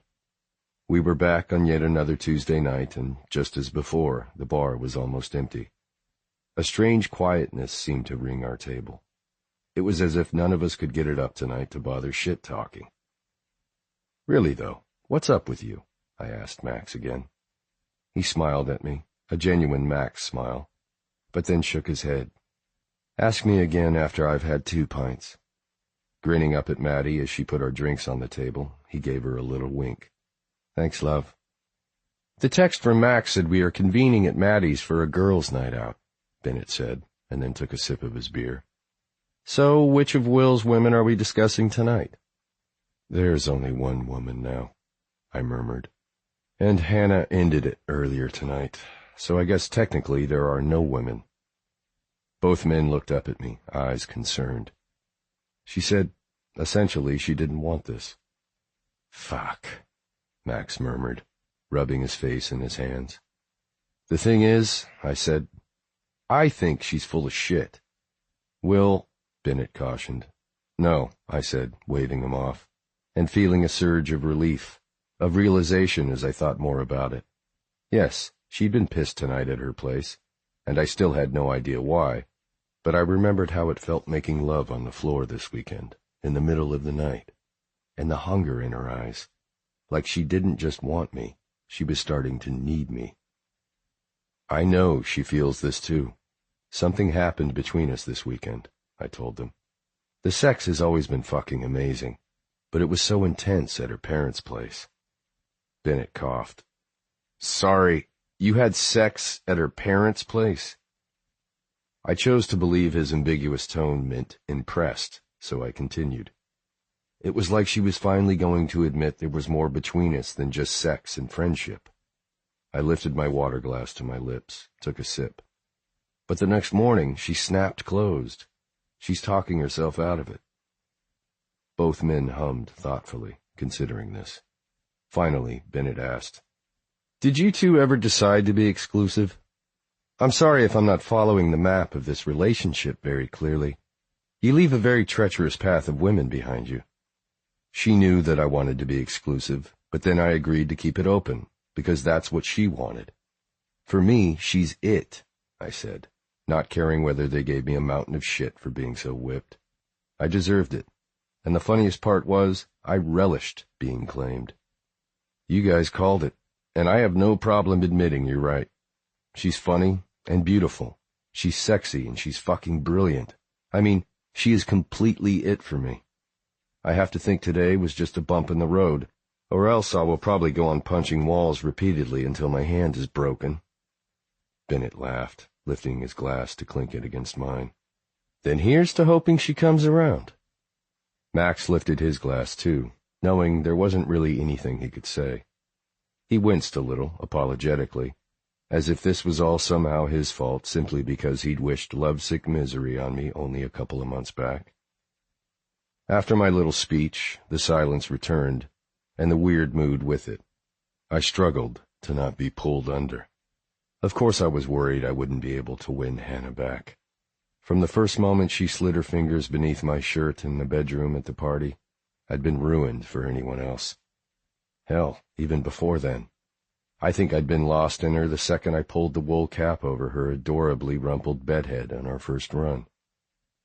But despite my certainty that she had lied about her feelings, and that she did feel something for me, doubt crept back in. Why had she lied? What happened between our obvious love-making and when we got into the car the next morning? Bennett interrupted my downward spiral with his own misery. Well, since we're letting out all of our feelings, I guess it's my turn to share. The wedding is driving us both mad. Everyone in our family is traveling to San Diego for the ceremony. I mean everyone. Step-great-aunts and second cousins twice removed and people I haven't seen since I was 5. The same thing on Chloe's side. That's great, I said, and then reconsidered when Bennett slid his cool gaze to me. Isn't it good when people accept your invitation? I suppose it is, but many of these people weren't invited. Her family is mostly in North Dakota, and mine is all over Canada and Michigan and Illinois. They're all looking for a reason to have a vacation on the coast. Shaking his head, he continued. So last night Chloe decided she wanted to elope, to cancel all of it, and she's so hell-bent on it that I'm afraid she's going to call the hotel and cancel, and we'll be thoroughly fucked then. She wouldn't do that, mate, Max murmured, roused from his uncharacteristically quiet mood. Would she? Bennett's hand slid into his hair and curled into fists, his elbows planted on the table. Honestly, I don't know. This thing is getting huge, and even I feel like it's spiraling out of control. Everyone in our family is inviting whoever they want, as if it's just a big free party, and why not? It's not even about cost at this point. It's about space, about having what we wanted. We were imagining a wedding of about 150. Now it's close to 300. He sighed. It's just one day. It's a day. Chloe is trying to stay sane, but it's hard on her because there's only so much He laughed, shaking his head, and then sat up to look at us. There are only so many details I give a shit about. For once in my life, I don't need to control everything. I don't care what our colors are, or what wedding favors we choose. I don't care about the flowers. Everything that comes after is what I care about. I care that I get to fuck her for a week in Fiji, and then we'll be married forever. That's what matters. Maybe I should just let her cancel it all and marry her this weekend so we can get to the fucking. I opened my mouth to protest, to tell Bennett that I was sure every couple went through this kind of crisis. But the truth was, I had no idea. Even at Jensen's wedding, where I'd been the best man, The only thing keeping me going during the ceremony was the thought of taking the 2 bridesmaids to the coat closet to bang. I hadn't paid particularly close attention to the more sentimental emotions of the day. So I closed my mouth, rubbing a palm across it and feeling a dose of self-loathing sweep over me. Fuck. I already missed Hannah. And being with my 2 closest friends who were so situated made it hard. It wasn't that I felt I needed to catch up to some milestone of theirs. I simply wanted that comfort of knowing I could go out with my friends for an evening and still come home to her. I missed the comfort of her company, the way she listened so carefully, the way I knew she said whatever came to mind when she was around me, a thing I noticed she didn't do with anyone else. I loved her for being so wildly her own self, so fierce and confident and curious and smart. And I missed feeling her body, taking pleasure from her, and giving her pleasure unending. I wanted to lie in bed with her at night and bemoan the ordeal of planning a wedding. I wanted it all. Don't elope, I said, finally. I realize that I know shit about any of this, and I'm sure my opinion means nothing, but I'm pretty sure every wedding feels like a complete clusterfuck at one point or another. It just feels like so much work for a single day, Bennett mumbled. Life goes on so much longer beyond this one slip of time. Max chuckled, lifting his glass, and then reconsidered, putting it back down on the table, before he started laughing again, and harder. We both turned to look at him. You were acting like zombie Max, I noted, but now you're creepy clown Max. We're all sharing here. I've had my heart stomped on by Hannah. Bennett is wrestling with the age-old crisis of wedding planning madness. Your turn. He shook his head, smiling down at his empty pint. Fine. He waved to Maddie for another Guinness. But Ben, you're here tonight only as my mate, not as Sarah's boss. Understood? Bennett nodded, brows pulled together. Of course. Offering a one-shouldered shrug, Max murmured, Well, lads, it turns out I'm going to be a dad. The relative quiet we'd been enjoying seemed like roaring chaos in comparison to the vacuum that now existed. Bennett and I froze, and then exchanged a brief look. Max? Bennett asked, with an uncharacteristic delicacy. Sarah's pregnant? Yeah, mate. Max looked up, cheeks pink and eyes wide. She's having my baby. Bennett continued to watch him, probably assessing every reaction on Max's face. This is good, I said carefully. Right? This is a good thing? Max nodded, blinking over to me. It's bloody amazing. I'm terrified, to be honest. How far along is she? Bennett asked. A little over 3 months. We both started to respond in surprise, but he held up his hand, nodding. She's been stressed, and she thought... Shaking his head, he continued. She took a test this weekend, but didn't know until today how far she was. But today, when I was out at meetings, we had an ultrasound to measure the baby. He pressed the heels of his hands to his eyes. Bloody hell. The baby. I just found out Sarah's pregnant, and today I could see there's a fucking kid in there. Sarah's far enough along that the ultrasound technician guessed it's a girl, but we won't know for sure for a couple of months. It's just unreal. Max, why the fuck are you out with us? I asked, laughing. Shouldn't you be at home drinking sparkling cider and picking out names? He smiled. She wanted some time away from me, I think.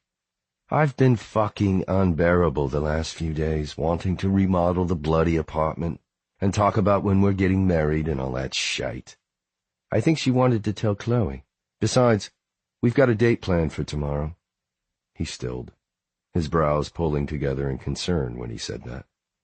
But now that this day is over, I'm just beat. You're not worried about this, are you? Bennett asked, studying Max. I mean, this is unbelievable. You and Sarah are going to have a baby. No, it's just the same worries I'm sure everyone feels, I imagine, Max said, wiping a hand across his mouth. Will I be a good dad? Sarah's not much of a drinker. But did we do anything in the past 3 months that could hurt the baby? And, with my giant spawn growing in there, will little Sarah be okay? I could barely hold back. I stood, pulling Max out of his chair and into a hug. He was so in love with Sarah he could barely think straight when she was around. And although most of the time I gave him endless shit about it, it was a pretty amazing thing to behold. I knew without him ever having to say it that he was ready for this, ready to settle down and be the devoted husband and dad. You'll be amazing, Max. Seriously, congratulations. Stepping back, I watched as Bennett stood, shaking Max's hand and then pulling him into a brief hug. Holy shit. The enormity of this started to sink in, and I all but collapsed back into my chair. This, here, was life. This was life beginning for us. Weddings and families and deciding to step up and be a man for someone. It wasn't about the fucking jobs we had, or the random thrills we sought, or any of that. Life was built from the bricks of these connections and milestones and moments where you tell your two best friends that you're about to have a child. I pulled out my phone, sending Hannah a single note. You're all I can think about anymore. Chapter 19. When I was little, I'd drive my entire family insane by not sleeping for days before any holiday or big event. Nobody understood why. My exhausted mother would sit up with me night after night, begging me to just go to bed. Ziggy, she would say, honey, if you go to bed, Christmas will get here sooner. Time goes faster when you're asleep. But it never seemed to work that way for me. I can't sleep, I'd insist. There's too much in my head. My thoughts won't slow down. I'd spend the countdown to birthdays and vacations wide awake and anxious, pacing the halls of our big house while I should have been asleep upstairs. It was a habit I'd never outgrown.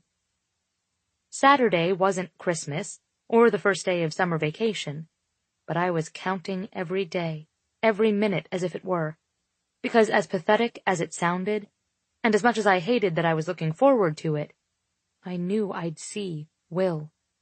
That thought alone was enough to find me up every night, wide awake at the window, recounting the streetlights to his building. I'd always heard the first week after a breakup was the hardest. I hoped that was true, because getting Will's message on Tuesday night, "You're all I can think about anymore," was torture. Could he have texted the wrong number by mistake? Or did he say that because he ended up alone, or because he was with another woman but thinking of me? I couldn't exactly be angry, and my initial self-righteousness over the prospect of him texting me while he was with Kitty faded quickly. I, too, had texted him when I was on my dates with Dylan. The worst part was that I had no one to talk to about it, really. Well, I did, but I only wanted Will. The sun had dipped low in the sky on Friday night as I walked the last few blocks to meet Chloe and Sarah for drinks. I'd tried to put on a brave front all week, but I was miserable, and it was starting to show. I looked tired. I looked sad. I looked exactly how I felt. I missed him so much that I felt it with every breath. Felt each second pass since I'd last seen him. The Bathtub Gin was a small speakeasy in Chelsea. Visitors were greeted with an everyday storefront, the words Stone Street Coffee stenciled across the top. If you weren't sure what you were looking for, or happened to pass by during the week when there wasn't a crowd of people lined up outside, you might miss it. But if you knew it was there, illuminated by a single glowing red bulb, you'd find the right door. One that opened up to a Prohibition-era club, complete with dim lighting, a steady hum of jazz, and even a large copper bathtub at the center. I found Chloe and Sarah sitting at the bar, drinks already in front of them, and a gorgeous dark-haired man at their side. "Hey, guys," I said, sliding onto the stool next to them. "Sorry I'm late." The three of them turned, looked me up and down before the man said, "Oh, honey, tell me all about the man who did this to you." I blinked between them, confused. Hi, I'm Hannah. Ignore him, Chloe said, sliding the menu across the bar to me. We all do. And order a drink before you talk. You look like you could use it. The mystery man looked appropriately offended, and the three of them argued among themselves while I scanned the various cocktails and wines, picking the first thing that seemed to fit my mood. I'll have a tomahawk, I told the bartender, noticing in my peripheral vision the way Sarah and Chloe looked to each other in surprise. So it's like that, I see. Chloe motioned for another drink and then took my hand, leading us all to a table. In all reality, I'd probably just hold my cocktail for most of the night and absorb the comfort afforded by the option to get completely hammered. But I knew I wanted to race tomorrow, and no way was I going to run hungover. By the way, Hannah, Chloe said, gesturing to the man currently watching me with curious, amused eyes. This is George Mercer, Sarah's assistant. George, this is the adorable and soon-to-be drunk and/or face-down on the table Hannah Bergstrom.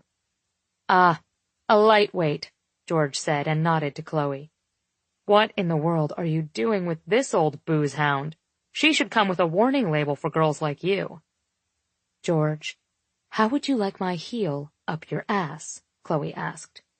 George barely blinked. The whole heel? Gross, Chloe groaned. Laughing, George drawled. Liar. Sarah leaned forward, elbows on the table. Ignore them. It's like watching Bennett and Chloe, though they'd both rather screw Bennett than each other. I see, I murmured. A waitress placed our drinks on the table, and I took a tentative pull from my straw. Holy crap! I coughed, my throat on fire. I downed almost an entire glass of water while Sarah watched me, appraising. So, what's happening? She asked. This drink is so spicy. Not what she meant, Chloe said bluntly. I looked down at my glass, tried to focus on the tiny specks of paprika floating along the surface, and not the hollow feeling in my gut. Have you guys talked to Will lately? They each shook their head, but George perked up. Will Sumner, he clarified. You're banging Sumner. Jesus, hell. He motioned to the waitress again. We're gonna need another glass, lovely. Just bring the whole bottle. Actually, I haven't talked to him since Monday, Sarah said. Tuesday afternoon, Chloe volunteered, pointing to her chest. But I know he's had a crazy week. Uh-oh, Sarah said. Didn't he go home with you for the holiday? George sucked in a breath. Yikes. And now I was that girl, the one with the breakup story I didn't even want in my head, let alone as something to share over drinks. How did I explain that things had been perfect that weekend? That I had believed everything he said? That I had fallen in... I stopped, the words hardening like concrete in my thoughts. Hannah, honey? Sarah reached forward to set her hand on my forearm. I just feel like an idiot. Sweetie, Chloe said, her eyes full of nothing but concern. You know you don't have to talk about it if you don't want to. The hell she doesn't, George snapped. How are we all supposed to make his life appropriately horrible if we don't know every sordid detail? We should probably start at the beginning and work our way to the horror, though. First question. Is his cock as epic as I've heard? And the fingers? Are they truly, quote-unquote, magical? He leaned closer, whispering. And rumor has it, the man could win a watermelon eating contest, if you know what I'm saying. George! Sarah groaned, and Chloe glared at him, but I cracked a smile. I'm sure I have no idea what you mean, I whispered back. Look it up on YouTube, he said to me. You'll get the visual. But back to the part where Hannah is upset, Sarah said, eyes playfully stern and fixed on George. I took a deep breath, hunting for words. What can you tell me about Kitty? Oh, Chloe said, sitting back in her chair. She glanced at Sarah. Oh. I leaned forward, brows drawn together. What does "oh" mean? Is Kitty one of his... George trailed off, waving his hand meaningfully. Yeah, Sarah said. Kitty is one of Will's lovers. I rolled my eyes. Do you know if he's still been seeing her? Chloe seemed to be considering her answer carefully. Well, I don't officially know of him ending things with her, she said, wincing a little. But Hannah, he adores you. Anyone can... But he's still seeing her, I interrupted. She sighed reluctantly. I honestly don't know. I know we all gave him a hard time about not ending things, but I can't, for a fact, say that he ever stopped seeing her. Sarah? I asked. Shaking her head, Sarah murmured, I'm sorry, honey. I honestly don't know either. I wondered if it was possible for a heart to break by fractions. I'd been sure I'd heard it crack when I'd read the text from Kitty. Felt another piece break with his lie about Tuesday night. And all week I'd felt bruised, felt every tiny shard as it fell away, until I wondered what could possibly still be beating in my chest. I'd overheard him talking to my brother about wanting to be serious with someone, but being afraid to end things with the others.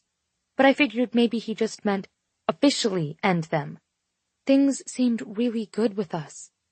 But then Kitty sent him this text, I said. I was playing with his phone, and she replied to a message he'd obviously sent her about getting together Tuesday night. Why didn't you confront him?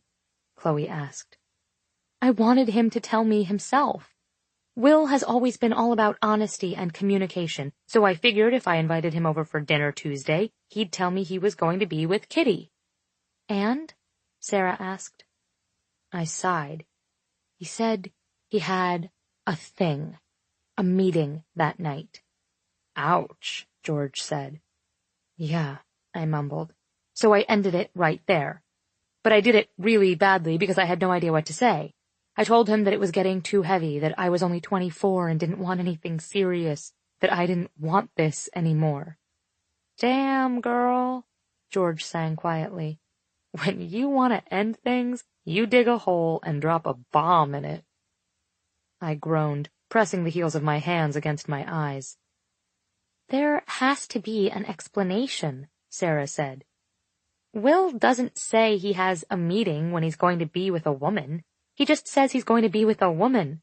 Hannah, I've never seen him like this before. Max has never seen him like this before. It's clear he adores you. But does it matter? I asked, my drink long forgotten. He lied about the meeting, but I'm the one who said we should keep it open. It's just that open for me meant the possibility of someone else. Open for him was more of the reality already in hand. And all along he was the one pushing for more between us. Talk to him, Hannah, Chloe said. Trust me on this one. You need to give him a chance to explain. Explain what? I asked. That he was still seeing her per the rules I'd initially set? Then what? Chloe took my hand and squeezed it. Then you hold your head high and tell him to fuck off in person.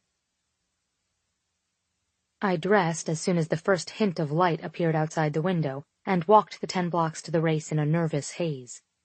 It was held in Central Park, and the entire circuit went for just over 13 miles, snaking through trails and paths in the park. Several local streets were cordoned off to support the sponsor trucks, tents, and herds of people, both racers and spectators. This was real now. Will would be there, and I would decide to talk to him, or just leave things the way they were. I didn't know if I could handle either choice. The sky had just started to brighten, and a chill hung in the morning air. But my face felt warm, my blood hot as it raced through arteries and veins, through my heart that beat too fast. I had to focus on pulling every breath into my lungs, pushing it out again. I didn't know where I was going or what I was doing, but the event seemed well organized, and as soon as I neared the location, signs directed me to where I was meant to check in. Hannah? I looked up to see my former training partner, my former lover, standing at the registration table, watching me with an expression I couldn't quite make out. I'd hoped my memory had exaggerated how striking he was, how overwhelming it was to just be near him. It hadn't. Will held my gaze, and I wondered if I would start laughing uncontrollably, cry, or maybe just run away if he got any closer. "Hi," he said, finally. Abruptly, I held out my hand as if he should, what, greet me with a handshake? Jesus Christ, Hannah! But I was committed now, and my trembling hand remained suspended between us as he looked down at it. "Oh, we're going to be like this," he mumbled, wiping his palm on his pants before gripping my hand in his. "Okay. Hey, how are you?" I swallowed, jerking my hand away as soon as I possibly could. "Hey, good. I'm good." This was comically bad, and it was the kind of bad I had wanted to dissect with Will, and only Will. I suddenly had a million questions about awkward post-breakup protocol, and whether handshakes were always a bad idea or just now. Bending robotically, I signed my name on some line and took a packet of information from a woman seated behind the table. She was giving me instructions I barely comprehended. I felt like I was suspended underwater. When I finished, Will was standing there, wearing the same nervous, hopeful expression. "Do you need help?" he whispered. I shook my head. "I think I'm good." It was a lie. I had no idea what I was doing. "You just need to go to the tent over there," he said gently, reading me perfectly as always and putting a hand on my arm. I pulled back and smiled stiffly. "I got it. Thanks, Will." As the silence stretched on, a woman I hadn't even noticed at his side spoke up. "Hi," she said, and I blinked over to see her smiling with her hand outstretched. "I don't think we've been formally introduced. I'm Kitty." It took a moment for the pieces to come together, and when they did, I couldn't even contain my shock. I felt my mouth fall open, my eyes go wide. How could he possibly think this was even remotely okay? I looked from her to Will, who, I quickly realized, seemed as surprised as I was to find her standing there. Hadn't he seen her approach? Will's face could have been at the dictionary entry for uncomfortable. "Oh, God." He looked back and forth between us for a flash before murmuring, "Oh, shit.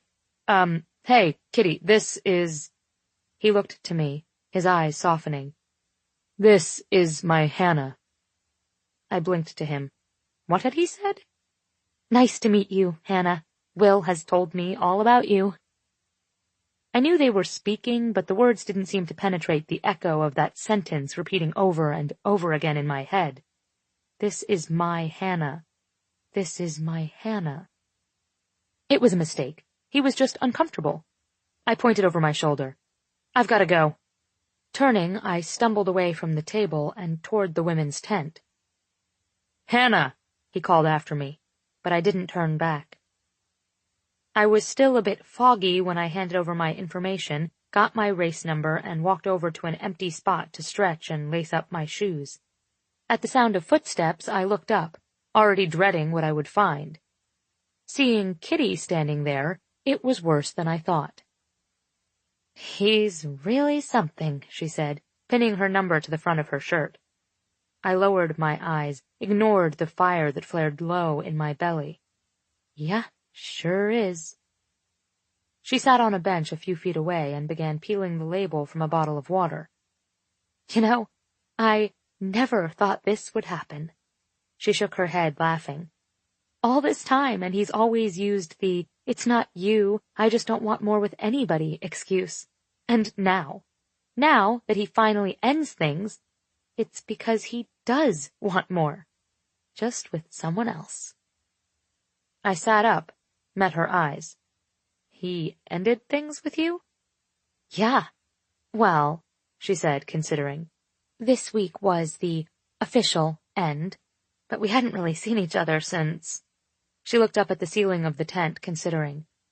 "Since February?" and he'd been canceling on me ever since. I didn't know what to say. At least I know why now. I must have looked completely dumbstruck because she smiled, leaned in a little. Because he's in love with you. And if you're as amazing as he seems to think you are, you won't blow this.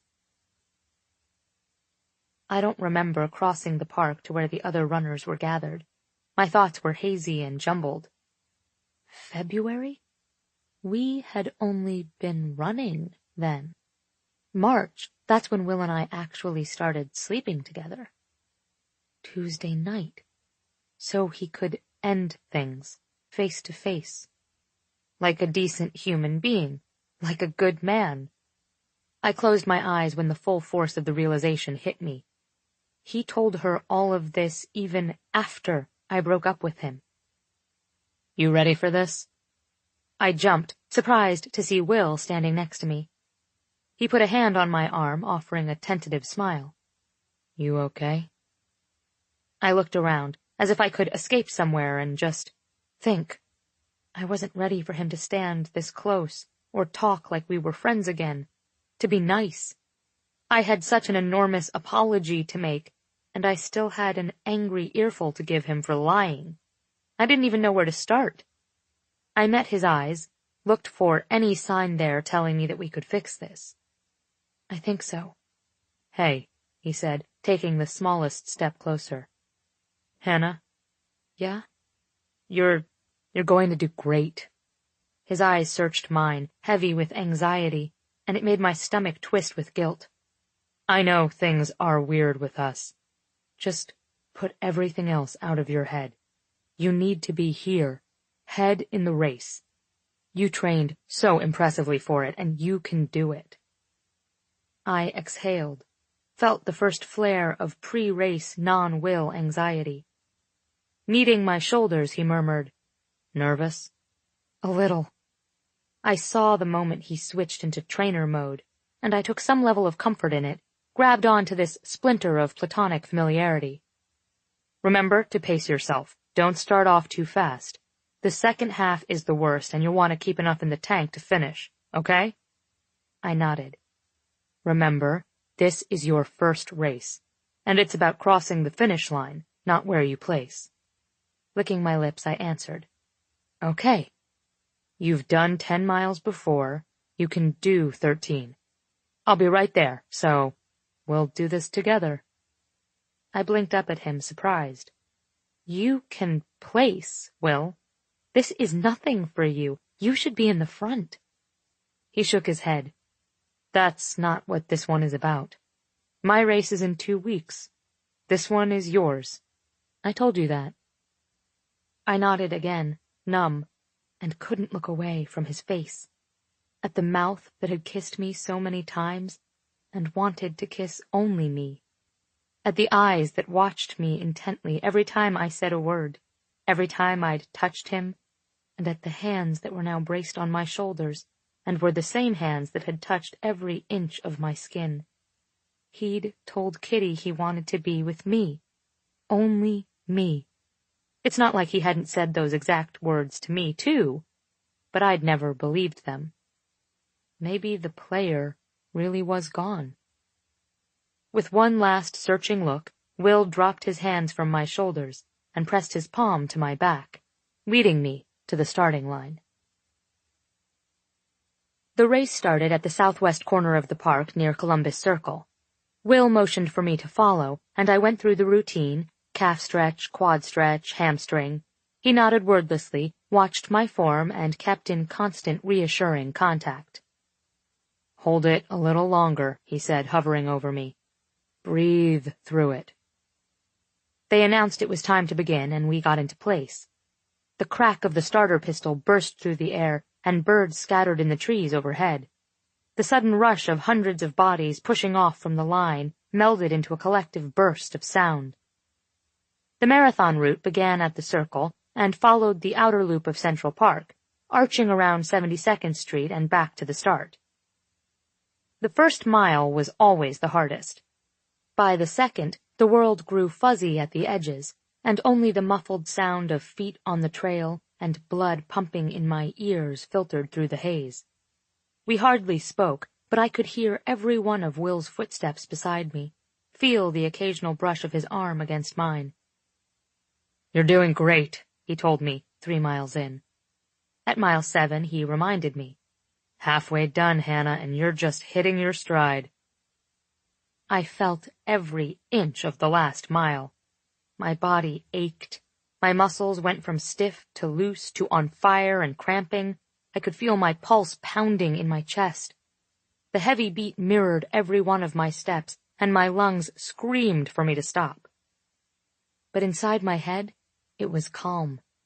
It was as though I was under water, with muffled voices blending together until they were a single constant hum. But one voice was clear. "Last mile. This is it. You're doing it. You're amazing, Plum." I'd almost tripped when he called me that. His voice had gone soft and needy, but when I looked over at him, his jaw was set tight, eyes straight ahead. "I'm sorry," he rasped, immediately contrite. "I shouldn't have. I'm sorry." I shook my head, licked my lips, and looked forward again, too tired to reach out and even touch him. I was struck by the realization that this moment was probably harder than all the tests I'd ever taken in school, every long night in the lab. Science had always come easy for me. I'd studied hard, of course, I'd done the work, but I'd never had to dig this deep and push on when I'd have liked nothing more than to collapse onto the grass and stay there. The Hannah that met Will that day on the icy trail would have never made it 13 miles. She would have given it a half-assed try, gotten tired, and finally, after having rationalized that this wasn't her strength, gone back to the lab and her books and her empty apartment with prepackaged single-serving meals. But not this Hannah. Not now. And he helped get me here. "Almost there," Will said, still encouraging. "I know it hurts. I know it's hard, but look." He pointed to a grouping of trees just off in the distance. "You're almost there." I shook the hair from my face and kept going, breathing in and out, wanting him to keep talking, but also wanting him to shut the hell up. Blood pumped through my veins. Every part of me felt like I'd been plugged into a live wire, shocked with 1,000 volts that had slowly seeped out of me and into the pavement with every step. I'd never been more tired in my life. I'd never been in more pain, but I'd also never felt more alive. It was crazy, but even through limbs that felt like they were on fire, and every breath that seemed harder than the last, I couldn't wait to do it again. The pain had been worth the fear that I'd fail or be hurt. I'd wanted something, taken the chance, and jumped with both feet. And with that last thought in mind, I took Will's hand when we crossed the finish line, together. Chapter 20. Several yards off to the side of the finish line, Hannah walked in small circles, then bent down and cupped her hands over her knees. "Holy shit," she gasped, facing the ground. "I feel amazing. That was amazing." Volunteers brought us Luna bars and bottles of Gatorade, and we gulped them down. I was so fucking proud of her, and I couldn't hold back from pulling her into a sweaty, breathless hug, kissing the top of her head. "You were amazing." I closed my eyes, pressing my face to her hair. "Hannah, I'm so proud of you." She froze in my arms and then slid her hands to my side, simply bracing there, her face in my neck. I could feel her inhaling and exhaling, could feel her hands shaking against me. For some reason, I didn't think it was only the adrenaline from the race. Finally, she whispered, "I think we should go get our things." I'd oscillated so wildly between confident and wrecked all week. Now that I was with her, I didn't particularly want to let her out of my sight. We turned to head back toward the tents. With the race snaking through Central Park, the finish line ended up only a few blocks from where we'd started. I listened to her breathing, watched her feet as she walked. I could tell she was exhausted. "I'm guessing you heard about Sarah," she said, looking down and fidgeting with her race number. She pulled out the pins, took it off, and looked at it. "Yeah," I said, smiling. Pretty amazing. I saw her last night, she said. She's so excited. I saw Max on Tuesday. I swallowed, feeling so fucking nervous all of a sudden. Beside me, Hannah faltered a little. I went out with the guys that night. He has the expected look of terror and glee. She laughed, and it was genuine, and soft, and fuck, I'd missed it. What are you up to after this? I asked, ducking so she'd look up at me. And when she did, it was there, the something I knew I hadn't imagined from the weekend before. I could still feel her sliding over me in the dark guest room, could still hear her quiet whisper beg, "Don't break me." It had been the second time she'd said it, and here I'd been the one left broken.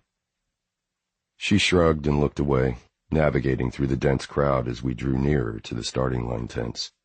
Panic started to well in my chest. I wasn't ready for goodbye yet. I was probably going to head home and shower, get some lunch, she frowned. Or stop for lunch on the way home. I'm not sure I have anything edible at my place, actually. Old shopping habits die hard, I noted dryly. She gave a guilty wince. I've been sort of burying myself in the lab all week. Just good distraction. The words came out rushed, pressed together with how out of breath I felt. I'd really love to hang out, and I have stuff for sandwiches or salads. You could come over, or... I trailed off when she stopped walking and turned to face me, looking bewildered and then adoring. Blinking away, I felt my chest squeeze. I tried to tamp down the impossible hope clawing up my throat. What? I asked, sounding more annoyed than I meant. Why are you looking at me like that? Smiling, she said, You're probably the only man I know who keeps his fridge so well stocked. I felt my brows pull together in confusion. This had caused her to stop walking and stare at me? Cupping the back of my neck, I mumbled, I try to keep healthy stuff at home so I don't go out and eat junk. She stepped closer, close enough to feel a loose strand of her hair when the wind blew it across my neck, close enough to smell the light scent of her sweat, to remember how fucking amazing it felt to make her sweat. I dropped my gaze to her lips, wanting to kiss her so much it made my skin ache. I think you're amazing, Will, she said, licking her lips under the pressure of my attention. And stop smoldering at me. There's only so much I can take from you today. Before I could process any of this, she turned and moved toward the women's tent to retrieve her things. Numbly, I went the opposite way, to get my house keys, my extra socks, and the paperwork I'd bundled in my running jacket. When I emerged, she was waiting for me, holding a small duffel bag. So, I started, struggling to keep my distance. You're coming over? I really should shower, she said, looking past me and down the street that led eventually to her building. You can shower at my place. I didn't care how I sounded. I wasn't letting her go. I'd missed her. Nights had been almost unbearable, but strangely, mornings had been the worst. I missed her breathless conversation and how it would eventually fall away into the synchronized rhythm of our feet on pavement. And borrow some clean clothes? She asked, wearing a teasing grin. I nodded without hesitation. Yes. Her smile faded when she saw I was serious. Come over, Hannah. Just for lunch, I promise. Lifting her hand to her forehead to block out the sun, she studied my face for a beat longer. You sure? Instead of answering, I tilted my head, turning to walk.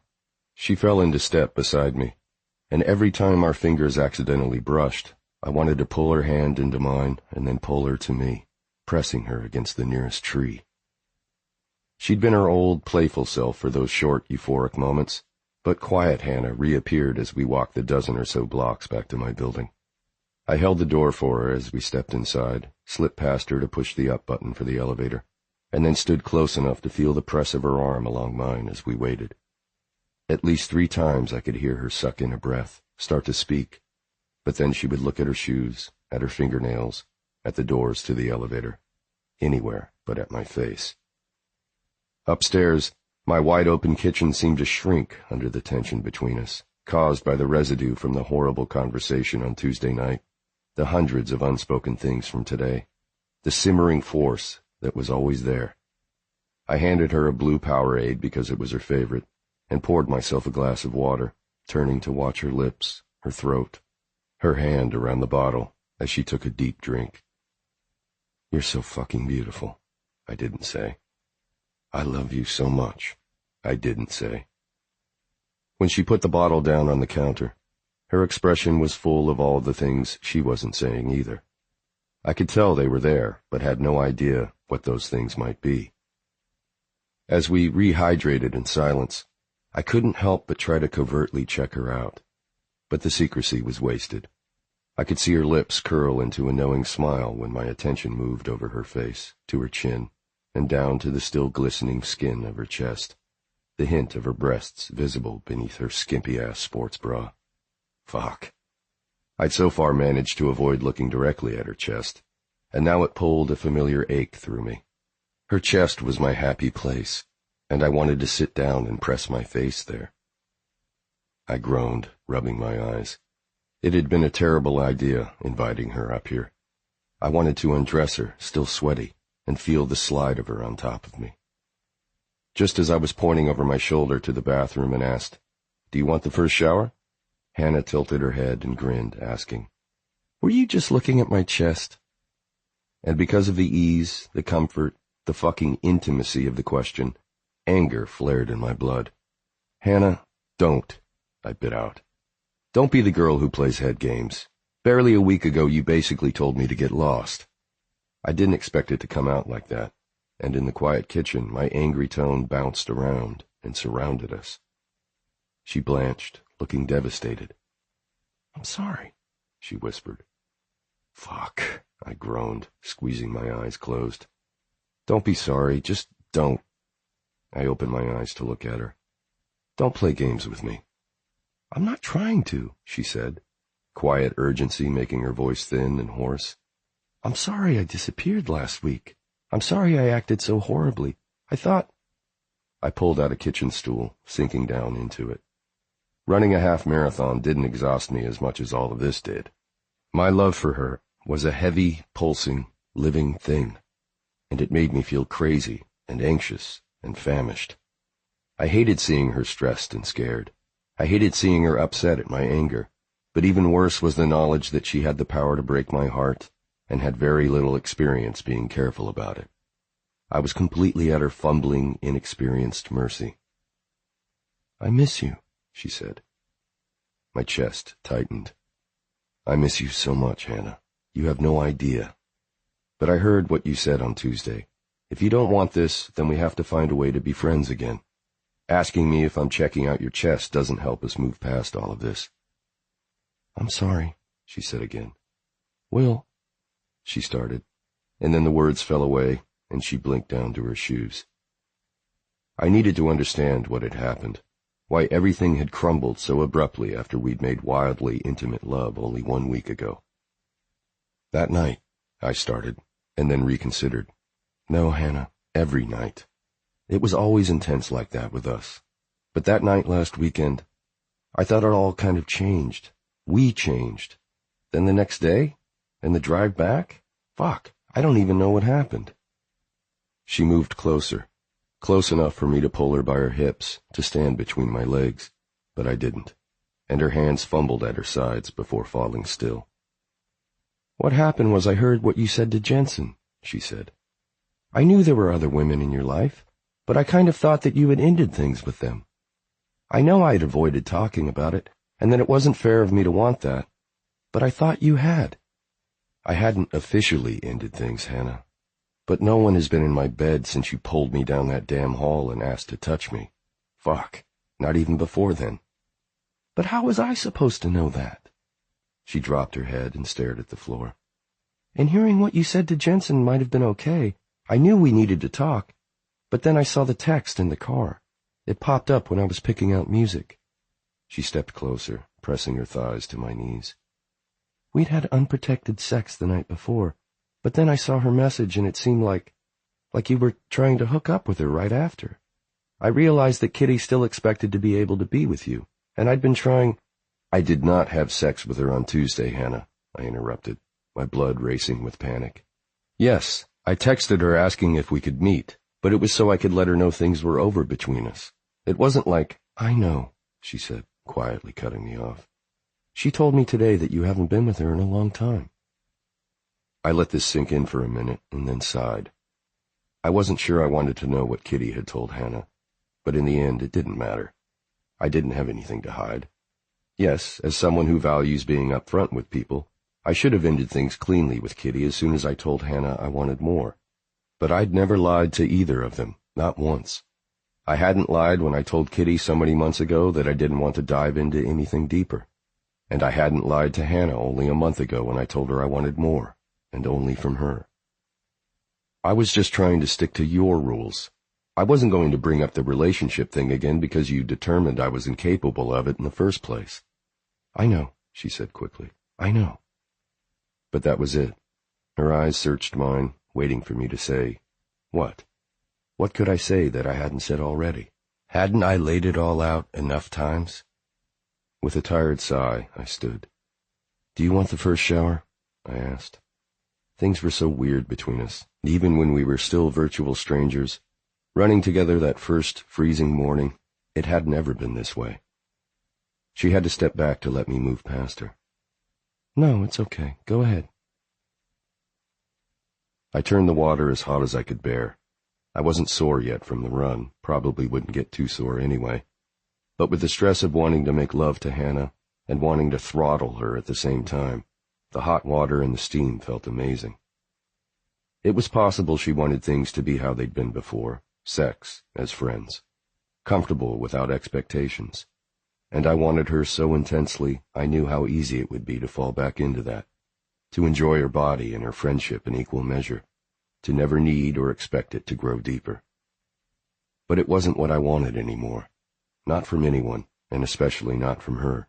I soaped up, closing my eyes and inhaling the steam, washing away the race and the sweat, wishing I could wash away the twisted mess inside. I heard the faint click of the shower door only a split second before cold air bit across my skin. Adrenaline slid into my veins, pumping through my heart, filling my head with a wildness that made me dizzy. I pressed my hand to the wall, afraid to turn and face her, and feel all my resolve melt. There was only a fraction of me I knew would be able to hold back.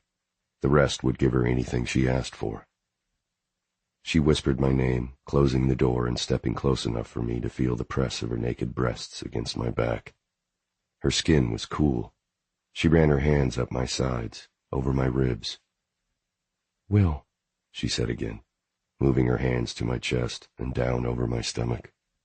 Look at me. I reached down, gripping her wrists to keep her hands from moving any lower, low enough to feel how hard I was with just this small bit of contact. I was like a racehorse, held back by a single flimsy gait.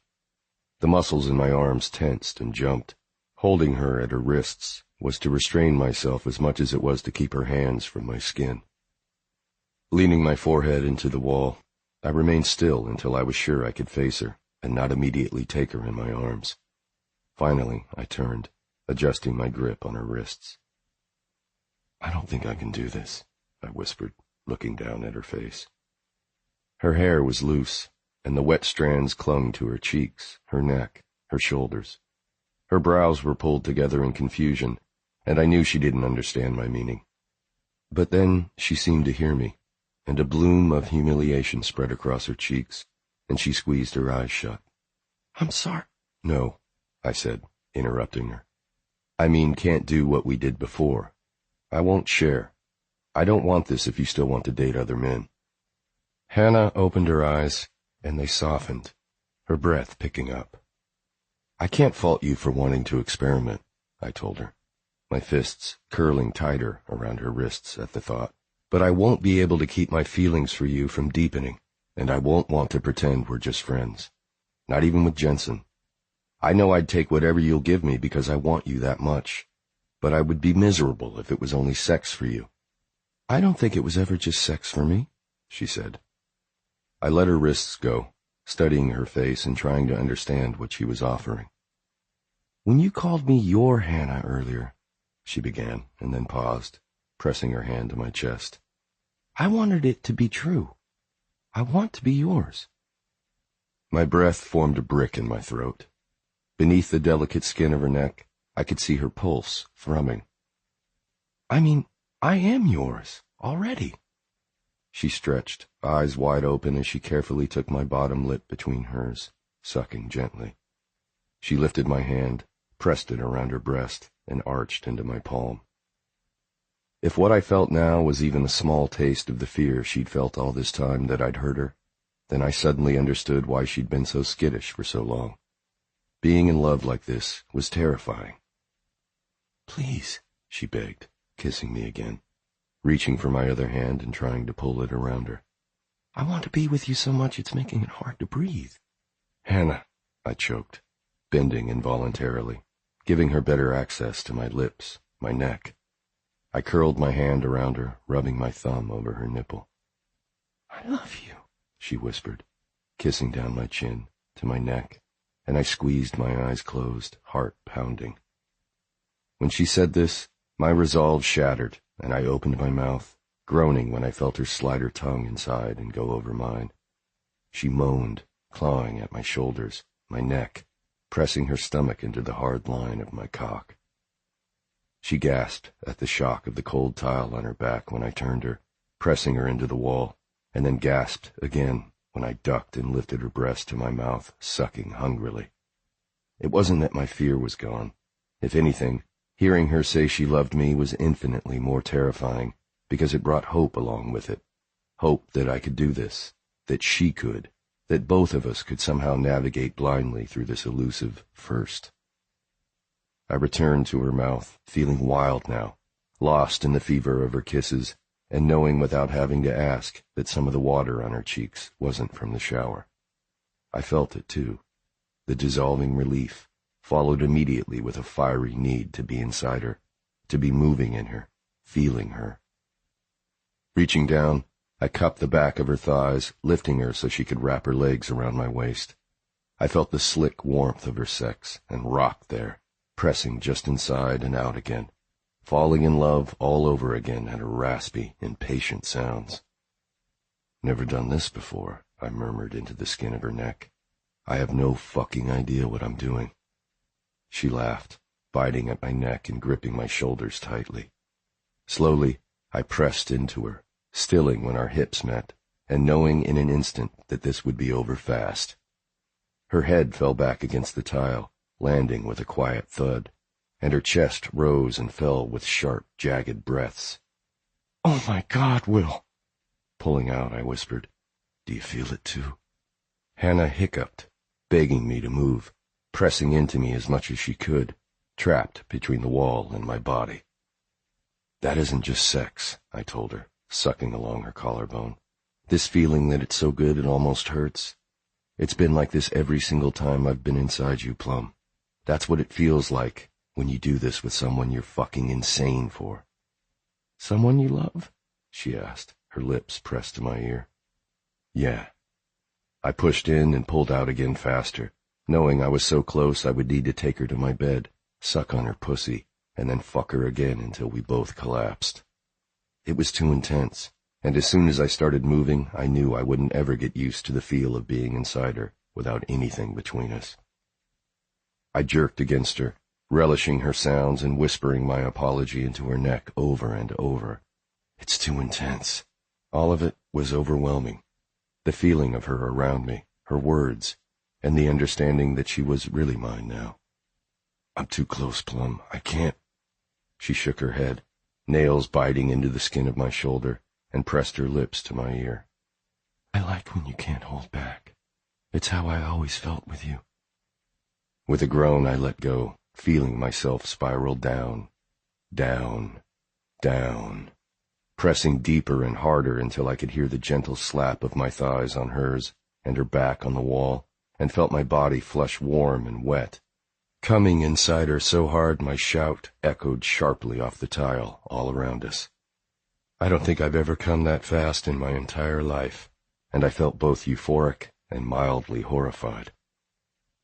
Hannah pulled my hair, silently begging for my mouth on hers, but after only a small kiss, I slipped from her with a groan and fell to my knees. Leaning forward, I spread her with my hands and sealed my mouth around the soft rise of her clit, sucking. I closed my eyes and groaned at the sound of her sweet moan, the feel of her sex against my tongue. Her legs shook, exhausted from the run, probably also exhausted from the rough treatment I'd just given her against the wall. And I slid my arms between her thighs, spreading her legs and lifting her so her thighs rested on my shoulders and my palms gripped her ass. Above me, she cried out, her arms grappling wildly for something to hold on to. And finally she settled for clutching my head with her thighs and reaching down, bracing her hands on the top of my head while she watched me with wide, fascinated eyes. "I'm so close," her voice wavered, hands shaking where she gripped my hair. I hummed, smiling into her and moving my head slowly side to side as I sucked. I'd never done this before and felt so much like I was loving someone, making love in every way I possibly could. My chest warmed intensely when it occurred to me. This was our beginning. Right here, partially hidden by the steam of the shower, was where we clarified everything. I could see the moment she started to come. The hot flush bloomed on her chest and spread upward, reaching her face just as her lips parted in a gasp. I'd never get tired of this. I'd never tire of her.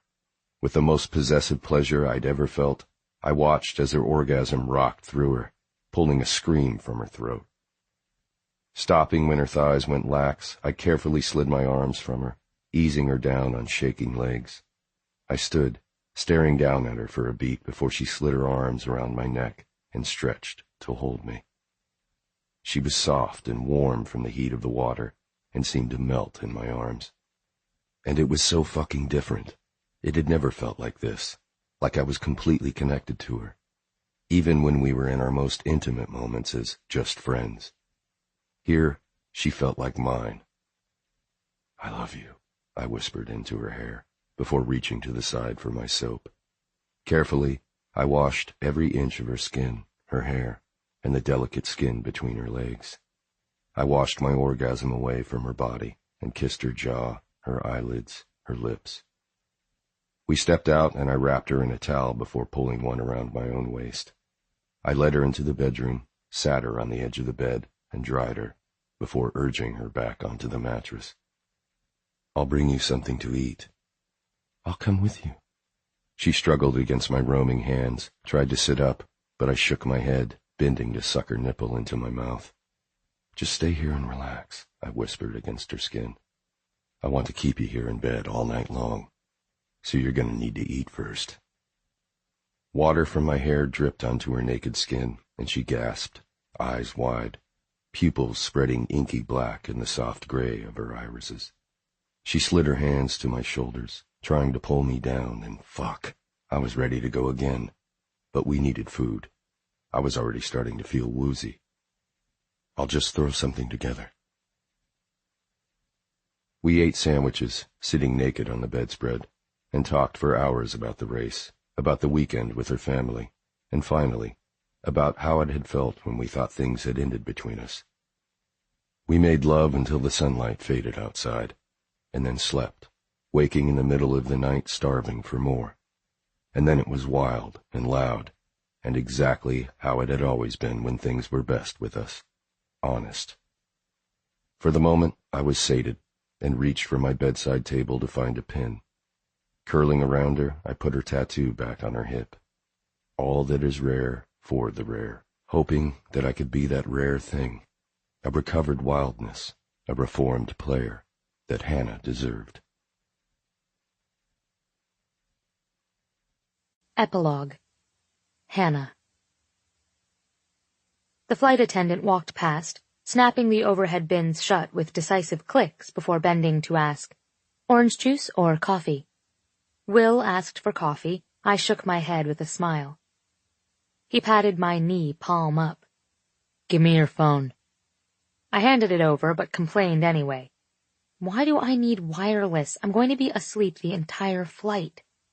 Never again would I let him book 6 a.m. flights from New York to the West Coast. Will ignored me, entering some code into a tiny box on my phone's web browser. "If you haven't noticed, I'm sleepy. It's someone's fault that I was kept up all night," I whispered, leaning into him. He stopped what he was doing, turning to smolder at me. Is that how it happened? A thrill ran from my chest, down my belly and between my legs. Yes. You didn't come over after lab a little worked up? No, I lied. His eyebrow rose, a smile curling half of his mouth. And you didn't interrupt my preparation of the very romantic dinner I was planning for you? Me? No. And pull me down onto the couch, asking me to do that thing with my mouth? I held my hand to my chest. I would never. It wasn't you who then ignored the delicious smells coming from the stove and pulled me to the bedroom and asked for some very, very dirty things? I closed my eyes as he leaned close, grazing his teeth over my jaw and murmuring, I love you so fucking much, my naughty sweet plum. Images from the night before pulled me deeper into the hungry, achy place I practically lived in any time I was near Will. I remembered his rough hands, his commanding voice telling me exactly what he wanted me to do. I remembered those hands tugging my hair, his body moving over mine for hours, his voice finally low and begging for my teeth, my nails. I remembered the weight of him collapsing on me, sweaty and exhausted and falling asleep almost as soon as he found his release. Maybe that was me, I admitted. It was a long day working in the safety hood, what can I say? I had a lot of time to think about your magical mouth. He kissed me and then returned to my phone, smiling as he finished what he was doing and handing it back to me. You're all set. I'm still going to sleep. Well, at least if Chloe needs you, your phone is working. I slid my eyes to him, confused. Why would she need me? I'm not in the wedding. Have you met Chloe?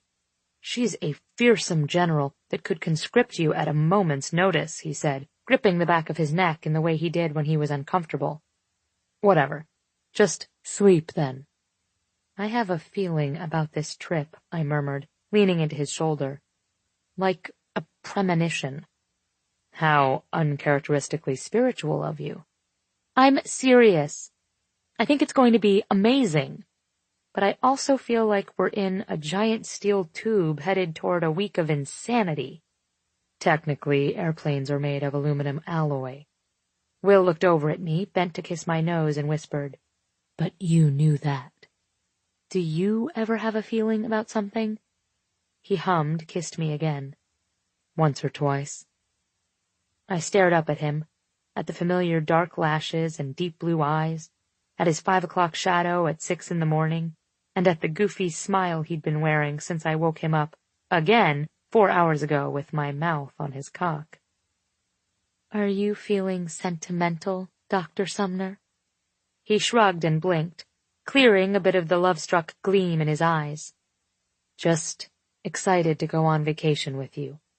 Excited for the wedding. Excited that our little gang is having a baby soon. I have a question about a rule, I whispered. He leaned in conspiratorially, whispering back, I'm not your dating coach anymore. There are no rules, besides that no other guy touches you. Still, you know about these things. With a smile, he murmured, Fine, hit me. We've only been together 2 months, and 4, he corrected, always insisting I was his from that very first run. Fine, have it your way. 4. Is it bad form after only 4 months to tell you I think you're my forever?